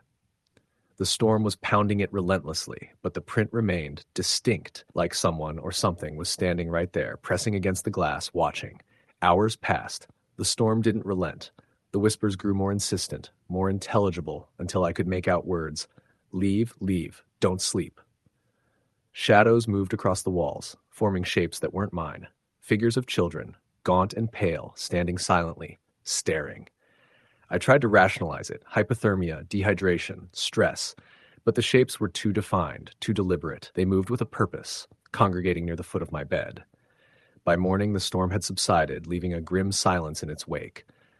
Sunlight streamed weakly through rain-streaked windows. I surveyed the damage. Broken branches in the yard, debris scattered across the driveway, but nothing overtly threatening. I told myself the worst was over, that the terror of the night had been my imagination running wild. But when I stepped into the living room, I saw the attic ladder pulled down again. Footprints were scattered across the floor, smaller ones this time, all leading to the hatch and none leading away. I didn't stay. I packed my things immediately, leaving everything behind except the bare essentials. As I drove away, the house loomed in the rearview mirror, silent and still, yet somehow alive, as if it had watched me leave, waiting for me to return. That was 3 years ago. I haven't been back. But the story doesn't end there. About a month later, I received a letter in the mail, handwritten on yellowed stationery, no return address. The words were simple: "You can't leave. We remember you." At first, I assumed it was a cruel prank, but the handwriting, jagged and inconsistent, matched the style of something a child would scrawl, not someone my age. I threw the letter away, hoping it would be the end. But more letters arrived, always the same. Short, cryptic, threatening in a way that didn't feel human. They would appear at random intervals, sometimes weeks apart, always on stormy nights. It escalated. I started noticing things around my new apartment. Shadows in corners, doors slightly ajar that I knew I had locked, whispers in the dark, faint but insistent. One night, while lying awake during a thunderstorm, I felt a small hand on my shoulder. I screamed and turned on the light. Nothing. But the imprint of the tiny hand remained, glowing faintly on my skin for several minutes before fading. I spoke to police, therapists, anyone who would listen. They all suggested stress, imagination, sleep deprivation. But I knew what I had felt, what I had seen. And I knew that Stormy Night in that house had been more than a simple ghost story. It had been a warning, a tethering, a beginning. The letters stopped after about a year, but the feeling never left. Stormy nights make my skin crawl, make my hair stand on end. I avoid them, staying awake in bright rooms, listening to music to drown out the subtle sounds of whispering voices. Sometimes I drive for hours, hoping to outrun the memories. But the truth is, they never really leave. The house, the children, the whispers, they are part of me now. Every stormy night, I replay that first night over and over in my mind. The knocking in the attic, the whispers outside my bedroom door, the handprint on the window. And sometimes, in the darkest moments, when the wind shakes the walls and the lightning flashes just right, I swear I can hear them again. Soft footsteps, tiny voices asking the same question. Why are you here? It is not curiosity. It is accusation. It is hunger. And I know deep down that the first night wasn't the last night. It was just the beginning. Because whatever I encountered that stormy night did not stay in that house. It followed me. It watches, waits, and learns. And when the next storm comes, I know it will try again. I don't sleep during storms anymore. I don't stay in one place. I've learned to keep moving, to keep the lights on, to never let silence fill the room. I have nightmares, yes, but the waking hours are worse because the memories of that night are alive. And the storm, oh, the storm is always listening, always reaching, always returning. I have thought about going back, about confronting the house, the voices, the shapes, but I am too afraid. Too afraid to see what would happen if I opened the attic hatch again, or if I dared to look out the window during a storm. Some places, some nights, are meant to be left alone. Some encounters are meant to linger, to haunt you for a lifetime, to remind you that safety is an illusion. That stormy night was not just a night, it was an awakening. And now, storms are no longer weather. They are a presence, a force that awakens the restless and the forgotten. I have tried to tell people, but who believes a story like this? The storm was real, the fear was real, the footprints in the attic, the hand on the window, the whispers in the dark, they were all real. And someday, on a night when the wind shrieks and the lightning splits the sky, they will come for me again. And I will have to face them, or perhaps I will never escape. For now, I wait. I wait for the storm, I wait for the knocks, I wait for the whispers.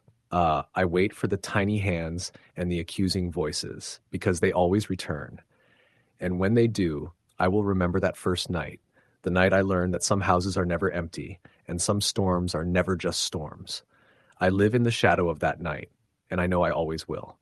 Storms will always remind me of the voices. They will always remind me of the hands. They will always remind me of the children who never leave. Story the end. It was the kind of night that made the hair on the back of your neck stand up. The kind of night where the wind howled like a living thing and the rain lashed against the windows in relentless sheets. I was driving back from a late shift at the hospital, the roads slick and shiny under the weak glow of the streetlights. The storm had been brewing all day, and now it seemed determined to swallow everything whole. My old sedan groaned as it rolled through puddles, tires spraying water in all directions. I usually loved storms. There was a kind of cleansing, chaotic beauty to them. But tonight, I couldn't shake the unease that had settled in my chest. I lived alone in a small town in Pennsylvania, a place where everyone knew each other's business, but nobody really knew anyone. The kind of town where old houses leaned over sidewalks, their windows dark and hollow, like eyes watching you as you passed. The storm made them look even more sinister. As I drove, I saw flashes of something, or someone, at the edge of the road, but each time I blinked, it was gone. Just shadows, I told myself. Just the storm playing tricks. But my grip on the steering wheel tightened anyway. By the time I pulled into my driveway, the rain was coming down so hard it sounded like tiny hammers striking the roof. I fumbled with my keys, my hands trembling despite my attempts to convince myself I was being paranoid. Finally inside, I locked the door behind me and leaned against it, letting out a long, shaky breath. My house was old, built in the 1920s, and it always creaked in the wind. But tonight, the groaning was louder, sharper, almost like the house itself was warning me. I set my bag down in the kitchen and went to make a cup of coffee, the storm outside making everything feel surreal. The lights flickered once, then stabilized, but my unease didn't. I sat at the small kitchen table, watching the rain beat against the window, listening to the occasional roll of thunder, when I noticed it, a figure outside the back window. At first, I thought it was a tree bending in the wind, but then I saw the shape of a person, a man, maybe, tall, with a coat that flapped in the wind. He was standing in the yard, just staring at the house. I froze, my coffee forgotten. I told myself it was impossible. Nobody could be out there in this storm. And yet, I couldn't deny what I was seeing. The figure didn't move. I grabbed my phone to call the police, but as I did, the figure vanished. Just gone. I pressed my face to the window, heart hammering, but there was nothing. Only the rain, the wind, and the trees thrashing violently. I convinced myself I'd imagined it. Maybe it was a trick of the shadows, the storm, the fatigue from my shift.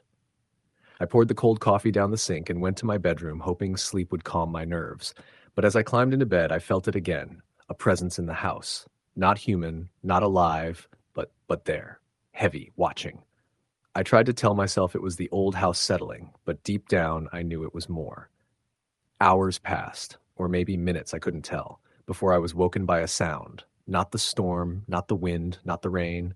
Something soft, deliberate, like footsteps on the floor above me. I lived alone. There shouldn't be anyone. My breath caught in my throat as I listened. There it was again, slow, heavy, moving across the ceiling. My first thought was that maybe part of the house had collapsed, but the sound continued, step after step, pacing, deliberate. I grabbed my flashlight and crept to the stairs, trying to make sense of it. The beam cut through the darkness, illuminating the old wooden floor, the furniture draped in shadows. The steps above were silent now, but I could feel it. I could feel someone or something up there. My hand shook as I reached the top of the stairs, flashlight sweeping the hall, empty. Nothing. I let out a shaky laugh, trying to calm myself, telling myself I was losing it. That's when I noticed it. The bedroom door at the end of the hall. My parents' room when they were alive, now empty. But the door was slightly ajar, just enough to see a shadow shift inside. My flashlight flickered. I froze. Then the voice. Whispering. Soft, almost melodic, but full of menace. "Why are you here?" It hissed. I couldn't move, couldn't respond. The shadow moved closer to the door. I could feel its presence, cold and heavy, pressing against my chest. I stumbled backward, tripping over the rug, falling hard onto the floor. I scrambled to my feet and ran, not knowing where I was going, just away from that room. I barreled into my bedroom, slammed the door, and locked it. My mind raced. I didn't know what to do. The storm raged outside, lightning flashing so bright it made the room seem like daytime, illuminating the edges of the room, the corners, but there was nothing. Nothing that I could see. I sat on the bed, shaking, listening. And then I heard it. Breathing. Heavy, slow, deliberate. Not mine. Not anyone I knew. It was coming from the corner of the room, where the shadows clung thick and dark. My flashlight was still on the floor, but I was too afraid to reach for it. I could see the outline of a figure forming, tall, hunched, almost impossibly thin. Its eyes, or what I thought were eyes, glowed faintly in the darkness, a dull, sickly yellow. I tried to speak, to ask what it wanted, but no words came out. I could only watch as it slowly advanced, the floorboards beneath it creaking as if protesting its weight. It stopped a few feet away from me, tilting its head, studying me. Then it spoke again, this time closer, sharper. "You shouldn't have come back." I screamed, finally finding my voice, and scrambled toward the door, pulling at the lock. It didn't budge. I pounded on it, screaming for help, but the storm drowned out my voice. Behind me, the thing moved closer, each step deliberate, calculated. I backed into the corner, heart racing, mind spiraling, and then it vanished. Just like that. Gone. The room felt empty, silent, but the terror didn't leave me. I stayed on the floor until dawn, too afraid to move, listening to the storm fade and the morning light creeping through the curtains. When I finally dared to get up, the house seemed normal again. Too normal, like nothing had happened. I tried to tell myself it was a nightmare, a hallucination brought on by exhaustion and stress. But I knew better. Deep down, I knew what I had seen, what I'd felt. And I knew it wasn't gone. Not really. Weeks passed. I avoided the back of the house, kept the lights on at night, but the feeling of being watched never left. Sometimes, in the middle of the night, I would hear it again. The soft, deliberate footsteps, the whispering, the heavy breathing.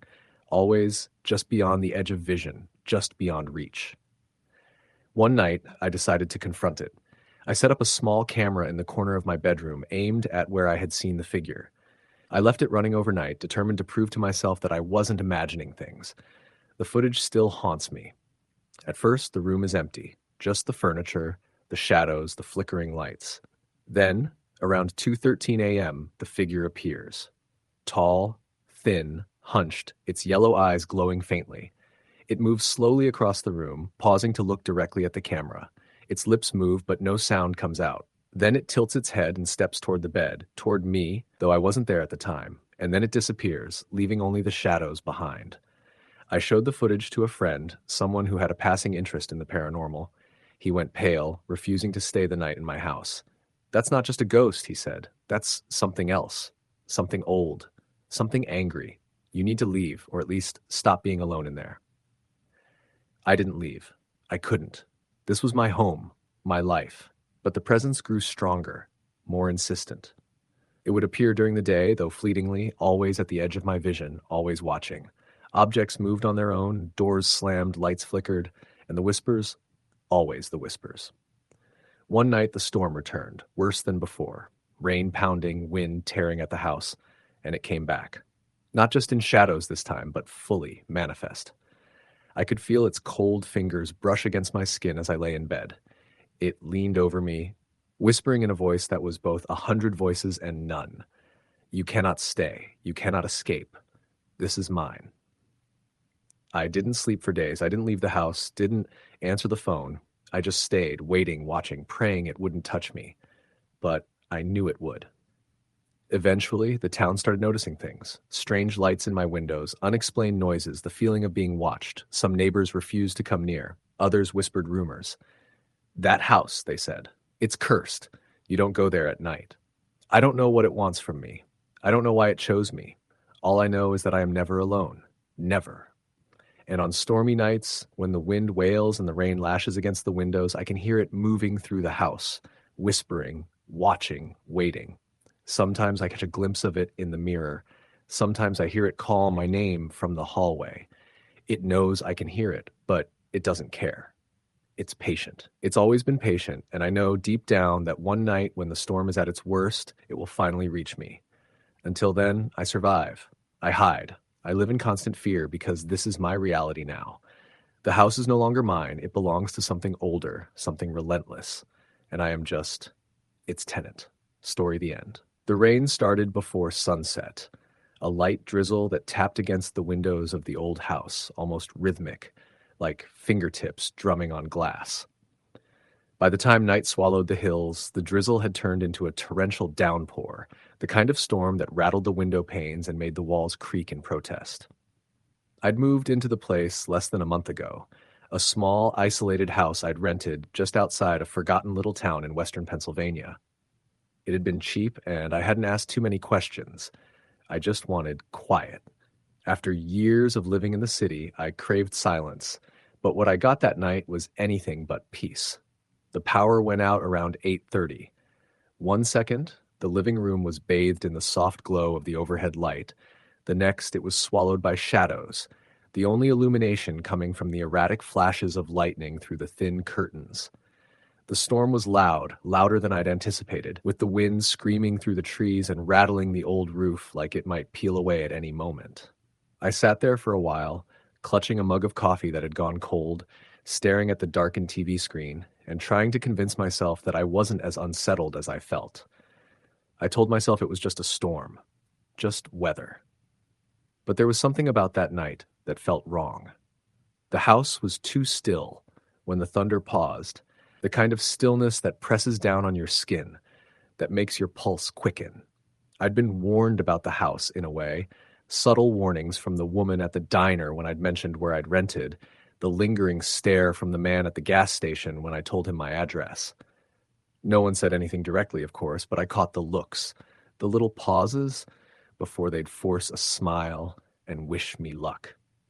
At the time, I'd laughed it off. People in small towns liked their superstitions.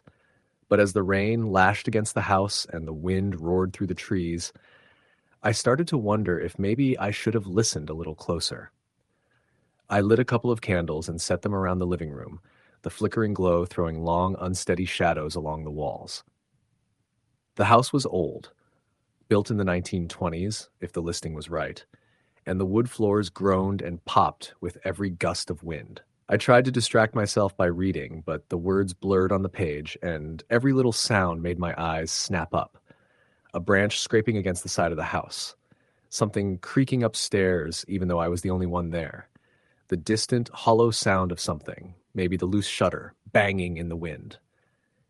It was a little after 9 when I heard the first knock. It was soft at first, just a dull tap, tap, tap against the back door.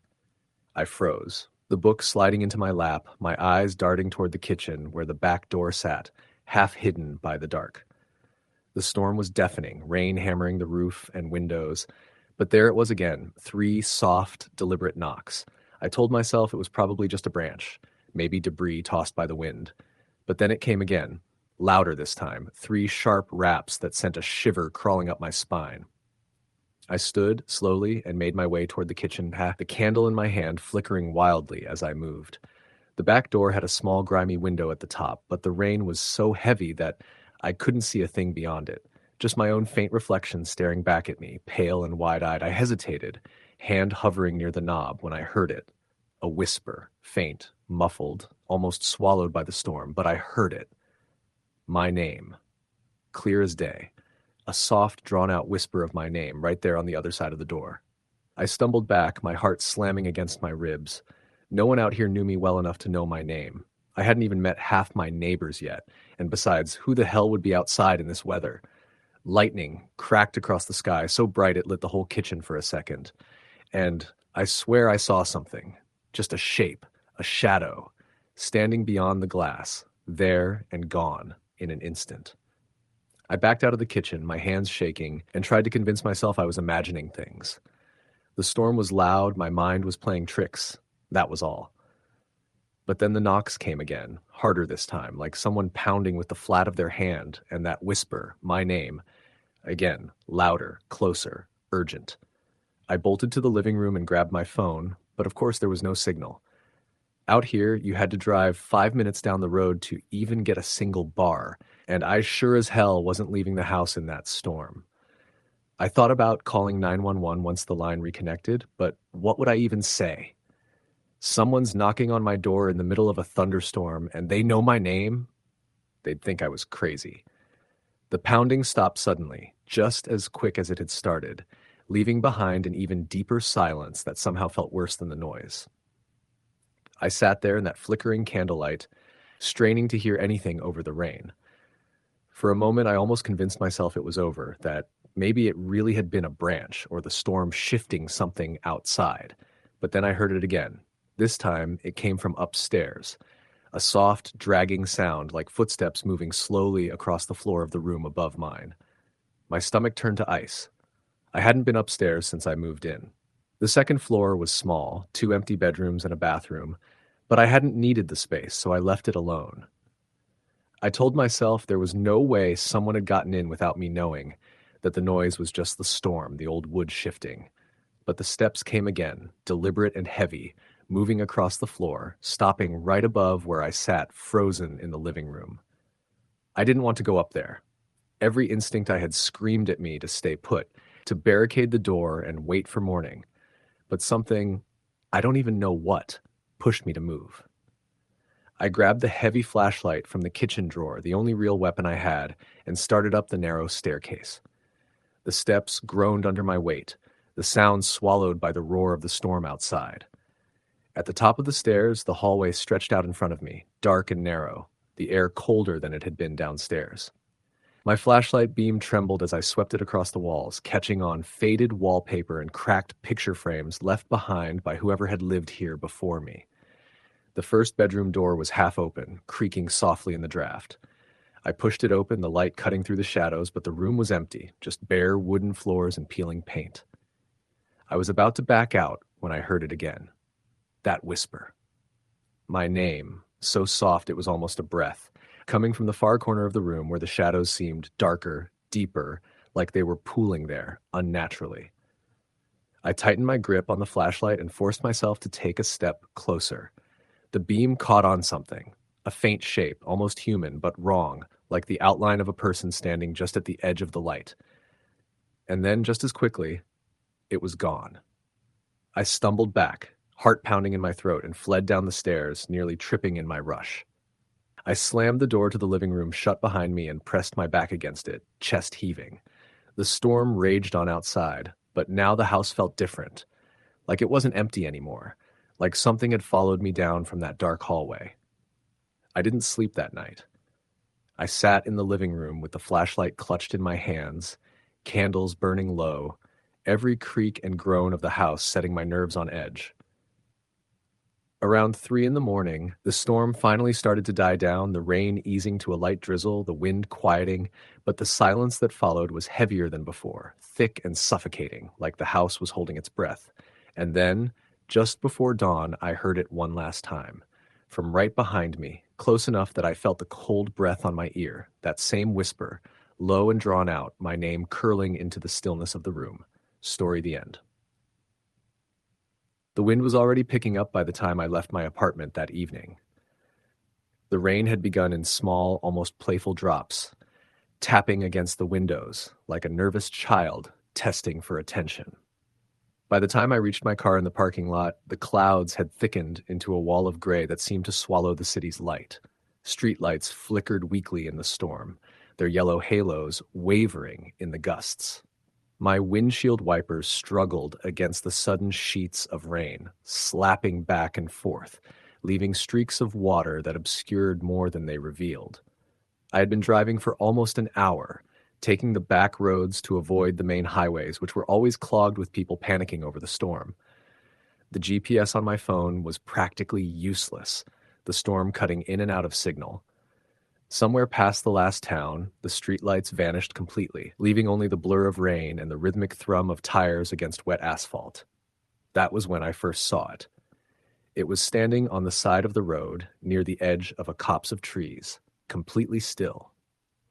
I caught a glimpse of a figure, a woman in a long, soaked white dress that clung to her like a second skin. Her hair was long, dark, plastered against her face, and she seemed impossibly pale, even in the dim stormlight. I hit the brakes reflexively, the tires squealing on the slick asphalt. My heart thudded as I slowed to a stop a few feet past her, my hands gripping the wheel like a lifeline. When I looked in the rearview mirror, she was gone. I tried to rationalize it.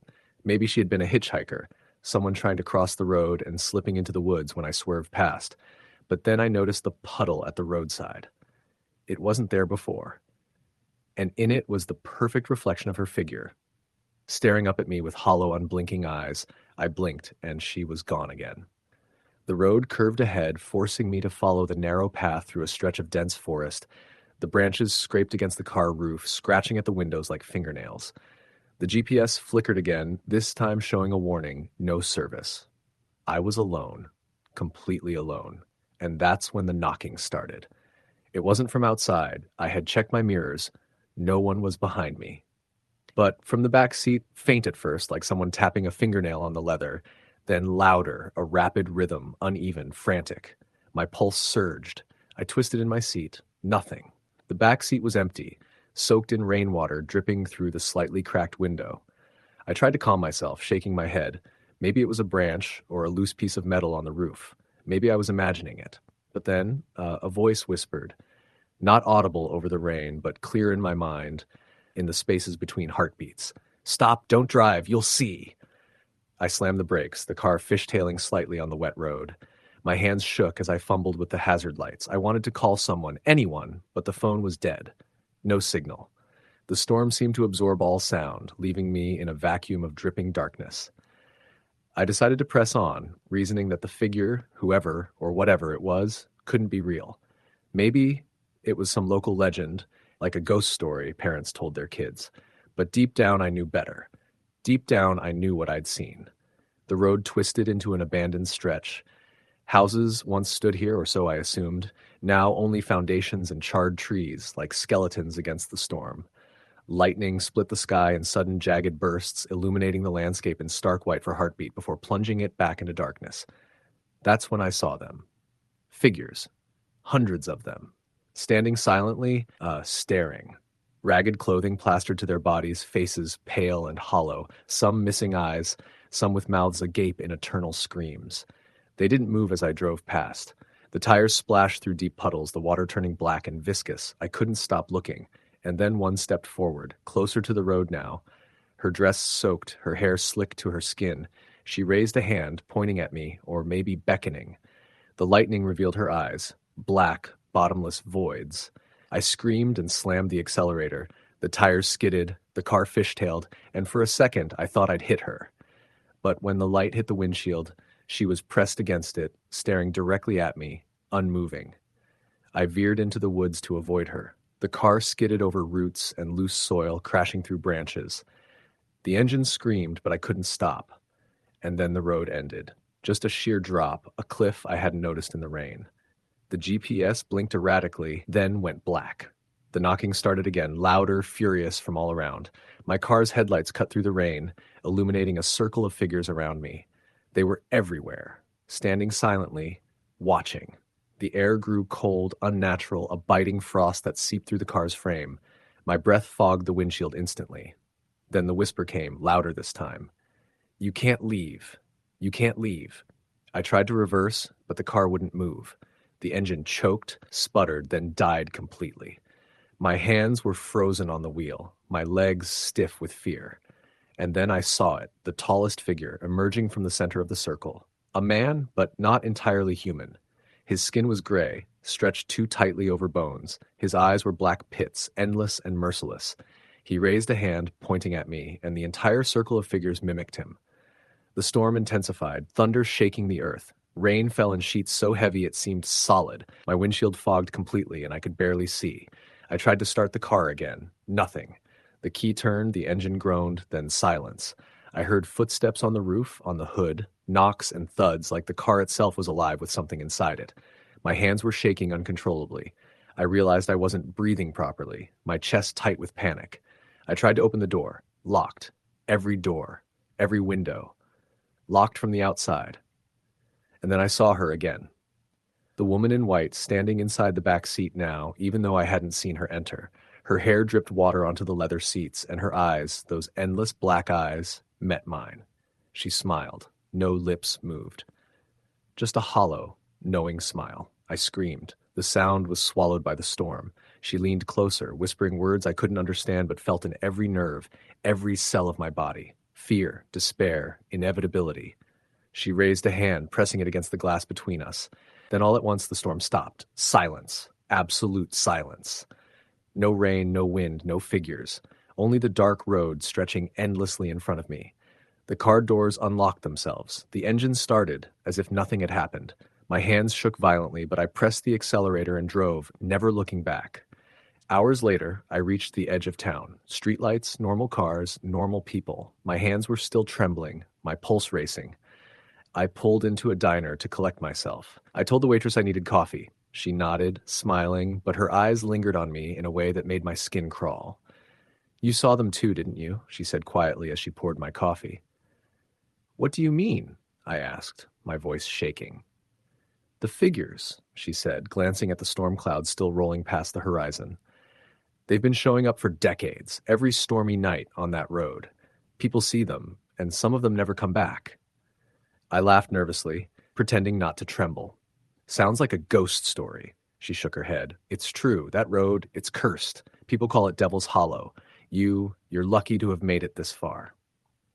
I left the diner, heart pounding, and drove home slowly, keeping the lights on.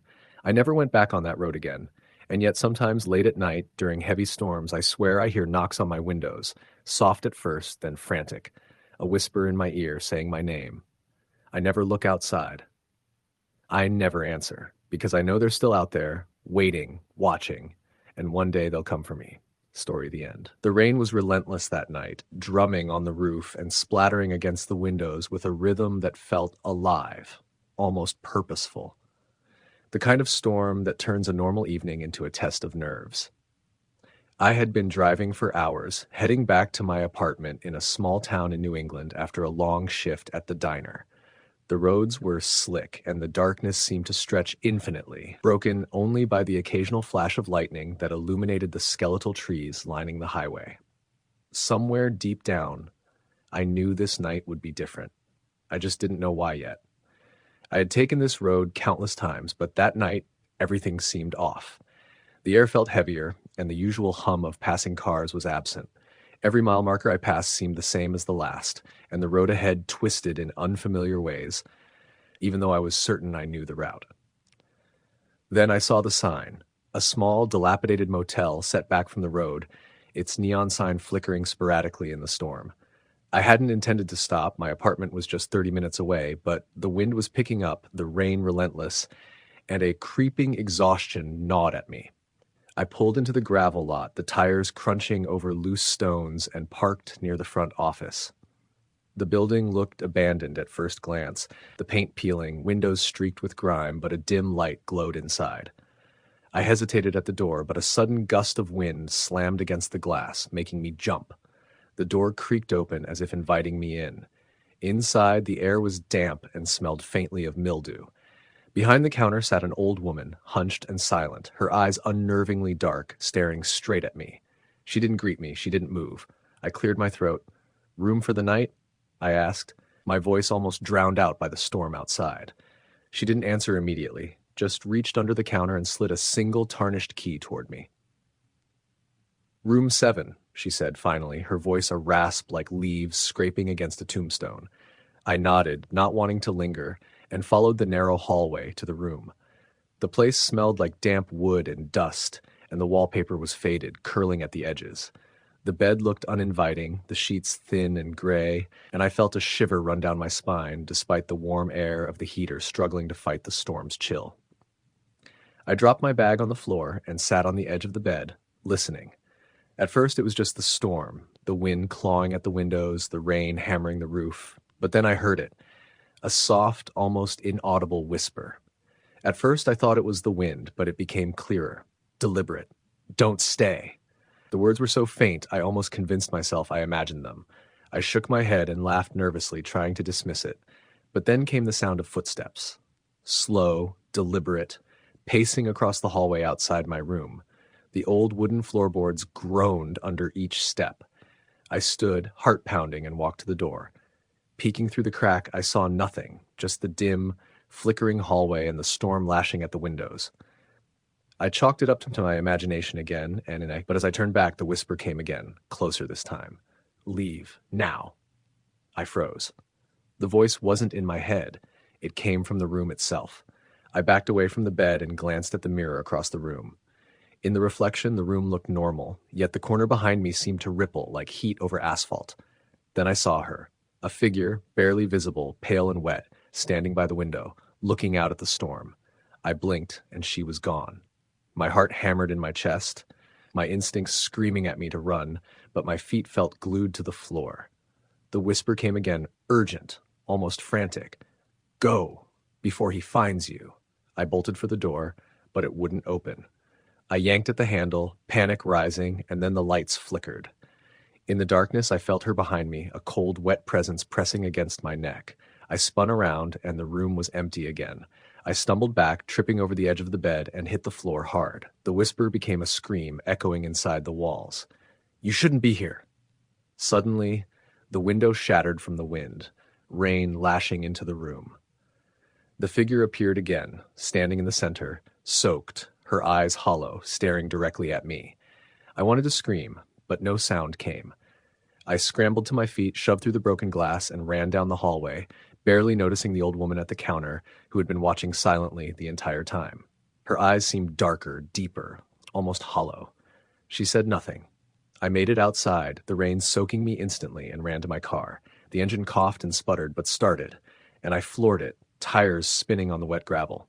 The storm seemed to follow me, the flashes of lightning revealing fleeting images in the trees, shapes, figures, faces. Every time I glanced in the rearview mirror, I thought I saw her, pale and wet, standing by the edge of the road, watching, waiting. I didn't stop until I reached my apartment. The storm had passed by the time I parked, but the tension didn't leave me.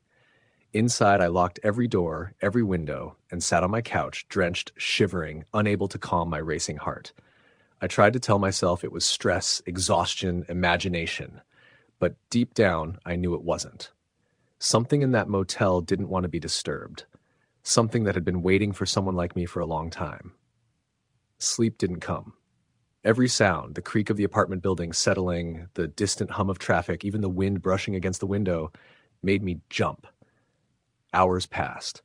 I stayed awake, staring into the dark corners of my room, listening. And then I heard it, the whisper again, faint, almost imperceptible, from the hallway outside my bedroom. He's still here. I froze, the blood draining from my face. My apartment was empty. I was alone. But the voice was real. I could hear it, faint but clear. And then came a soft knock at my door. Not a usual knock, but slow, deliberate, like someone testing if I was awake. My hands trembled as I approached, every instinct screaming to run. I didn't look through the peephole. I didn't check the security camera. I just backed away, listening as the knock continued. It stopped. Silence. For a moment, I thought it was over, but then the whisper returned, this time right behind me in the living room. You can't hide?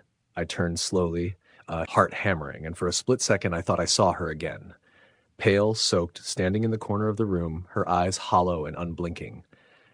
And then she was gone, leaving only the cold, wet scent of rain in the air. I ran to the kitchen, grabbed a knife, anything to protect myself, but the apartment remained empty. Yet I could feel it, the presence hovering, waiting, patient. Days passed, but the fear didn't leave me. Every night I heard whispers, footsteps, taps on windows that weren't there, shadows flitting at the edge of my vision. Friends asked if I was okay, but I couldn't explain. How could I? Who would believe me? I started avoiding going out at night, keeping the lights on, yet the whispers continued, even during the day. Then I started seeing things outside my apartment window, figures standing across the street, always watching, always still. Sometimes I thought I saw the motel in the distance, though I knew it was miles away. I tried to convince myself it was paranoia, but it was too consistent, too real. And then the dreams started. Nightmares so vivid I woke drenched in sweat. In the dreams, I was back at the motel, standing in that same room, hearing the whispers, feeling the cold presence pressing closer. And every time I tried to leave, the old woman appeared, her eyes hollow, her mouth moving without sound, warning me. Months passed, but the feeling never left. I moved, changed jobs, tried to forget, yet the stormy nights brought it back. Even on nights with no rain, no wind, I could feel the presence, lingering, patient, waiting for another storm to bring me back. And deep down, I know it will. That motel, that old woman, and the pale, wet figure, they are still out there, waiting for the next storm, for the next restless traveler, to remind them that some places are better left alone. I've never gone back, but sometimes, when the wind howls just right and the rain taps against my window, I can hear her whisper again, faint, almost as if carried by the storm itself. He's still here. And I know, somewhere in the darkness, in the remnants of that long-forgotten motel, she waits, watching, patient, relentless, until the storm returns and the restless night calls another soul into her waiting arms. Even now, years later, every stormy night makes me anxious. I double-check my locks, sit with lights on, and pray that I won't hear the whispers or see the pale figure again. But deep inside, I know it's not about fear. It's about inevitability. Some things find you no matter how far you run, and some places, some presences, can never be escaped. I still avoid traveling alone at night. I stick to well-lit, busy roads, never passing abandoned motels or forgotten places. Yet I can't stop thinking about that night, about the figure in room 7, the hollow eyes, the dampness that clung to her like a shroud. I don't know what she was or why she chose that motel, but I do know that stormy nights will always remind me of her. And I know, somewhere in the distance, that motel still stands, waiting, patient in the pouring rain, ready for the next restless traveler to stumble into its grasp. Story the end. It was the kind of stormy night that made the whole town seem to shrink beneath the weight of the wind and rain. Lightning slashed across the sky, illuminating the streets in harsh, fleeting flashes, and the thunder that followed shook windows and rattled doors. I had been driving for hours through the back roads of rural Pennsylvania, roads I didn't know well, trying to get home from a late-night shift at the hospital. I had intended to stay on the highway, but construction had forced me off onto smaller, winding roads that seemed to disappear into darkness. My car's headlights barely penetrated the sheets of rain, and I had the uneasy feeling that I wasn't entirely alone. At first, it was just a sense. A flicker at the edge of my vision, movement where it shouldn't be, a shadow that disappeared when I tried to focus on it. I shook my head, blaming the storm, the long shift, the exhaustion that clung to my bones. I told myself to keep driving, to keep my eyes on the road, to ignore the stories I'd heard about this area, stories of ghost sightings, abandoned houses, and people who had vanished without a trace. I laughed nervously to myself, but it came out as more of a groan. The road narrowed as I entered a stretch lined with trees that bent violently in the wind. Every so often, a branch would snap and fall across the asphalt with a loud crack, making my heart jump. I slowed down, gripping the wheel tight, my knuckles turning white. That's when I saw it. At first, it was a figure on the side of the road, standing perfectly still in the rain. I thought it might be a hitchhiker, but there was something off. Its clothes looked old-fashioned, like something from the 1940s. Its hair was soaked and plastered to its head, and its face was pale, almost glowing under the flashes of lightning. I slammed on the brakes, tires skidding on the wet pavement, and my car came to a stop a few feet from it. I squinted through the rain, heart hammering. The figure didn't move. It just stood there, staring at me. And then it raised one arm, slowly, deliberately, pointing down the road. I shook my head, telling myself to drive past, to ignore it. But curiosity, and something deeper, a strange magnetic pull, made me hesitate. I rolled down my window just a crack. "Are you okay?" I called, my voice barely audible over the storm. The figure tilted its head slightly, but didn't respond. A chill ran down my spine, and I noticed that the rain didn't seem to touch it. The water ran off its clothes and hair, as if they were somehow protected from the storm. I had a sudden, irrational urge to drive away, but my body refused to move. Then, just as suddenly as it had appeared, it vanished. I blinked and looked around, but there was nothing, just trees, rain, and the dark road stretching ahead. My hands were shaking as I gripped the wheel tighter.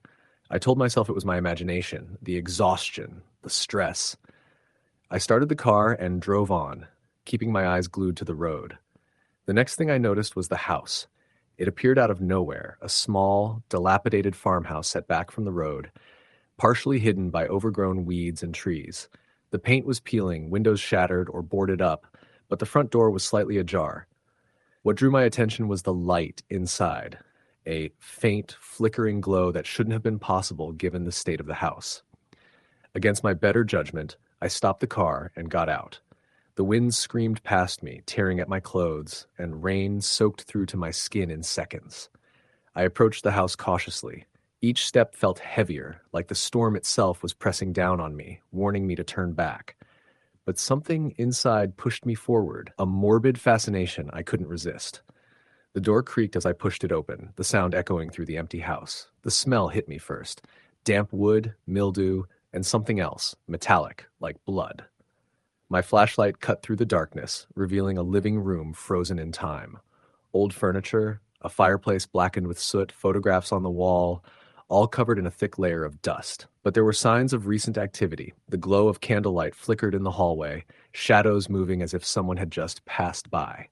I called out, my voice trembling. "Hello? Is anyone here?" No response. Only the storm outside, hammering against the walls. I moved further in, each step echoing, my heart racing. That's when I saw it, a little girl, standing at the top of the stairs, looking down at me. She was drenched in the rain, her hair plastered to her face, eyes wide and empty. "Are you okay?" I asked, my voice barely above a whisper. She didn't answer. Instead, she took a step forward. The floorboards groaned under her weight, and I froze. There was something wrong about her, something unnatural. Her movements were too smooth, too deliberate, like she wasn't bound by the laws of the physical world. Suddenly she spoke, her voice a low, eerie whisper that seemed to echo inside my skull. "Get out!" I stumbled backward, my mind screaming at me to leave, but my feet felt rooted to the spot. The candlelight flickered violently, casting monstrous shadows across the walls. Then I saw them, dozens of figures emerging from the darkness, all wet, all pale, all staring at me with hollow eyes. Some were children, some adults, all dressed in clothes from decades past. The girl pointed at the staircase. "He's coming. You shouldn't be here." I turned toward the stairs and froze.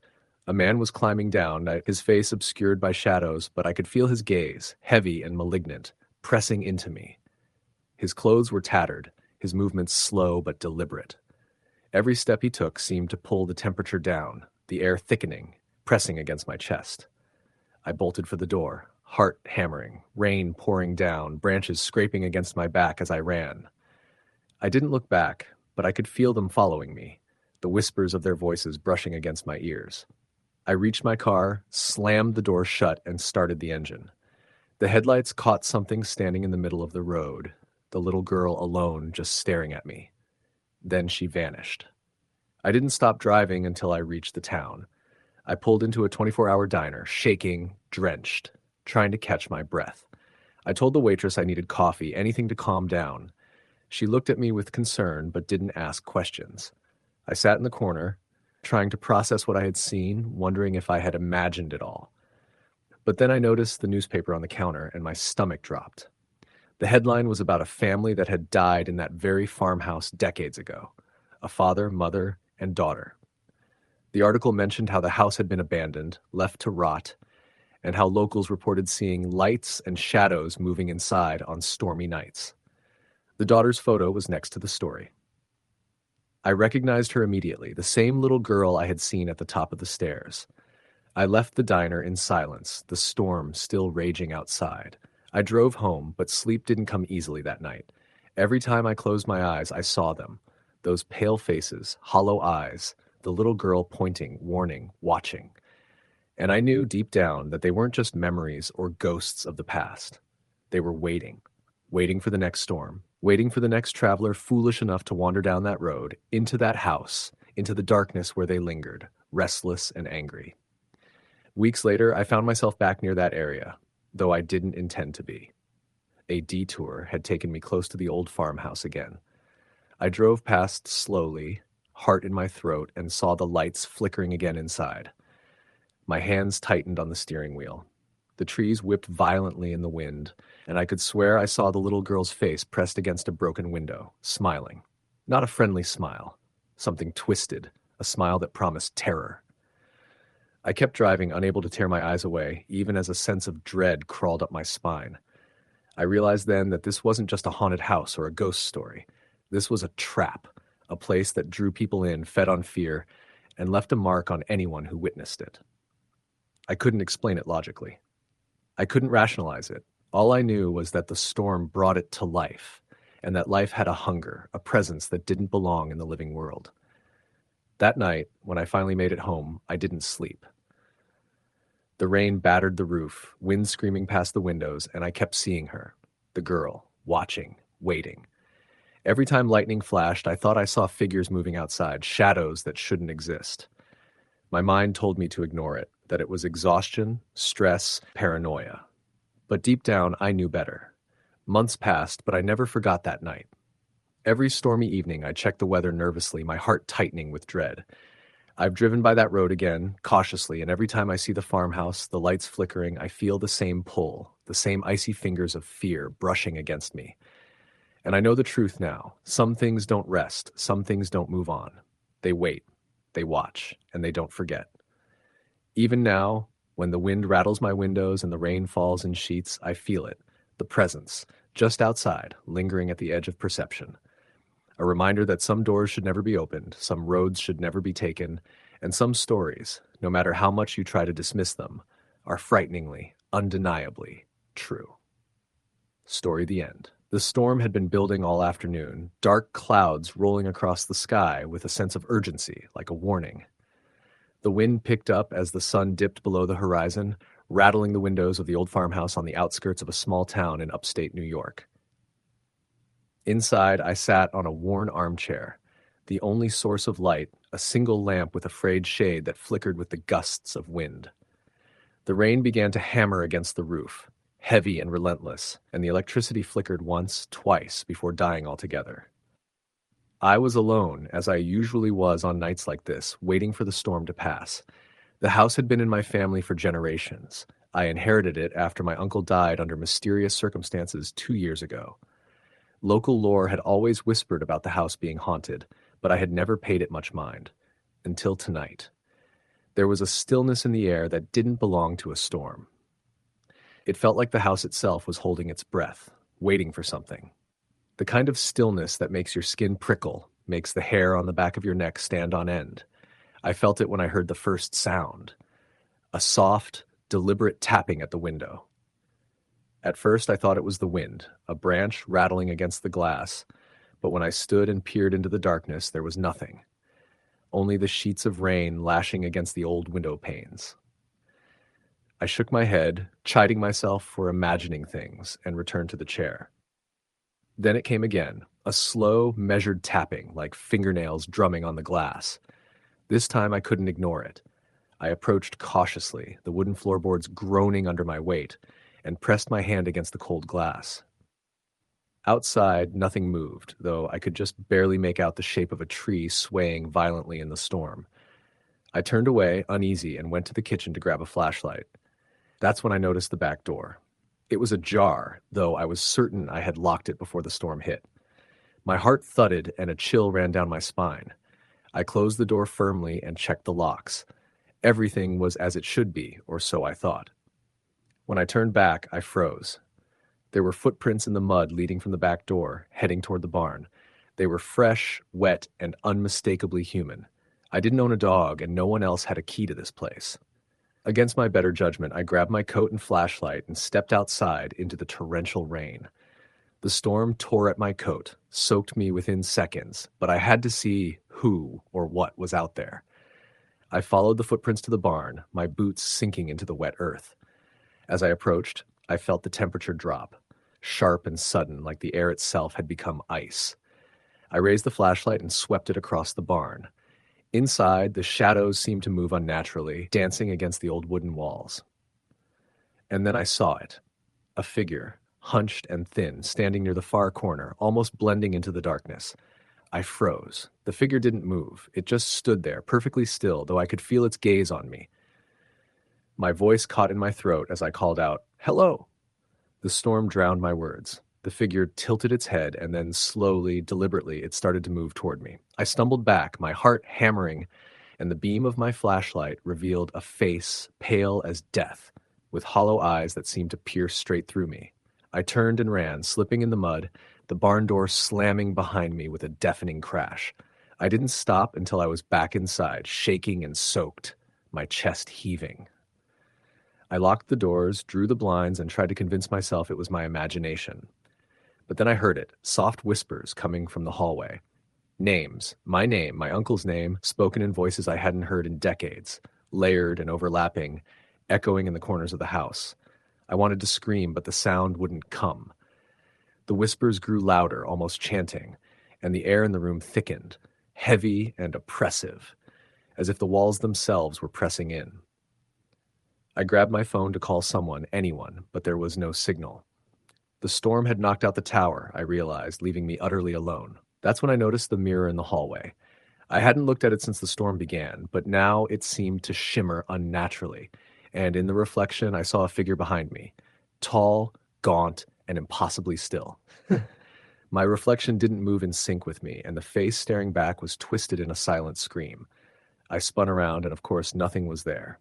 The air was colder now, each breath visible in small, trembling clouds. I tried to calm myself, telling myself it was stress, exhaustion, perhaps a trick of the storm. I moved toward the bedroom to barricade myself, but the moment I stepped across the threshold, the lights flickered back on.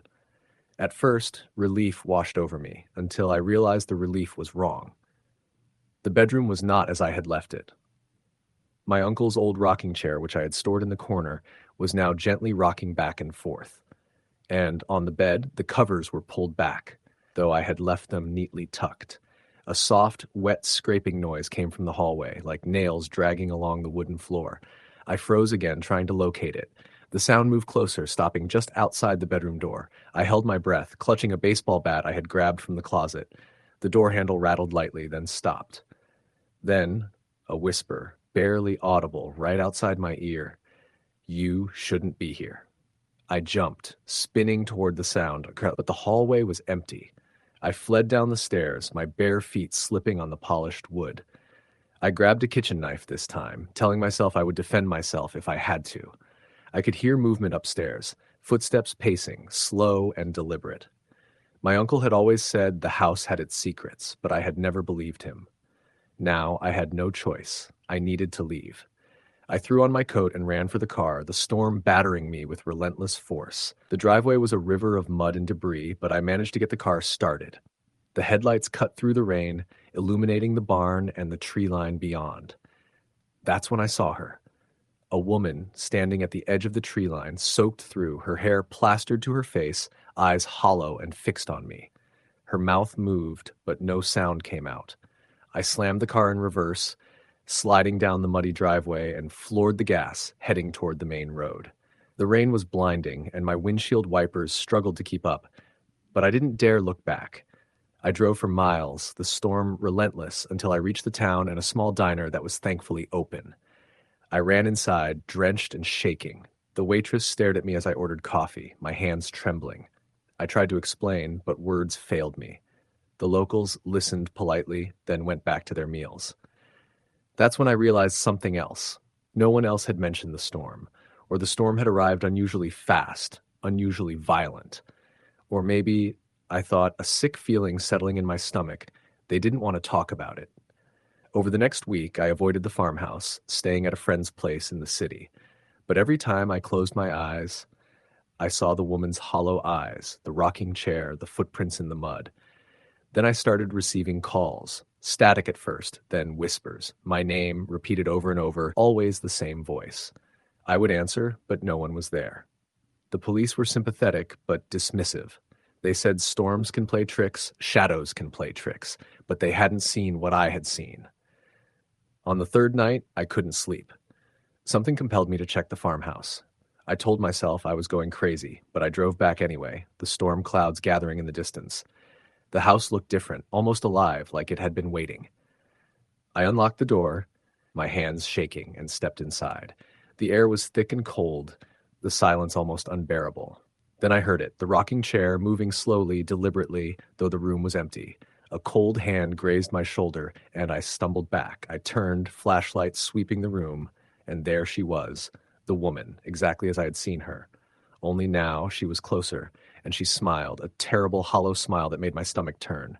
Her eyes were empty, black pits, and yet they were looking directly at me. The whispers started again, louder this time, echoing in every corner of the house. You shouldn't be here. You shouldn't be here. You shouldn't be here. I ran, stumbling out into the yard, but the storm had intensified. The rain poured in sheets, thunder rattling the very foundation of the house. She followed, her figure now just beyond the tree line, moving unnaturally fast, yet always staying just far enough that I couldn't confront her. I made it to the car, but when I tried to start it, the engine turned over, then died. I slammed my hands on the steering wheel, praying for it to start. That's when I realized the woman was inside the car with me. I froze, paralyzed with terror. The air smelled of decay, wet soil, and something metallic like blood. She leaned close, her face mere inches from mine, and whispered, "You can't leave." "Not yet." I screamed, pounding the dashboard, and the engine roared to life. I didn't look back. I drove until the storm was behind me, until the house was nothing more than a dark silhouette against the receding clouds. But the whispers didn't stop. Even now, miles away, when the wind picks up and rain begins to fall, I hear her voice. I hear the tapping, the footsteps, the soft dragging of nails across wood. I know one day I will have to return. The house waits. The woman waits. And when I do, there will be no leaving. The storm rages on tonight, and I can't help but think of her, standing in the shadows, waiting, patient and relentless. I don't sleep anymore. Every creak, every gust of wind, every shadow in the corner of a vision brings her back. She is real. The house is real. And the storm, oh, the storm, it is never over. Story the end. It was late October, and the kind of cold rain had started that soaked through layers and chilled the bones, a wet cold that didn't respect coats or sweaters. I had driven out to the country to escape the city for a night, renting a small cabin deep in the woods of upstate New York. I wasn't looking for a scare, just solitude. I liked the idea of a stormy night alone with nothing but the wind and the sound of rain to keep me company. What I got instead was something I'll never forget, something I've spent years trying to rationalize. I arrived in the early evening, the sky already dark with storm clouds and the rain coming down in sheets. The cabin sat at the end of a long dirt road, surrounded by tall pines and thick undergrowth. There was no one else for miles. The road had been a nightmare to drive, slick with mud, and I had nearly slid off more than once. I remember thinking that alone, in this place, with a storm rolling in, I was tempting fate. But I laughed it off. I was alone, but I wasn't afraid. Not yet. Inside, the cabin smelled of damp wood and faint mildew. The previous tenants had left it empty for a week or more. The electricity was patchy, the lights flickering as I switched them on. The fireplace looked like it hadn't been used in years, and I was almost glad. I didn't want to risk starting a fire in the dark, with no one around to help if something went wrong. I unpacked my things slowly, almost ritualistically, trying to ignore the shadows that stretched across the walls. The storm outside intensified, rain lashing the windows, wind rattling the eaves. It was exactly the kind of night I had imagined. But as darkness fell, the isolation started to gnaw at me. I made dinner, something simple, and ate while sitting at the kitchen table, staring out at the blackened forest. Every so often I thought I saw movement, a flash of shadow that could have been a deer, a tree swaying in the wind, nothing more. I tried to convince myself of that, but there was a persistent feeling in the pit of my stomach, a cold edge that I couldn't shake. By the time I finished, the rain had intensified to a downpour, and the wind was moaning through the trees like some restless spirit searching for something it had lost. After cleaning up, I decided to settle in with a book, but my eyes kept darting to the window. Something about the shadows outside made my stomach tighten. The storm threw lightning across the sky in sharp bursts, illuminating the trees, the forest floor, and for a split second, something else. Something that didn't belong. A silhouette, maybe 30 feet from the cabin, standing too still to be human. I blinked, and it was gone. My heart hammered. I told myself it was the wind, a trick of the lightning. Still, I couldn't help but feel watched. Around midnight, the power flickered and went out completely. I sat in the dark for a moment, listening to the storm, when I thought I heard footsteps outside. Not the wind on the roof, not the rain on the windows, but deliberate footsteps crunching on gravel. My first instinct was to tell myself I was imagining it, that a deer or some other animal had wandered too close. But then came the knock, soft at first, almost hesitant, at the front door. I froze. Who on earth would be out in this weather, in this remote place? My rational mind argued, my gut screamed. I didn't answer. The knock came again, more insistent, almost impatient. My hands shook as I got up and grabbed a flashlight. I shined it out the window, the beam cutting through the darkness. Nothing, just rain, trees, and the empty dirt road stretching into blackness. I convinced myself it had been the wind, some branch brushing against the door. I laughed shakily, but the sound felt hollow, even to me. I locked the door, checked the windows, and told myself to calm down. I went back to my chair, trying to read, but the unease lingered. Then I heard it again. Footsteps, this time inside the cabin. My stomach sank. There was no one else here, no one could have been. I got up, heart racing, moving toward the sound. The noise stopped as soon as I approached the hallway. A cold draft brushed past me, even though all the windows were closed. I shivered and turned the flashlight on, sweeping it across the room. Nothing. Just empty rooms, shadows that flickered in the corner of my vision. I told myself I was imagining it. Maybe exhaustion, maybe the storm playing tricks on my senses. I went to the bedroom to try to sleep, but as soon as I lay down, I felt a presence in the room. Something heavy, oppressive, like the air itself was pressing down on me. I couldn't see anything, but I could feel it moving around me, that shifting closer, breathing. My body was frozen in place, heart hammering, unable to move or call out. The flashlight lay on the floor, casting wild, shaking shadows. Then I heard it, a whisper, low, barely audible, coming from the corner of the room. Leave. Now. I bolted upright, grabbing the flashlight. Nothing. The room was empty. My rational mind screamed that this was impossible, that I was just alone, frightened, overtired. But then the whisper came again, this time louder, more urgent. Go, before it finds you. I stumbled back, tripping over the rug, fumbling for the door, and I swear I saw a shape in the corner, a figure, pale, faceless, barely there, and yet solid enough that my brain screamed in terror. It moved toward me, not walking, not running, just gliding effortlessly. My hands fumbled at the lock on the door, shaking violently, and I burst out into the hallway. The air was icy, the storm still raging, lightning flashing, illuminating the empty rooms. The hallway was empty. Nothing there. I ran to the kitchen, trying to make sense of what I'd just seen. The flashlight flickered and died. In the dark, I could hear it, footsteps, breathing, faint whispers. They seemed to come from everywhere at once, surrounding me. I tried the door, locked. I hadn't locked it. My heart sank. I grabbed the phone. No signal, nothing. Panic set in, a raw, primal fear. I ran to the back door, wrenched it open, and the wind and rain hit me like a wall. I stumbled into the storm, soaked, freezing, running down the muddy road without looking back. I didn't stop. I didn't know where I was going, just away, away from that cabin, away from whatever had been inside. My shoes filled with mud and water, my clothes stuck to me, but I didn't care.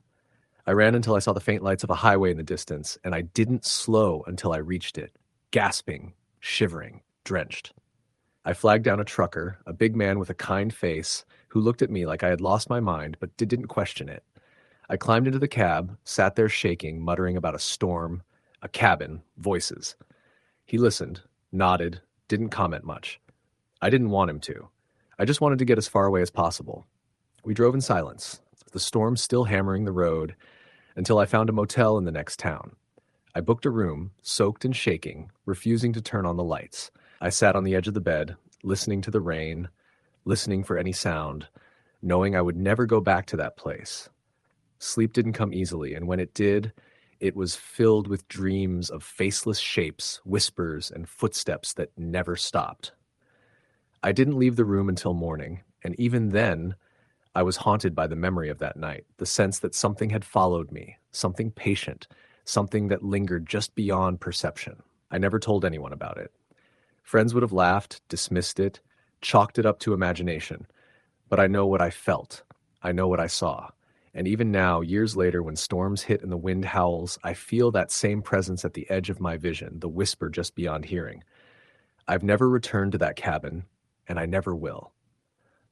I learned that night that some things don't want to be seen, some things wait in the dark, and some things follow, patient, relentless, and utterly unexplainable. I still remember the sound of those footsteps on the porch, the knock at the door, the whisper in the corner. I remember the cold, the darkness, the figure gliding toward me. And sometimes when the wind rattles my windows and rain lashes against my house, I swear I can hear it again, whispering, reminding me. It never really lets go. I tried to rationalize it for years. Maybe it was cabin fever, maybe exhaustion, maybe stress. But rationalizations fall apart when you remember the face, or the lack of a face, the way the air shifted around it, the way it felt alive and waiting. I've never slept alone in a cabin since. I've avoided the woods at night, and every time a storm hits, I remember, and I remember fear in a way I never thought possible. Fear so deep it's no longer a reaction. It's a memory, alive and hungry. Story the end. The night had been brewing for hours, the storm rolling across the countryside in thick sheets of black clouds, jagged streaks of lightning ripping through the sky every few minutes. The wind howled through the skeletal trees surrounding the old farmhouse, rattling the shutters and forcing the creaking of the porch roof. I had taken this road countless times before, but that night, everything felt off. The air was heavier, wetter, and each flash of lightning seemed to illuminate something just beyond the reach of my headlights. Something watching. I had been driving home from a late shift at the diner, the kind where the last few customers linger like shadows, unwilling to leave, whispering small tragedies into the empty air. My radio had been playing static for the last hour, cutting in and out, and I finally gave up and turned it off. The world outside was loud enough.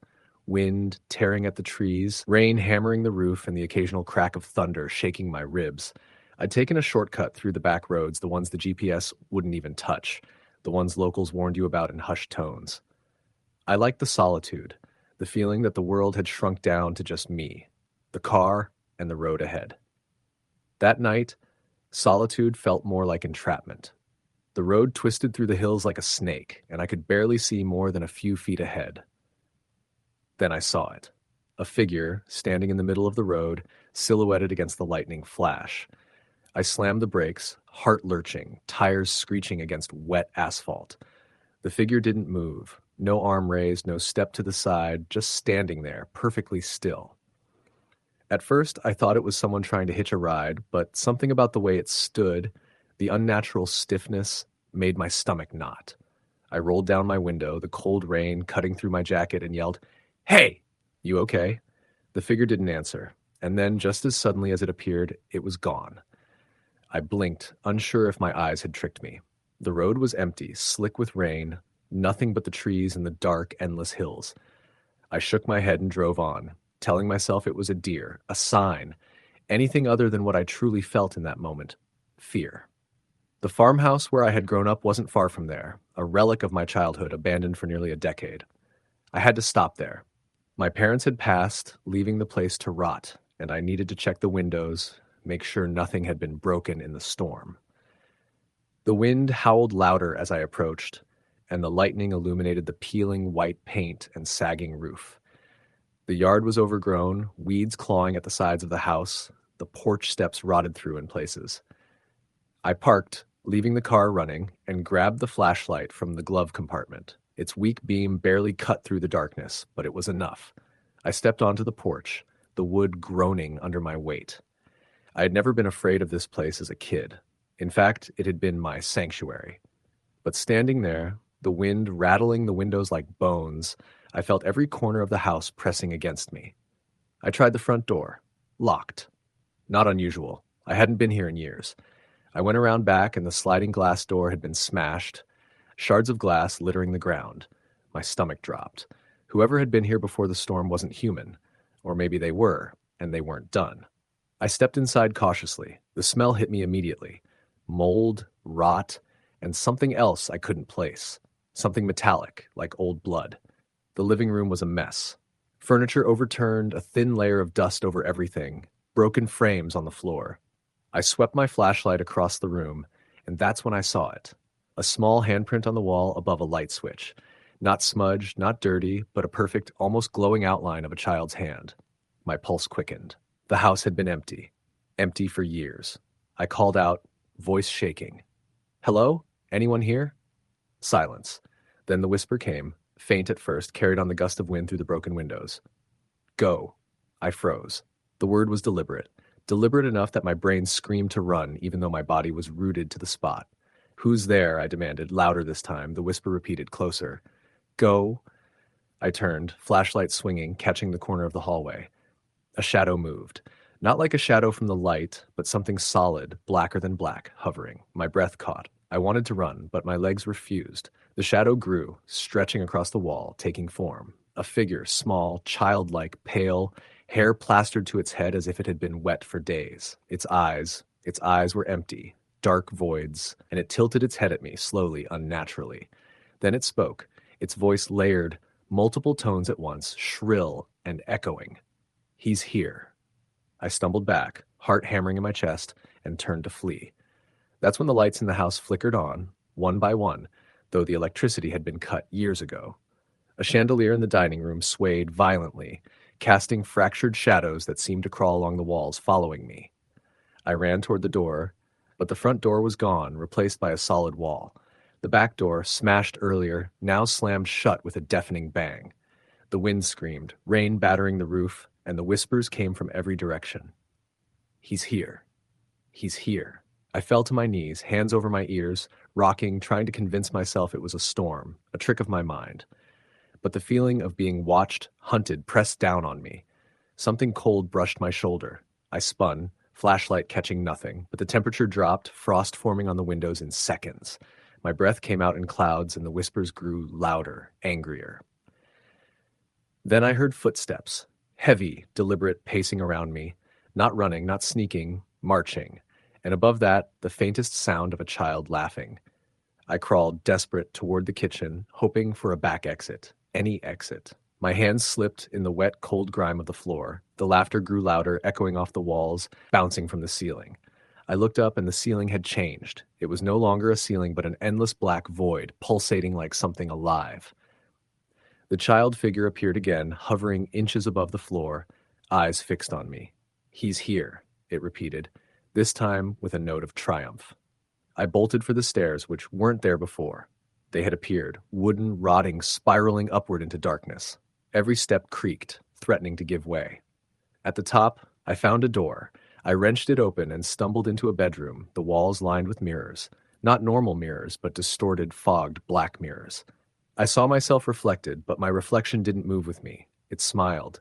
I screamed, banging on the mirrors, trying to shatter them, but the sound of my own voice was swallowed by the storm outside. In every reflection, more figures emerged. Children, adults, faces pale, hollow, watching me with those empty eyes. The whispers had become a chorus, chanting in unison. And then I saw him, a man, tall, dark, standing at the far end of the room, featureless, except for the shadow of a face twisted in something I can't describe. He lifted a hand, pointing directly at me, and the room went silent. The figures in the mirrors froze, the child's laughter cut off mid-note, and the storm outside seemed to pause, holding its breath. He moved closer, not walking, but gliding, the floor beneath him blackening, absorbing the light. I backed up, heart hammering, until I felt the wall behind me. No wall, just air. My body froze, unable to scream, unable to think. He extended his hand, and I felt a pull like gravity, stronger than anything I had ever known, dragging me toward him. Suddenly I was outside, on the porch, soaked, gasping, heart racing. The storm had resumed, louder than ever, rain lashing at my skin. I looked back at the house. Lights were flickering, shadows moving behind the windows, whispering, but the front door stood intact, normal. Nothing looked disturbed. I didn't wait. I jumped into my car, tires spinning on the wet gravel, and drove off as fast as I could. My hands shook so badly I could barely steer. The road ahead was barely visible through the sheets of rain. Every so often I caught glimpses of figures standing in the fields, just at the edge of the light, watching. I didn't sleep that night, or the next, or the week that followed. Every storm, every flicker of lightning, I felt it. Him. Watching, waiting. And sometimes, when the wind was just right, I could hear the whispers again, faint, mocking, coming from just outside my window. A month later, I returned to the town, trying to convince myself I had imagined it. The farmhouse was empty, abandoned the way it should have been. No handprints, no broken doors, no shadows. But in the attic, tucked in the corner, I found a small, soaked, faded photograph of a child. The eyes were scratched out. On the back, scrawled in a child's handwriting, "He's coming." I never went back. I moved far away to a city that storms rarely touch.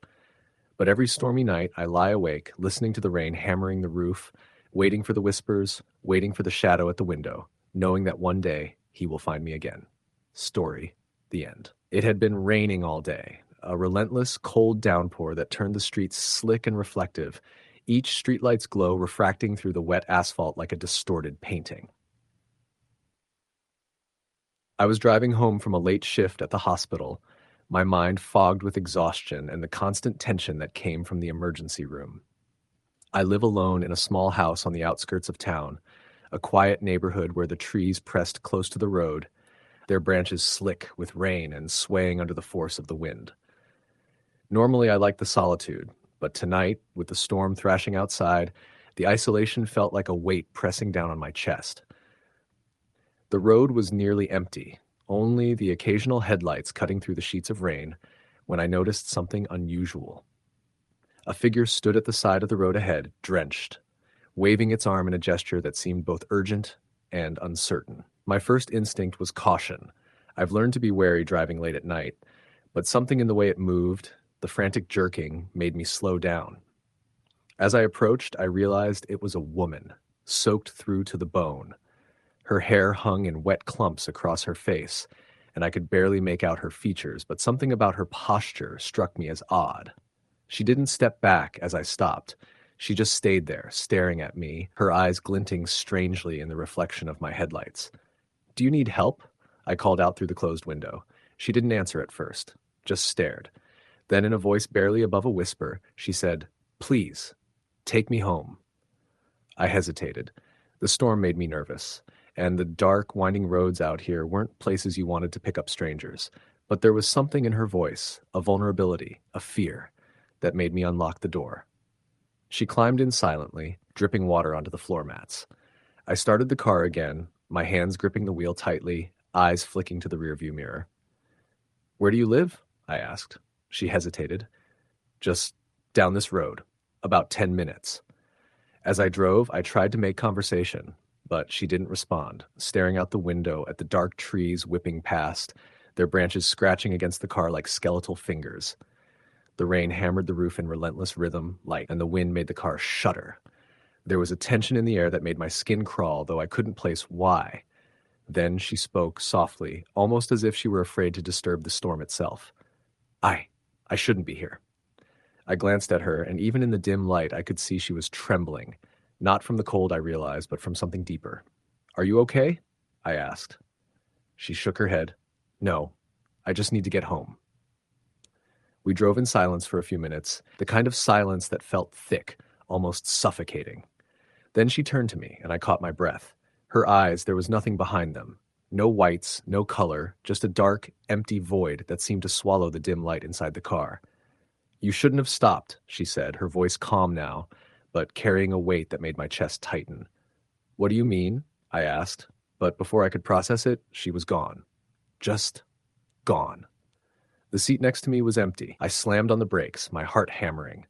The rain blurred the road, the trees swaying violently, but there was no trace of her anywhere, no puddle on the seat, no wet footprints on the floor. I told myself I must have imagined it. Exhaustion, the stress of the shift, the storm. It had to be. I shook my head and tried to calm down, but the hairs on my arms stood on end. I kept driving, telling myself I would get home and lock the doors, that everything would be fine. The house came into view, dark and silent except for the storm thrashing against the windows. I parked in the driveway, shaking slightly, and stepped inside. The warmth of the house was almost comforting, but the feeling of being watched didn't leave me. I locked the door and went to the kitchen to make tea, trying to ignore the pounding of my own heart. Then I heard it, a soft, dragging sound from the hallway. My tea clattered to the floor. I froze. The sound came again, slow and deliberate, like someone dragging their feet across the wood floor. I grabbed a kitchen knife and moved toward the sound, each step careful and measured. "Hello?" I called, my voice shaking. No answer, just the sound of the dragging, getting closer. I reached the hallway and flicked on the light. Empty. Nothing. The air was heavy, damp, smelling faintly of rain, but there was no one there. I let out a shaky breath and tried to convince myself it was just my imagination, but the uneasy feeling wouldn't leave.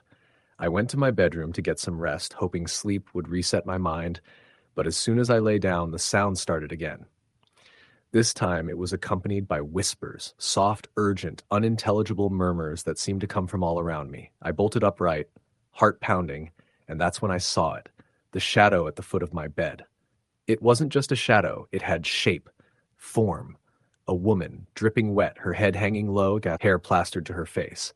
The eyes were empty, black voids staring straight at me. I froze, unable to move, as the whispers grew louder, almost pleading. "You shouldn't have stopped," the voice said again, echoing through the room. I scrambled out of bed, knife in hand, but as I moved toward her, she vanished. I ran to the hallway, checking every corner, every room. Nothing. But the feeling of her presence lingered, cold and heavy, pressing against my chest.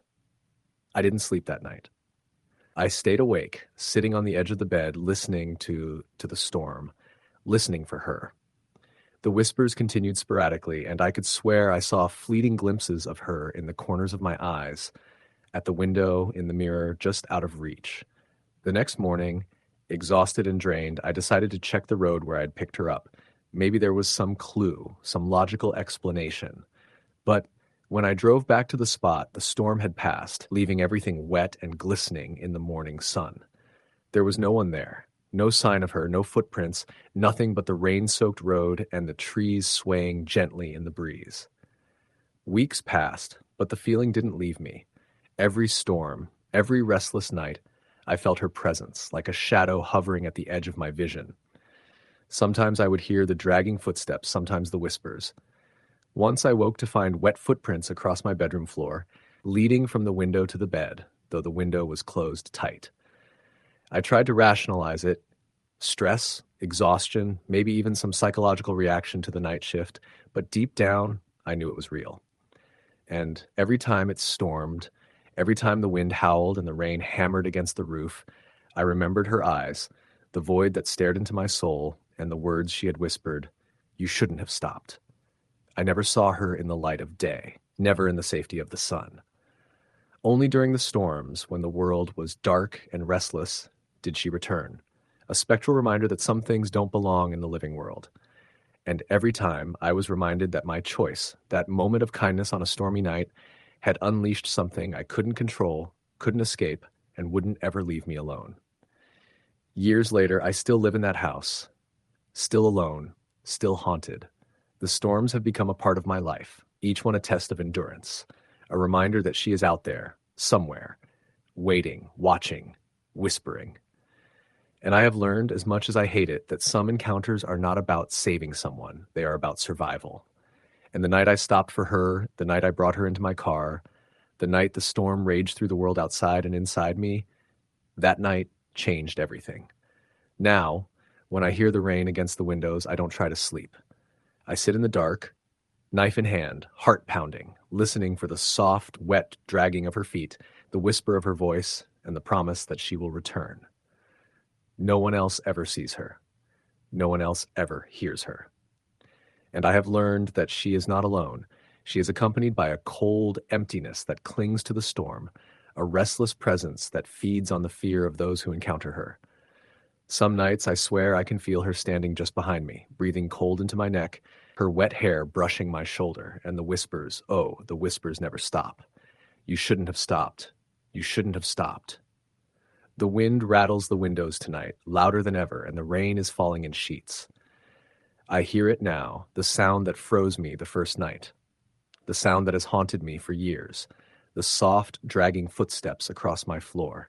And as I sit in the dark, knowing she is here, I realize something I have known for a long time. She will never leave, and I will never stop hearing her voice. Story the end. It was the kind of night that made the air itself feel heavy, laden with a brewing storm. Rain had been pelting down since late afternoon, first in light drizzles, then in relentless sheets that battered the streets and streaked the windows of every house in the small town of Millersville. Thunder rolled across the sky like a distant, angry drum, and the occasional flash of lightning lit up the world outside in stark, fleeting white.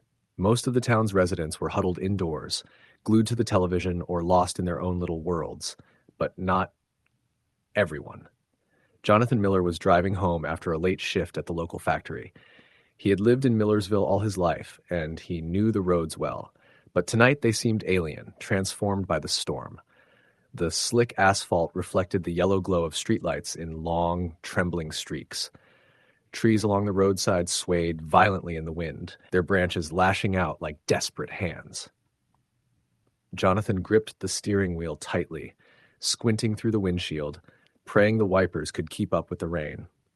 He should have stayed at work longer, he thought, sipping at the lukewarm coffee he'd picked up on the way out.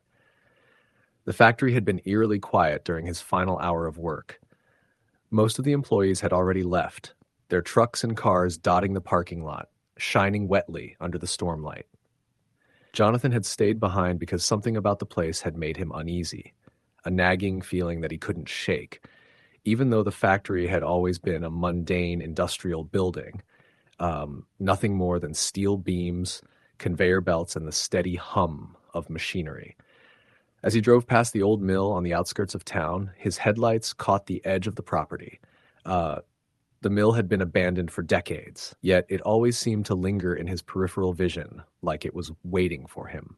Tonight, the wind howled through its broken windows, making them whistle in a way that sounded almost like someone screaming. Jonathan's stomach knotted, but he forced himself to keep driving. Millersville had its fair share of urban legends, and the old mill was central to them. Tales of workers who had vanished during construction accidents, whispers of shadows moving inside the decrepit building, of ghostly lights appearing in windows no one had fixed for years.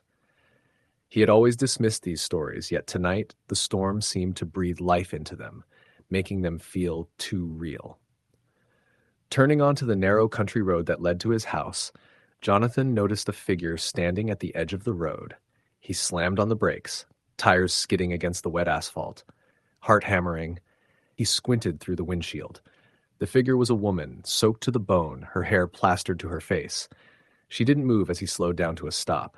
Her eyes, pale and glassy, met his. "Are you okay?" he asked cautiously, rolling down the passenger side window. The wind rushed in, bringing with it the cold sting of rain. The woman didn't respond. Instead, she lifted a hand, trembling, and pointed down the road. Jonathan frowned, trying to make sense of it. He was about to ask her again when lightning struck just ahead, illuminating a house that he didn't recognize. It was set back from the road, partially hidden by overgrown trees. Its paint was peeling, windows cracked, and the front porch sagged as if it had been weighed down by years of neglect. The woman's eyes locked onto the house, and she started walking toward it. Jonathan felt a pull in his chest, a combination of curiosity and an unshakable dread. Against every instinct screaming at him to drive away, he stepped out of the car and followed her, boots sinking into the wet mud. As they approached, he noticed details that didn't make sense. The front door had no handle, yet it was slightly ajar, moving in the wind as if inviting them in. Inside, the air was cold, unnaturally so, and smelled of damp wood and decay. The woman stopped at the foot of the staircase, turning her head to look at him again. Her lips moved, but no sound came out. Jonathan strained to hear, then realized the words weren't meant to reach his ears. They were meant to echo inside his mind. "Help? Me?" she said, and the sound of her voice seemed to ripple through the walls. Something deep inside Jonathan recoiled. He should leave.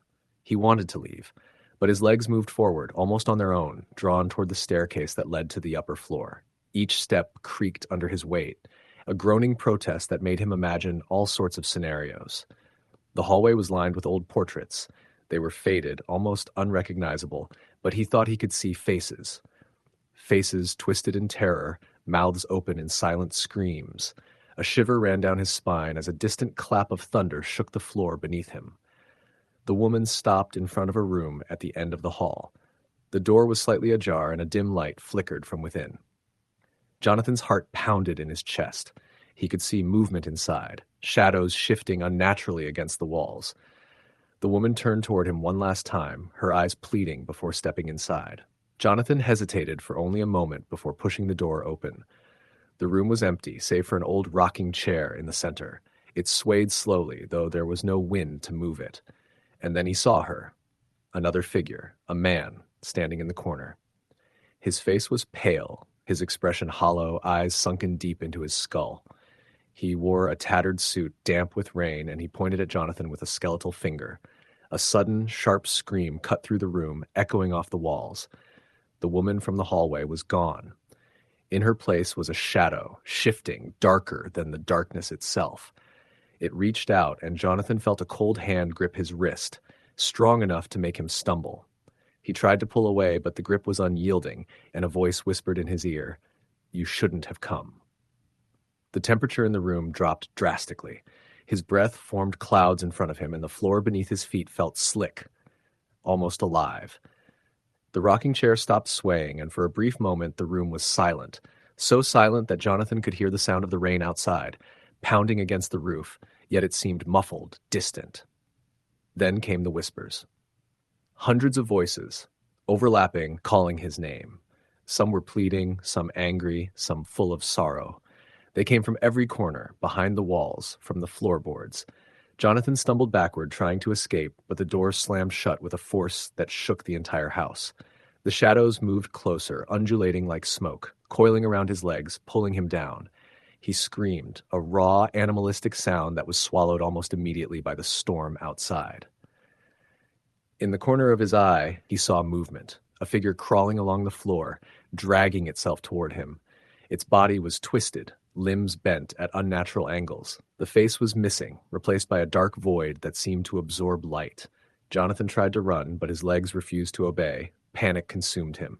Then lightning struck again, closer this time, and for a split second everything froze. The woman was there again, standing between him and the shadows. She raised her hand, and the darkness recoiled back, hissing like a wounded animal. She mouthed something he could finally hear. "Follow me, quickly." Jonathan didn't hesitate. He sprinted toward her, moving faster than he thought he could. The shadows lunged, grasping at his clothes, his arms, his face. But she kept moving, and he followed. The hallway stretched endlessly, twisting and bending in ways that defied logic. Rooms appeared and disappeared. Doors led to nowhere. Stairs spiraled into blackness. The whispers grew louder, almost deafening, until Jonathan felt his mind begin to fracture. Finally, they reached a door at the far end of the hall. The woman pushed it open, and light flooded the space. Rain poured down outside, lightning illuminating the world in jagged white streaks. The storm had not let up. If anything, it had intensified. Jonathan stumbled out into the mud, gasping for air. He looked back, but the house was gone. Only an empty field remained, waterlogged and windswept. The woman stood before him, soaked and shivering. For a moment she looked human again, the pleading eyes gone, replaced by calm sadness. She raised her hand and touched his arm lightly. "Remember," she whispered, her voice barely audible over the storm, "never come back." Before he could speak, she was gone, dissolving into the rain like a mirage. Jonathan sank to his knees, heart racing, chest burning. He stayed there for what felt like hours, listening to the storm, trying to convince himself it had all been a hallucination, a trick of exhaustion and fear. When he finally stood, he walked home, mud squelching under his boots, rain dripping from his hair. His house never looked so welcoming, and yet he didn't feel safe there either. That night, sleep was impossible. Every creak of the floorboards sounded like the house itself was breathing, whispering. Every flash of lightning seemed to bring the shadows closer. And in the distance, the old mill loomed in his mind's eye, its broken windows staring at him like hollow eyes. Weeks passed, and Jonathan avoided the area near the field and the mill. He never saw the woman again, but he could feel her presence sometimes. A faint brush against his arm, a whisper just at the edge of hearing, shadows that moved unnaturally in the corner of his vision.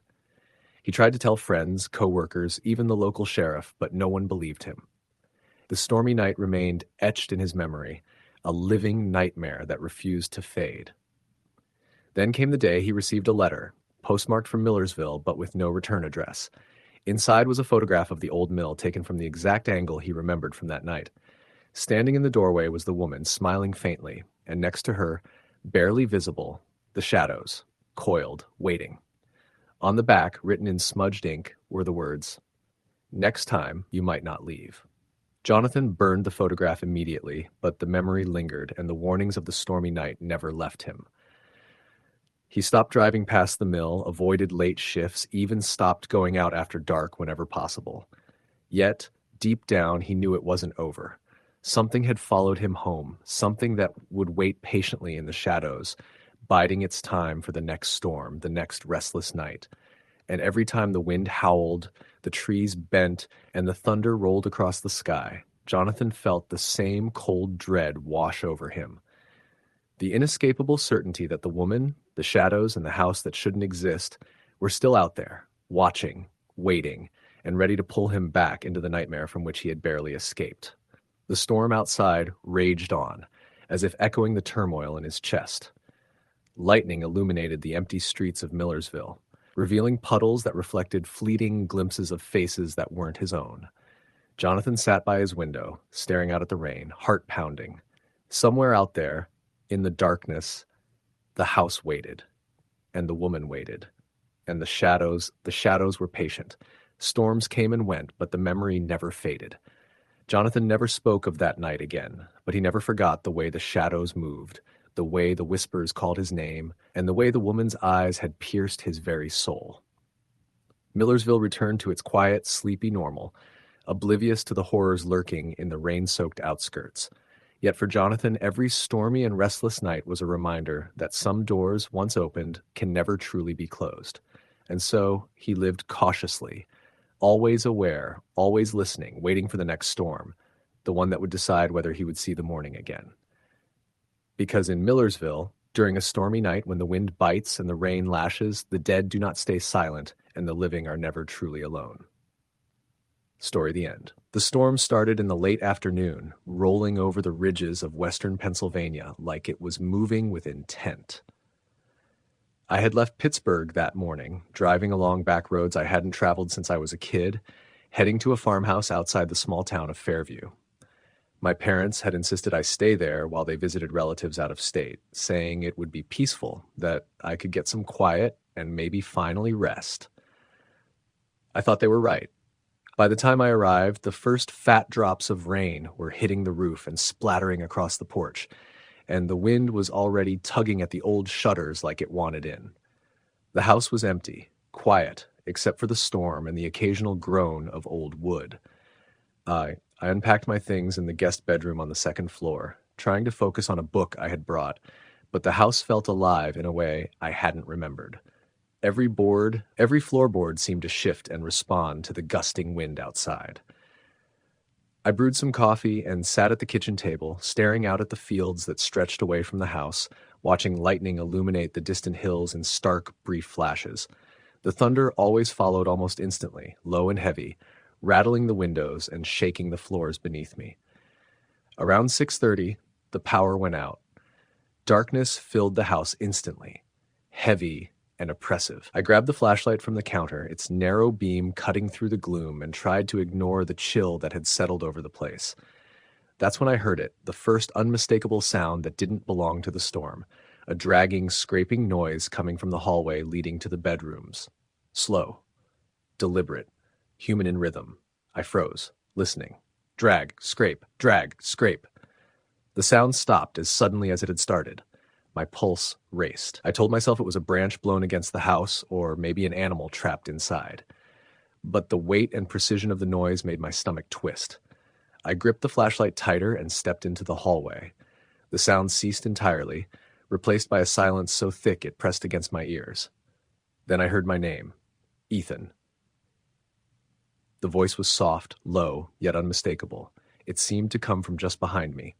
I spun around, swinging the flashlight, but the hallway was empty. Shadows stretched along the walls, contorting in the flickering light of lightning that occasionally spilled through the windows. My chest tightened, the feeling of being watched pressed down, heavy and suffocating, and for the first time I wanted to run. I knew I had to see what was happening upstairs. The house had a second floor with 3 bedrooms and a small study. Nobody had been up there in years. But the footsteps began again, slow, heavy, deliberate, pacing across the wooden floors above me. They stopped, then continued, echoing in the dark with an authority that made my blood run cold. I gripped the railing and began climbing the stairs, the flashlight shaking in my hand. Each step creaked under my weight. At the top, the hallway stretched ahead in darkness, doors to the bedrooms closed, except one, the one at the far end, slightly ajar. I pointed the flashlight toward it. Shadows stretched along the walls in impossible angles, bending in the flickering light. Then I saw it, a figure, tall, thin, motionless at first, then gliding closer, silent and deliberate. The edges of the figure seemed blurred, distorted by the shadows and lightning. I felt my stomach drop. I couldn't see a face, only the shape, but it radiated something that made my chest tighten with panic. Leave, the voice said again, low and commanding. I bolted. Down the hallway, down the stairs, nearly tripping as the flashlight swung wildly. The storm hit me the instant I burst through the front door, rain soaking my clothes, wind tearing at my hair. I didn't stop until I reached my car, keys trembling in my hands. I glanced back once. The house sat silent, ordinary in the daylight, but I knew better. Something had been there. Something was still there. I drove to a motel 20 miles away and stayed in the parking lot, watching the storm rage over the hills. Every flash of lightning brought the shadow back into view in my mind. Tall, thin, gliding silently down the hall, whispering my name. I never returned to that house alone. Even years later, whenever storms roll through western Pennsylvania, I feel the same dread, the same pressure, the same sensation of being watched. On dark, restless nights, I sometimes see the figure at the top of the stairs, patient, silent, waiting just beyond the reach of the light. Storms are never just storms anymore. They are reminders of that night and of the presence that claimed that house long before I ever arrived. Some things once seen never leave you. Story the end. The rain had started in the mid-afternoon, soft at first, a drizzle that slicked the country roads as I drove north through Pennsylvania. I was alone, my old pickup rattling over the uneven asphalt, headlights cutting through the gray gloom. My destination was a small farmhouse that had been in my family for generations, though I hadn't been there in years. It sat on the outskirts of a forgotten town, surrounded by miles of farmland and thick woods that looked even darker under the low-hanging clouds. I thought I was prepared for solitude, for a quiet weekend away from the city, but the storm changed everything. By the time I turned onto the gravel driveway, the drizzle had turned to a relentless downpour. The wind whipped the trees violently, rattling branches against the roof of my truck, and I gripped the steering wheel tight, my knuckles white. A flash of lightning illuminated the farmhouse ahead, and I saw it for the first time in years. The porch light flickered weakly in the storm, and the house itself seemed smaller somehow, more fragile against the storm's fury. I parked and scrambled out of the truck, rain soaking my jacket in seconds. The door resisted at first, then creaked open, letting me into the stale, damp interior. The smell hit me immediately, a mix of mildew, old wood, and the faint trace of something I couldn't name. I told myself it was just the house, unused and weathered. I set my bag down and turned on the lamps I found, but the soft glow did little to push back the shadows which seemed to cling to every corner. I tried to settle in, making a cup of coffee and curling up with a notebook. The storm outside was relentless, rain hammering against the windows, wind making the whole house shiver. Every creak of the floorboards, every groan of the roof sounded amplified in the tense silence. Around 9 I heard it, a soft, deliberate tapping at the front door. 3 taps. Pause. 3 more. My heart jumped. There shouldn't be anyone here, I whispered. Hello? But the storm swallowed my voice. The tapping continued, steady and insistent. I grabbed a flashlight and crept to the door. Outside, the porch was empty. Rain-plastered branches swayed violently in the wind, but there was no person, no animal, nothing. I bolted the door and backed away, telling myself it was just a branch, the wind, my imagination. But deep down, I knew it wasn't. I tried to distract myself with my notebook, but my hands shook, and I couldn't focus. Every sound in the house seemed amplified. The creak of the floor, the rattle of the kitchen window, even the shifting of shadows across the walls. Hours passed in tense anticipation, punctuated by the storm's fury. Around midnight, the temperature in the cabin dropped sharply. My breath fogged the air, and I felt it before I heard it. Footsteps upstairs. Slow, deliberate, moving across the floor above me.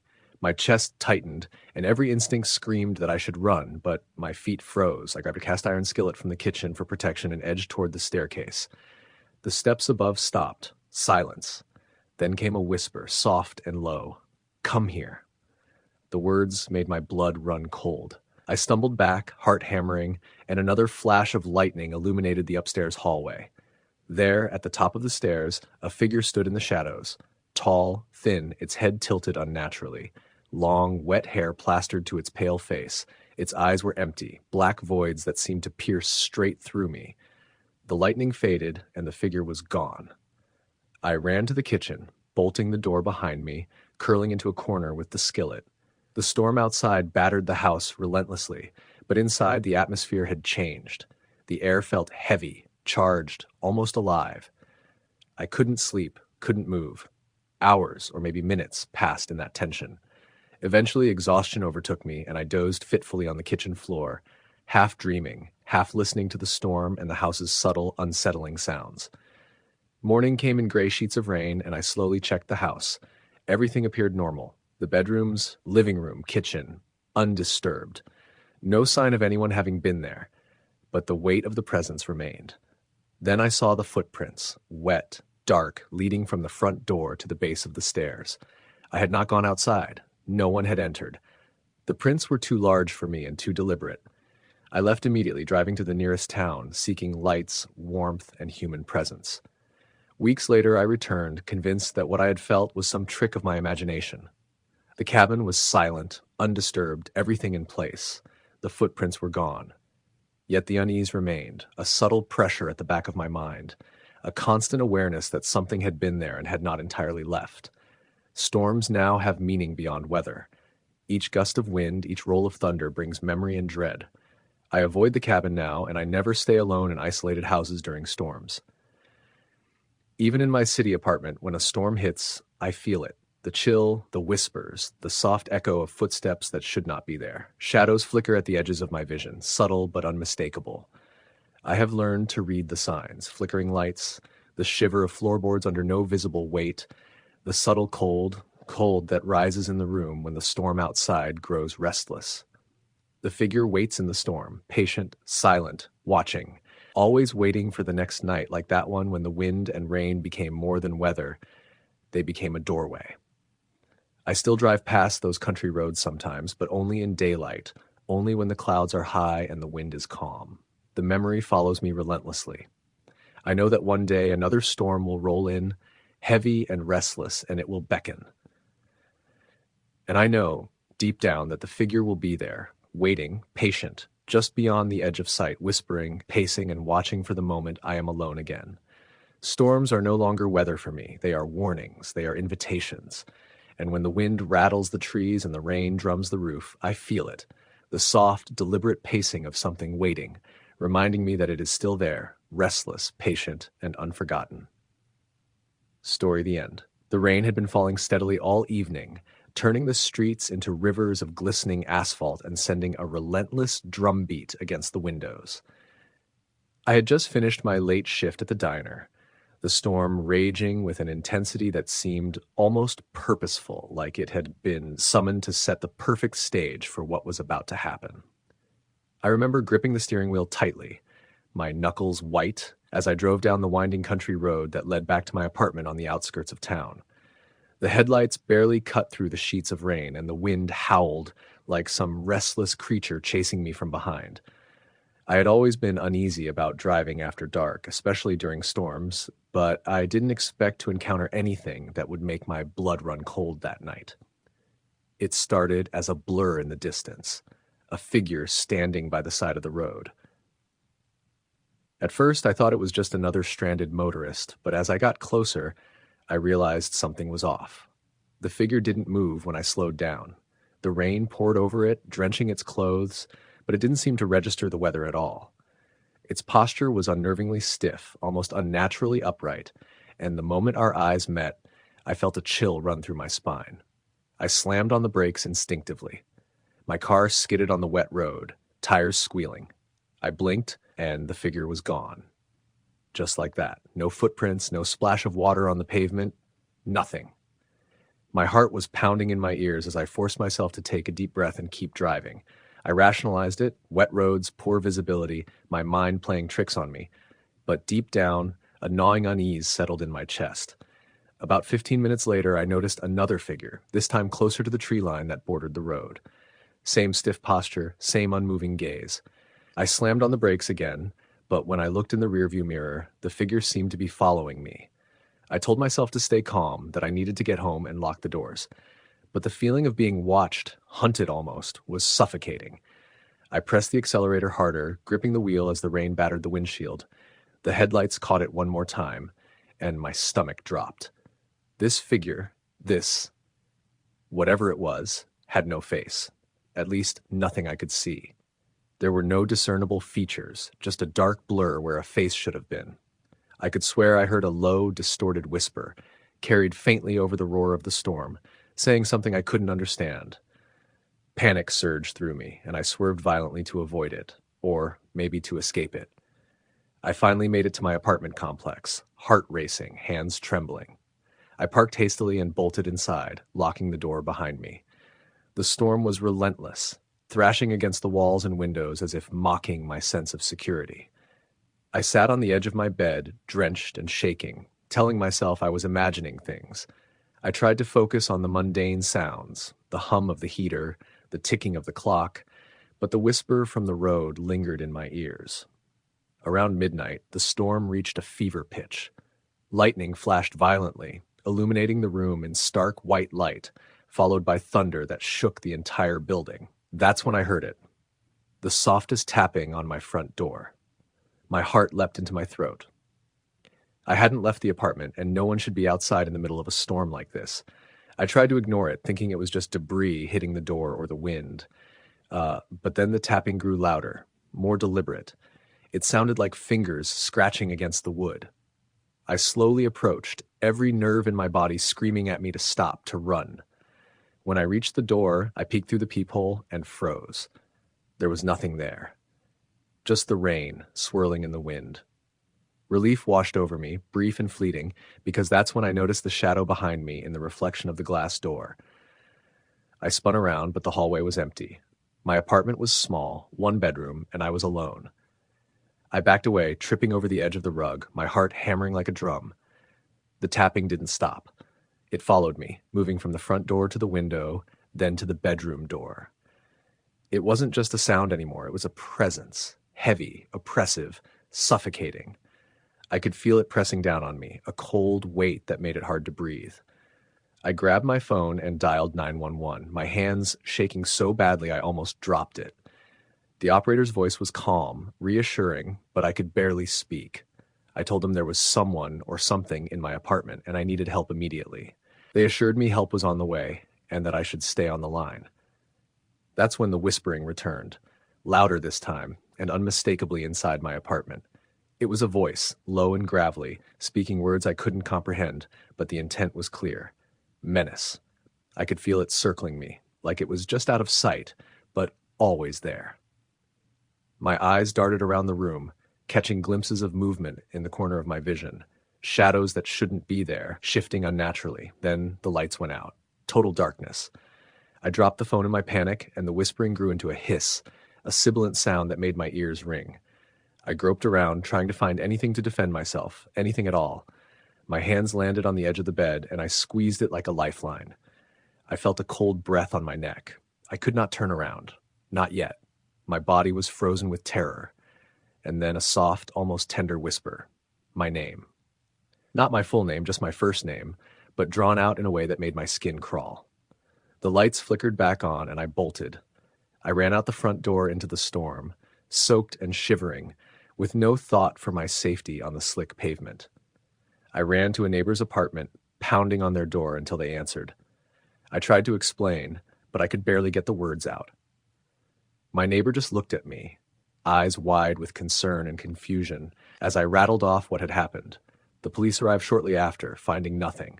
No forced entry, no evidence of anyone or anything inside my apartment. Just the storm relentless and indifferent, leaving puddles in its wake.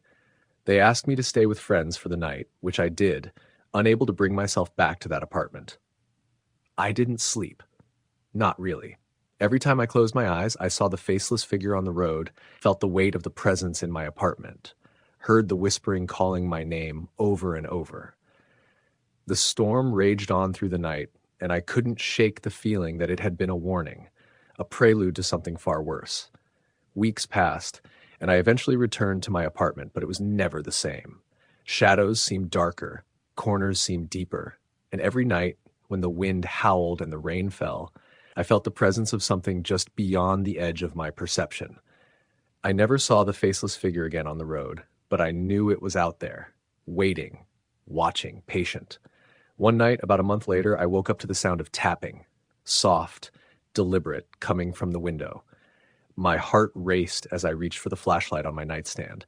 When I shone it across the room, I saw something that made my blood run cold. A shadow, standing in the corner, shifting and stretching in impossible angles. It had no face, just darkness where a face should be, and it was staring directly at me. I froze. The room was cold, unnaturally cold, and I could feel the weight of its gaze pressing down on me. The whisper came again, low and menacing, this time intelligible. "You can't leave." I bolted from the apartment, never looking back. I don't know if it followed me or if it was waiting for me to return. All I know is that some nights, when the storm hits and the wind shrieks through the trees, I can still hear the tapping, feel the cold weight of its presence, and hear my name whispered in that same low, gravelly voice. I have never stopped moving since that night. I've changed apartments, cities, even states. But the memory of that stormy night, the faceless figure on the road, the oppressive presence in my apartment, it follows me like a shadow I can't outrun. And every time a storm brews and the rain begins to fall, I know it's only a matter of time before it finds me again. No one believes me. Friends, family, even the police, they all chalk it up to stress, exhaustion, imagination. But I know what I saw. I know what I felt. And I know deep down that the storm that night wasn't just a storm. It was a signal, a harbinger of something that waits, patient and hungry, just beyond the edge of the world I can see. Some nights, when the wind is particularly strong and the trees scrape against the windows, I swear I can see it in the corner of my vision. A tall, faceless shadow standing perfectly still, waiting. And I know that no matter where I go, no matter how far I run, it will always be out there. Watching. Waiting. Story. The end.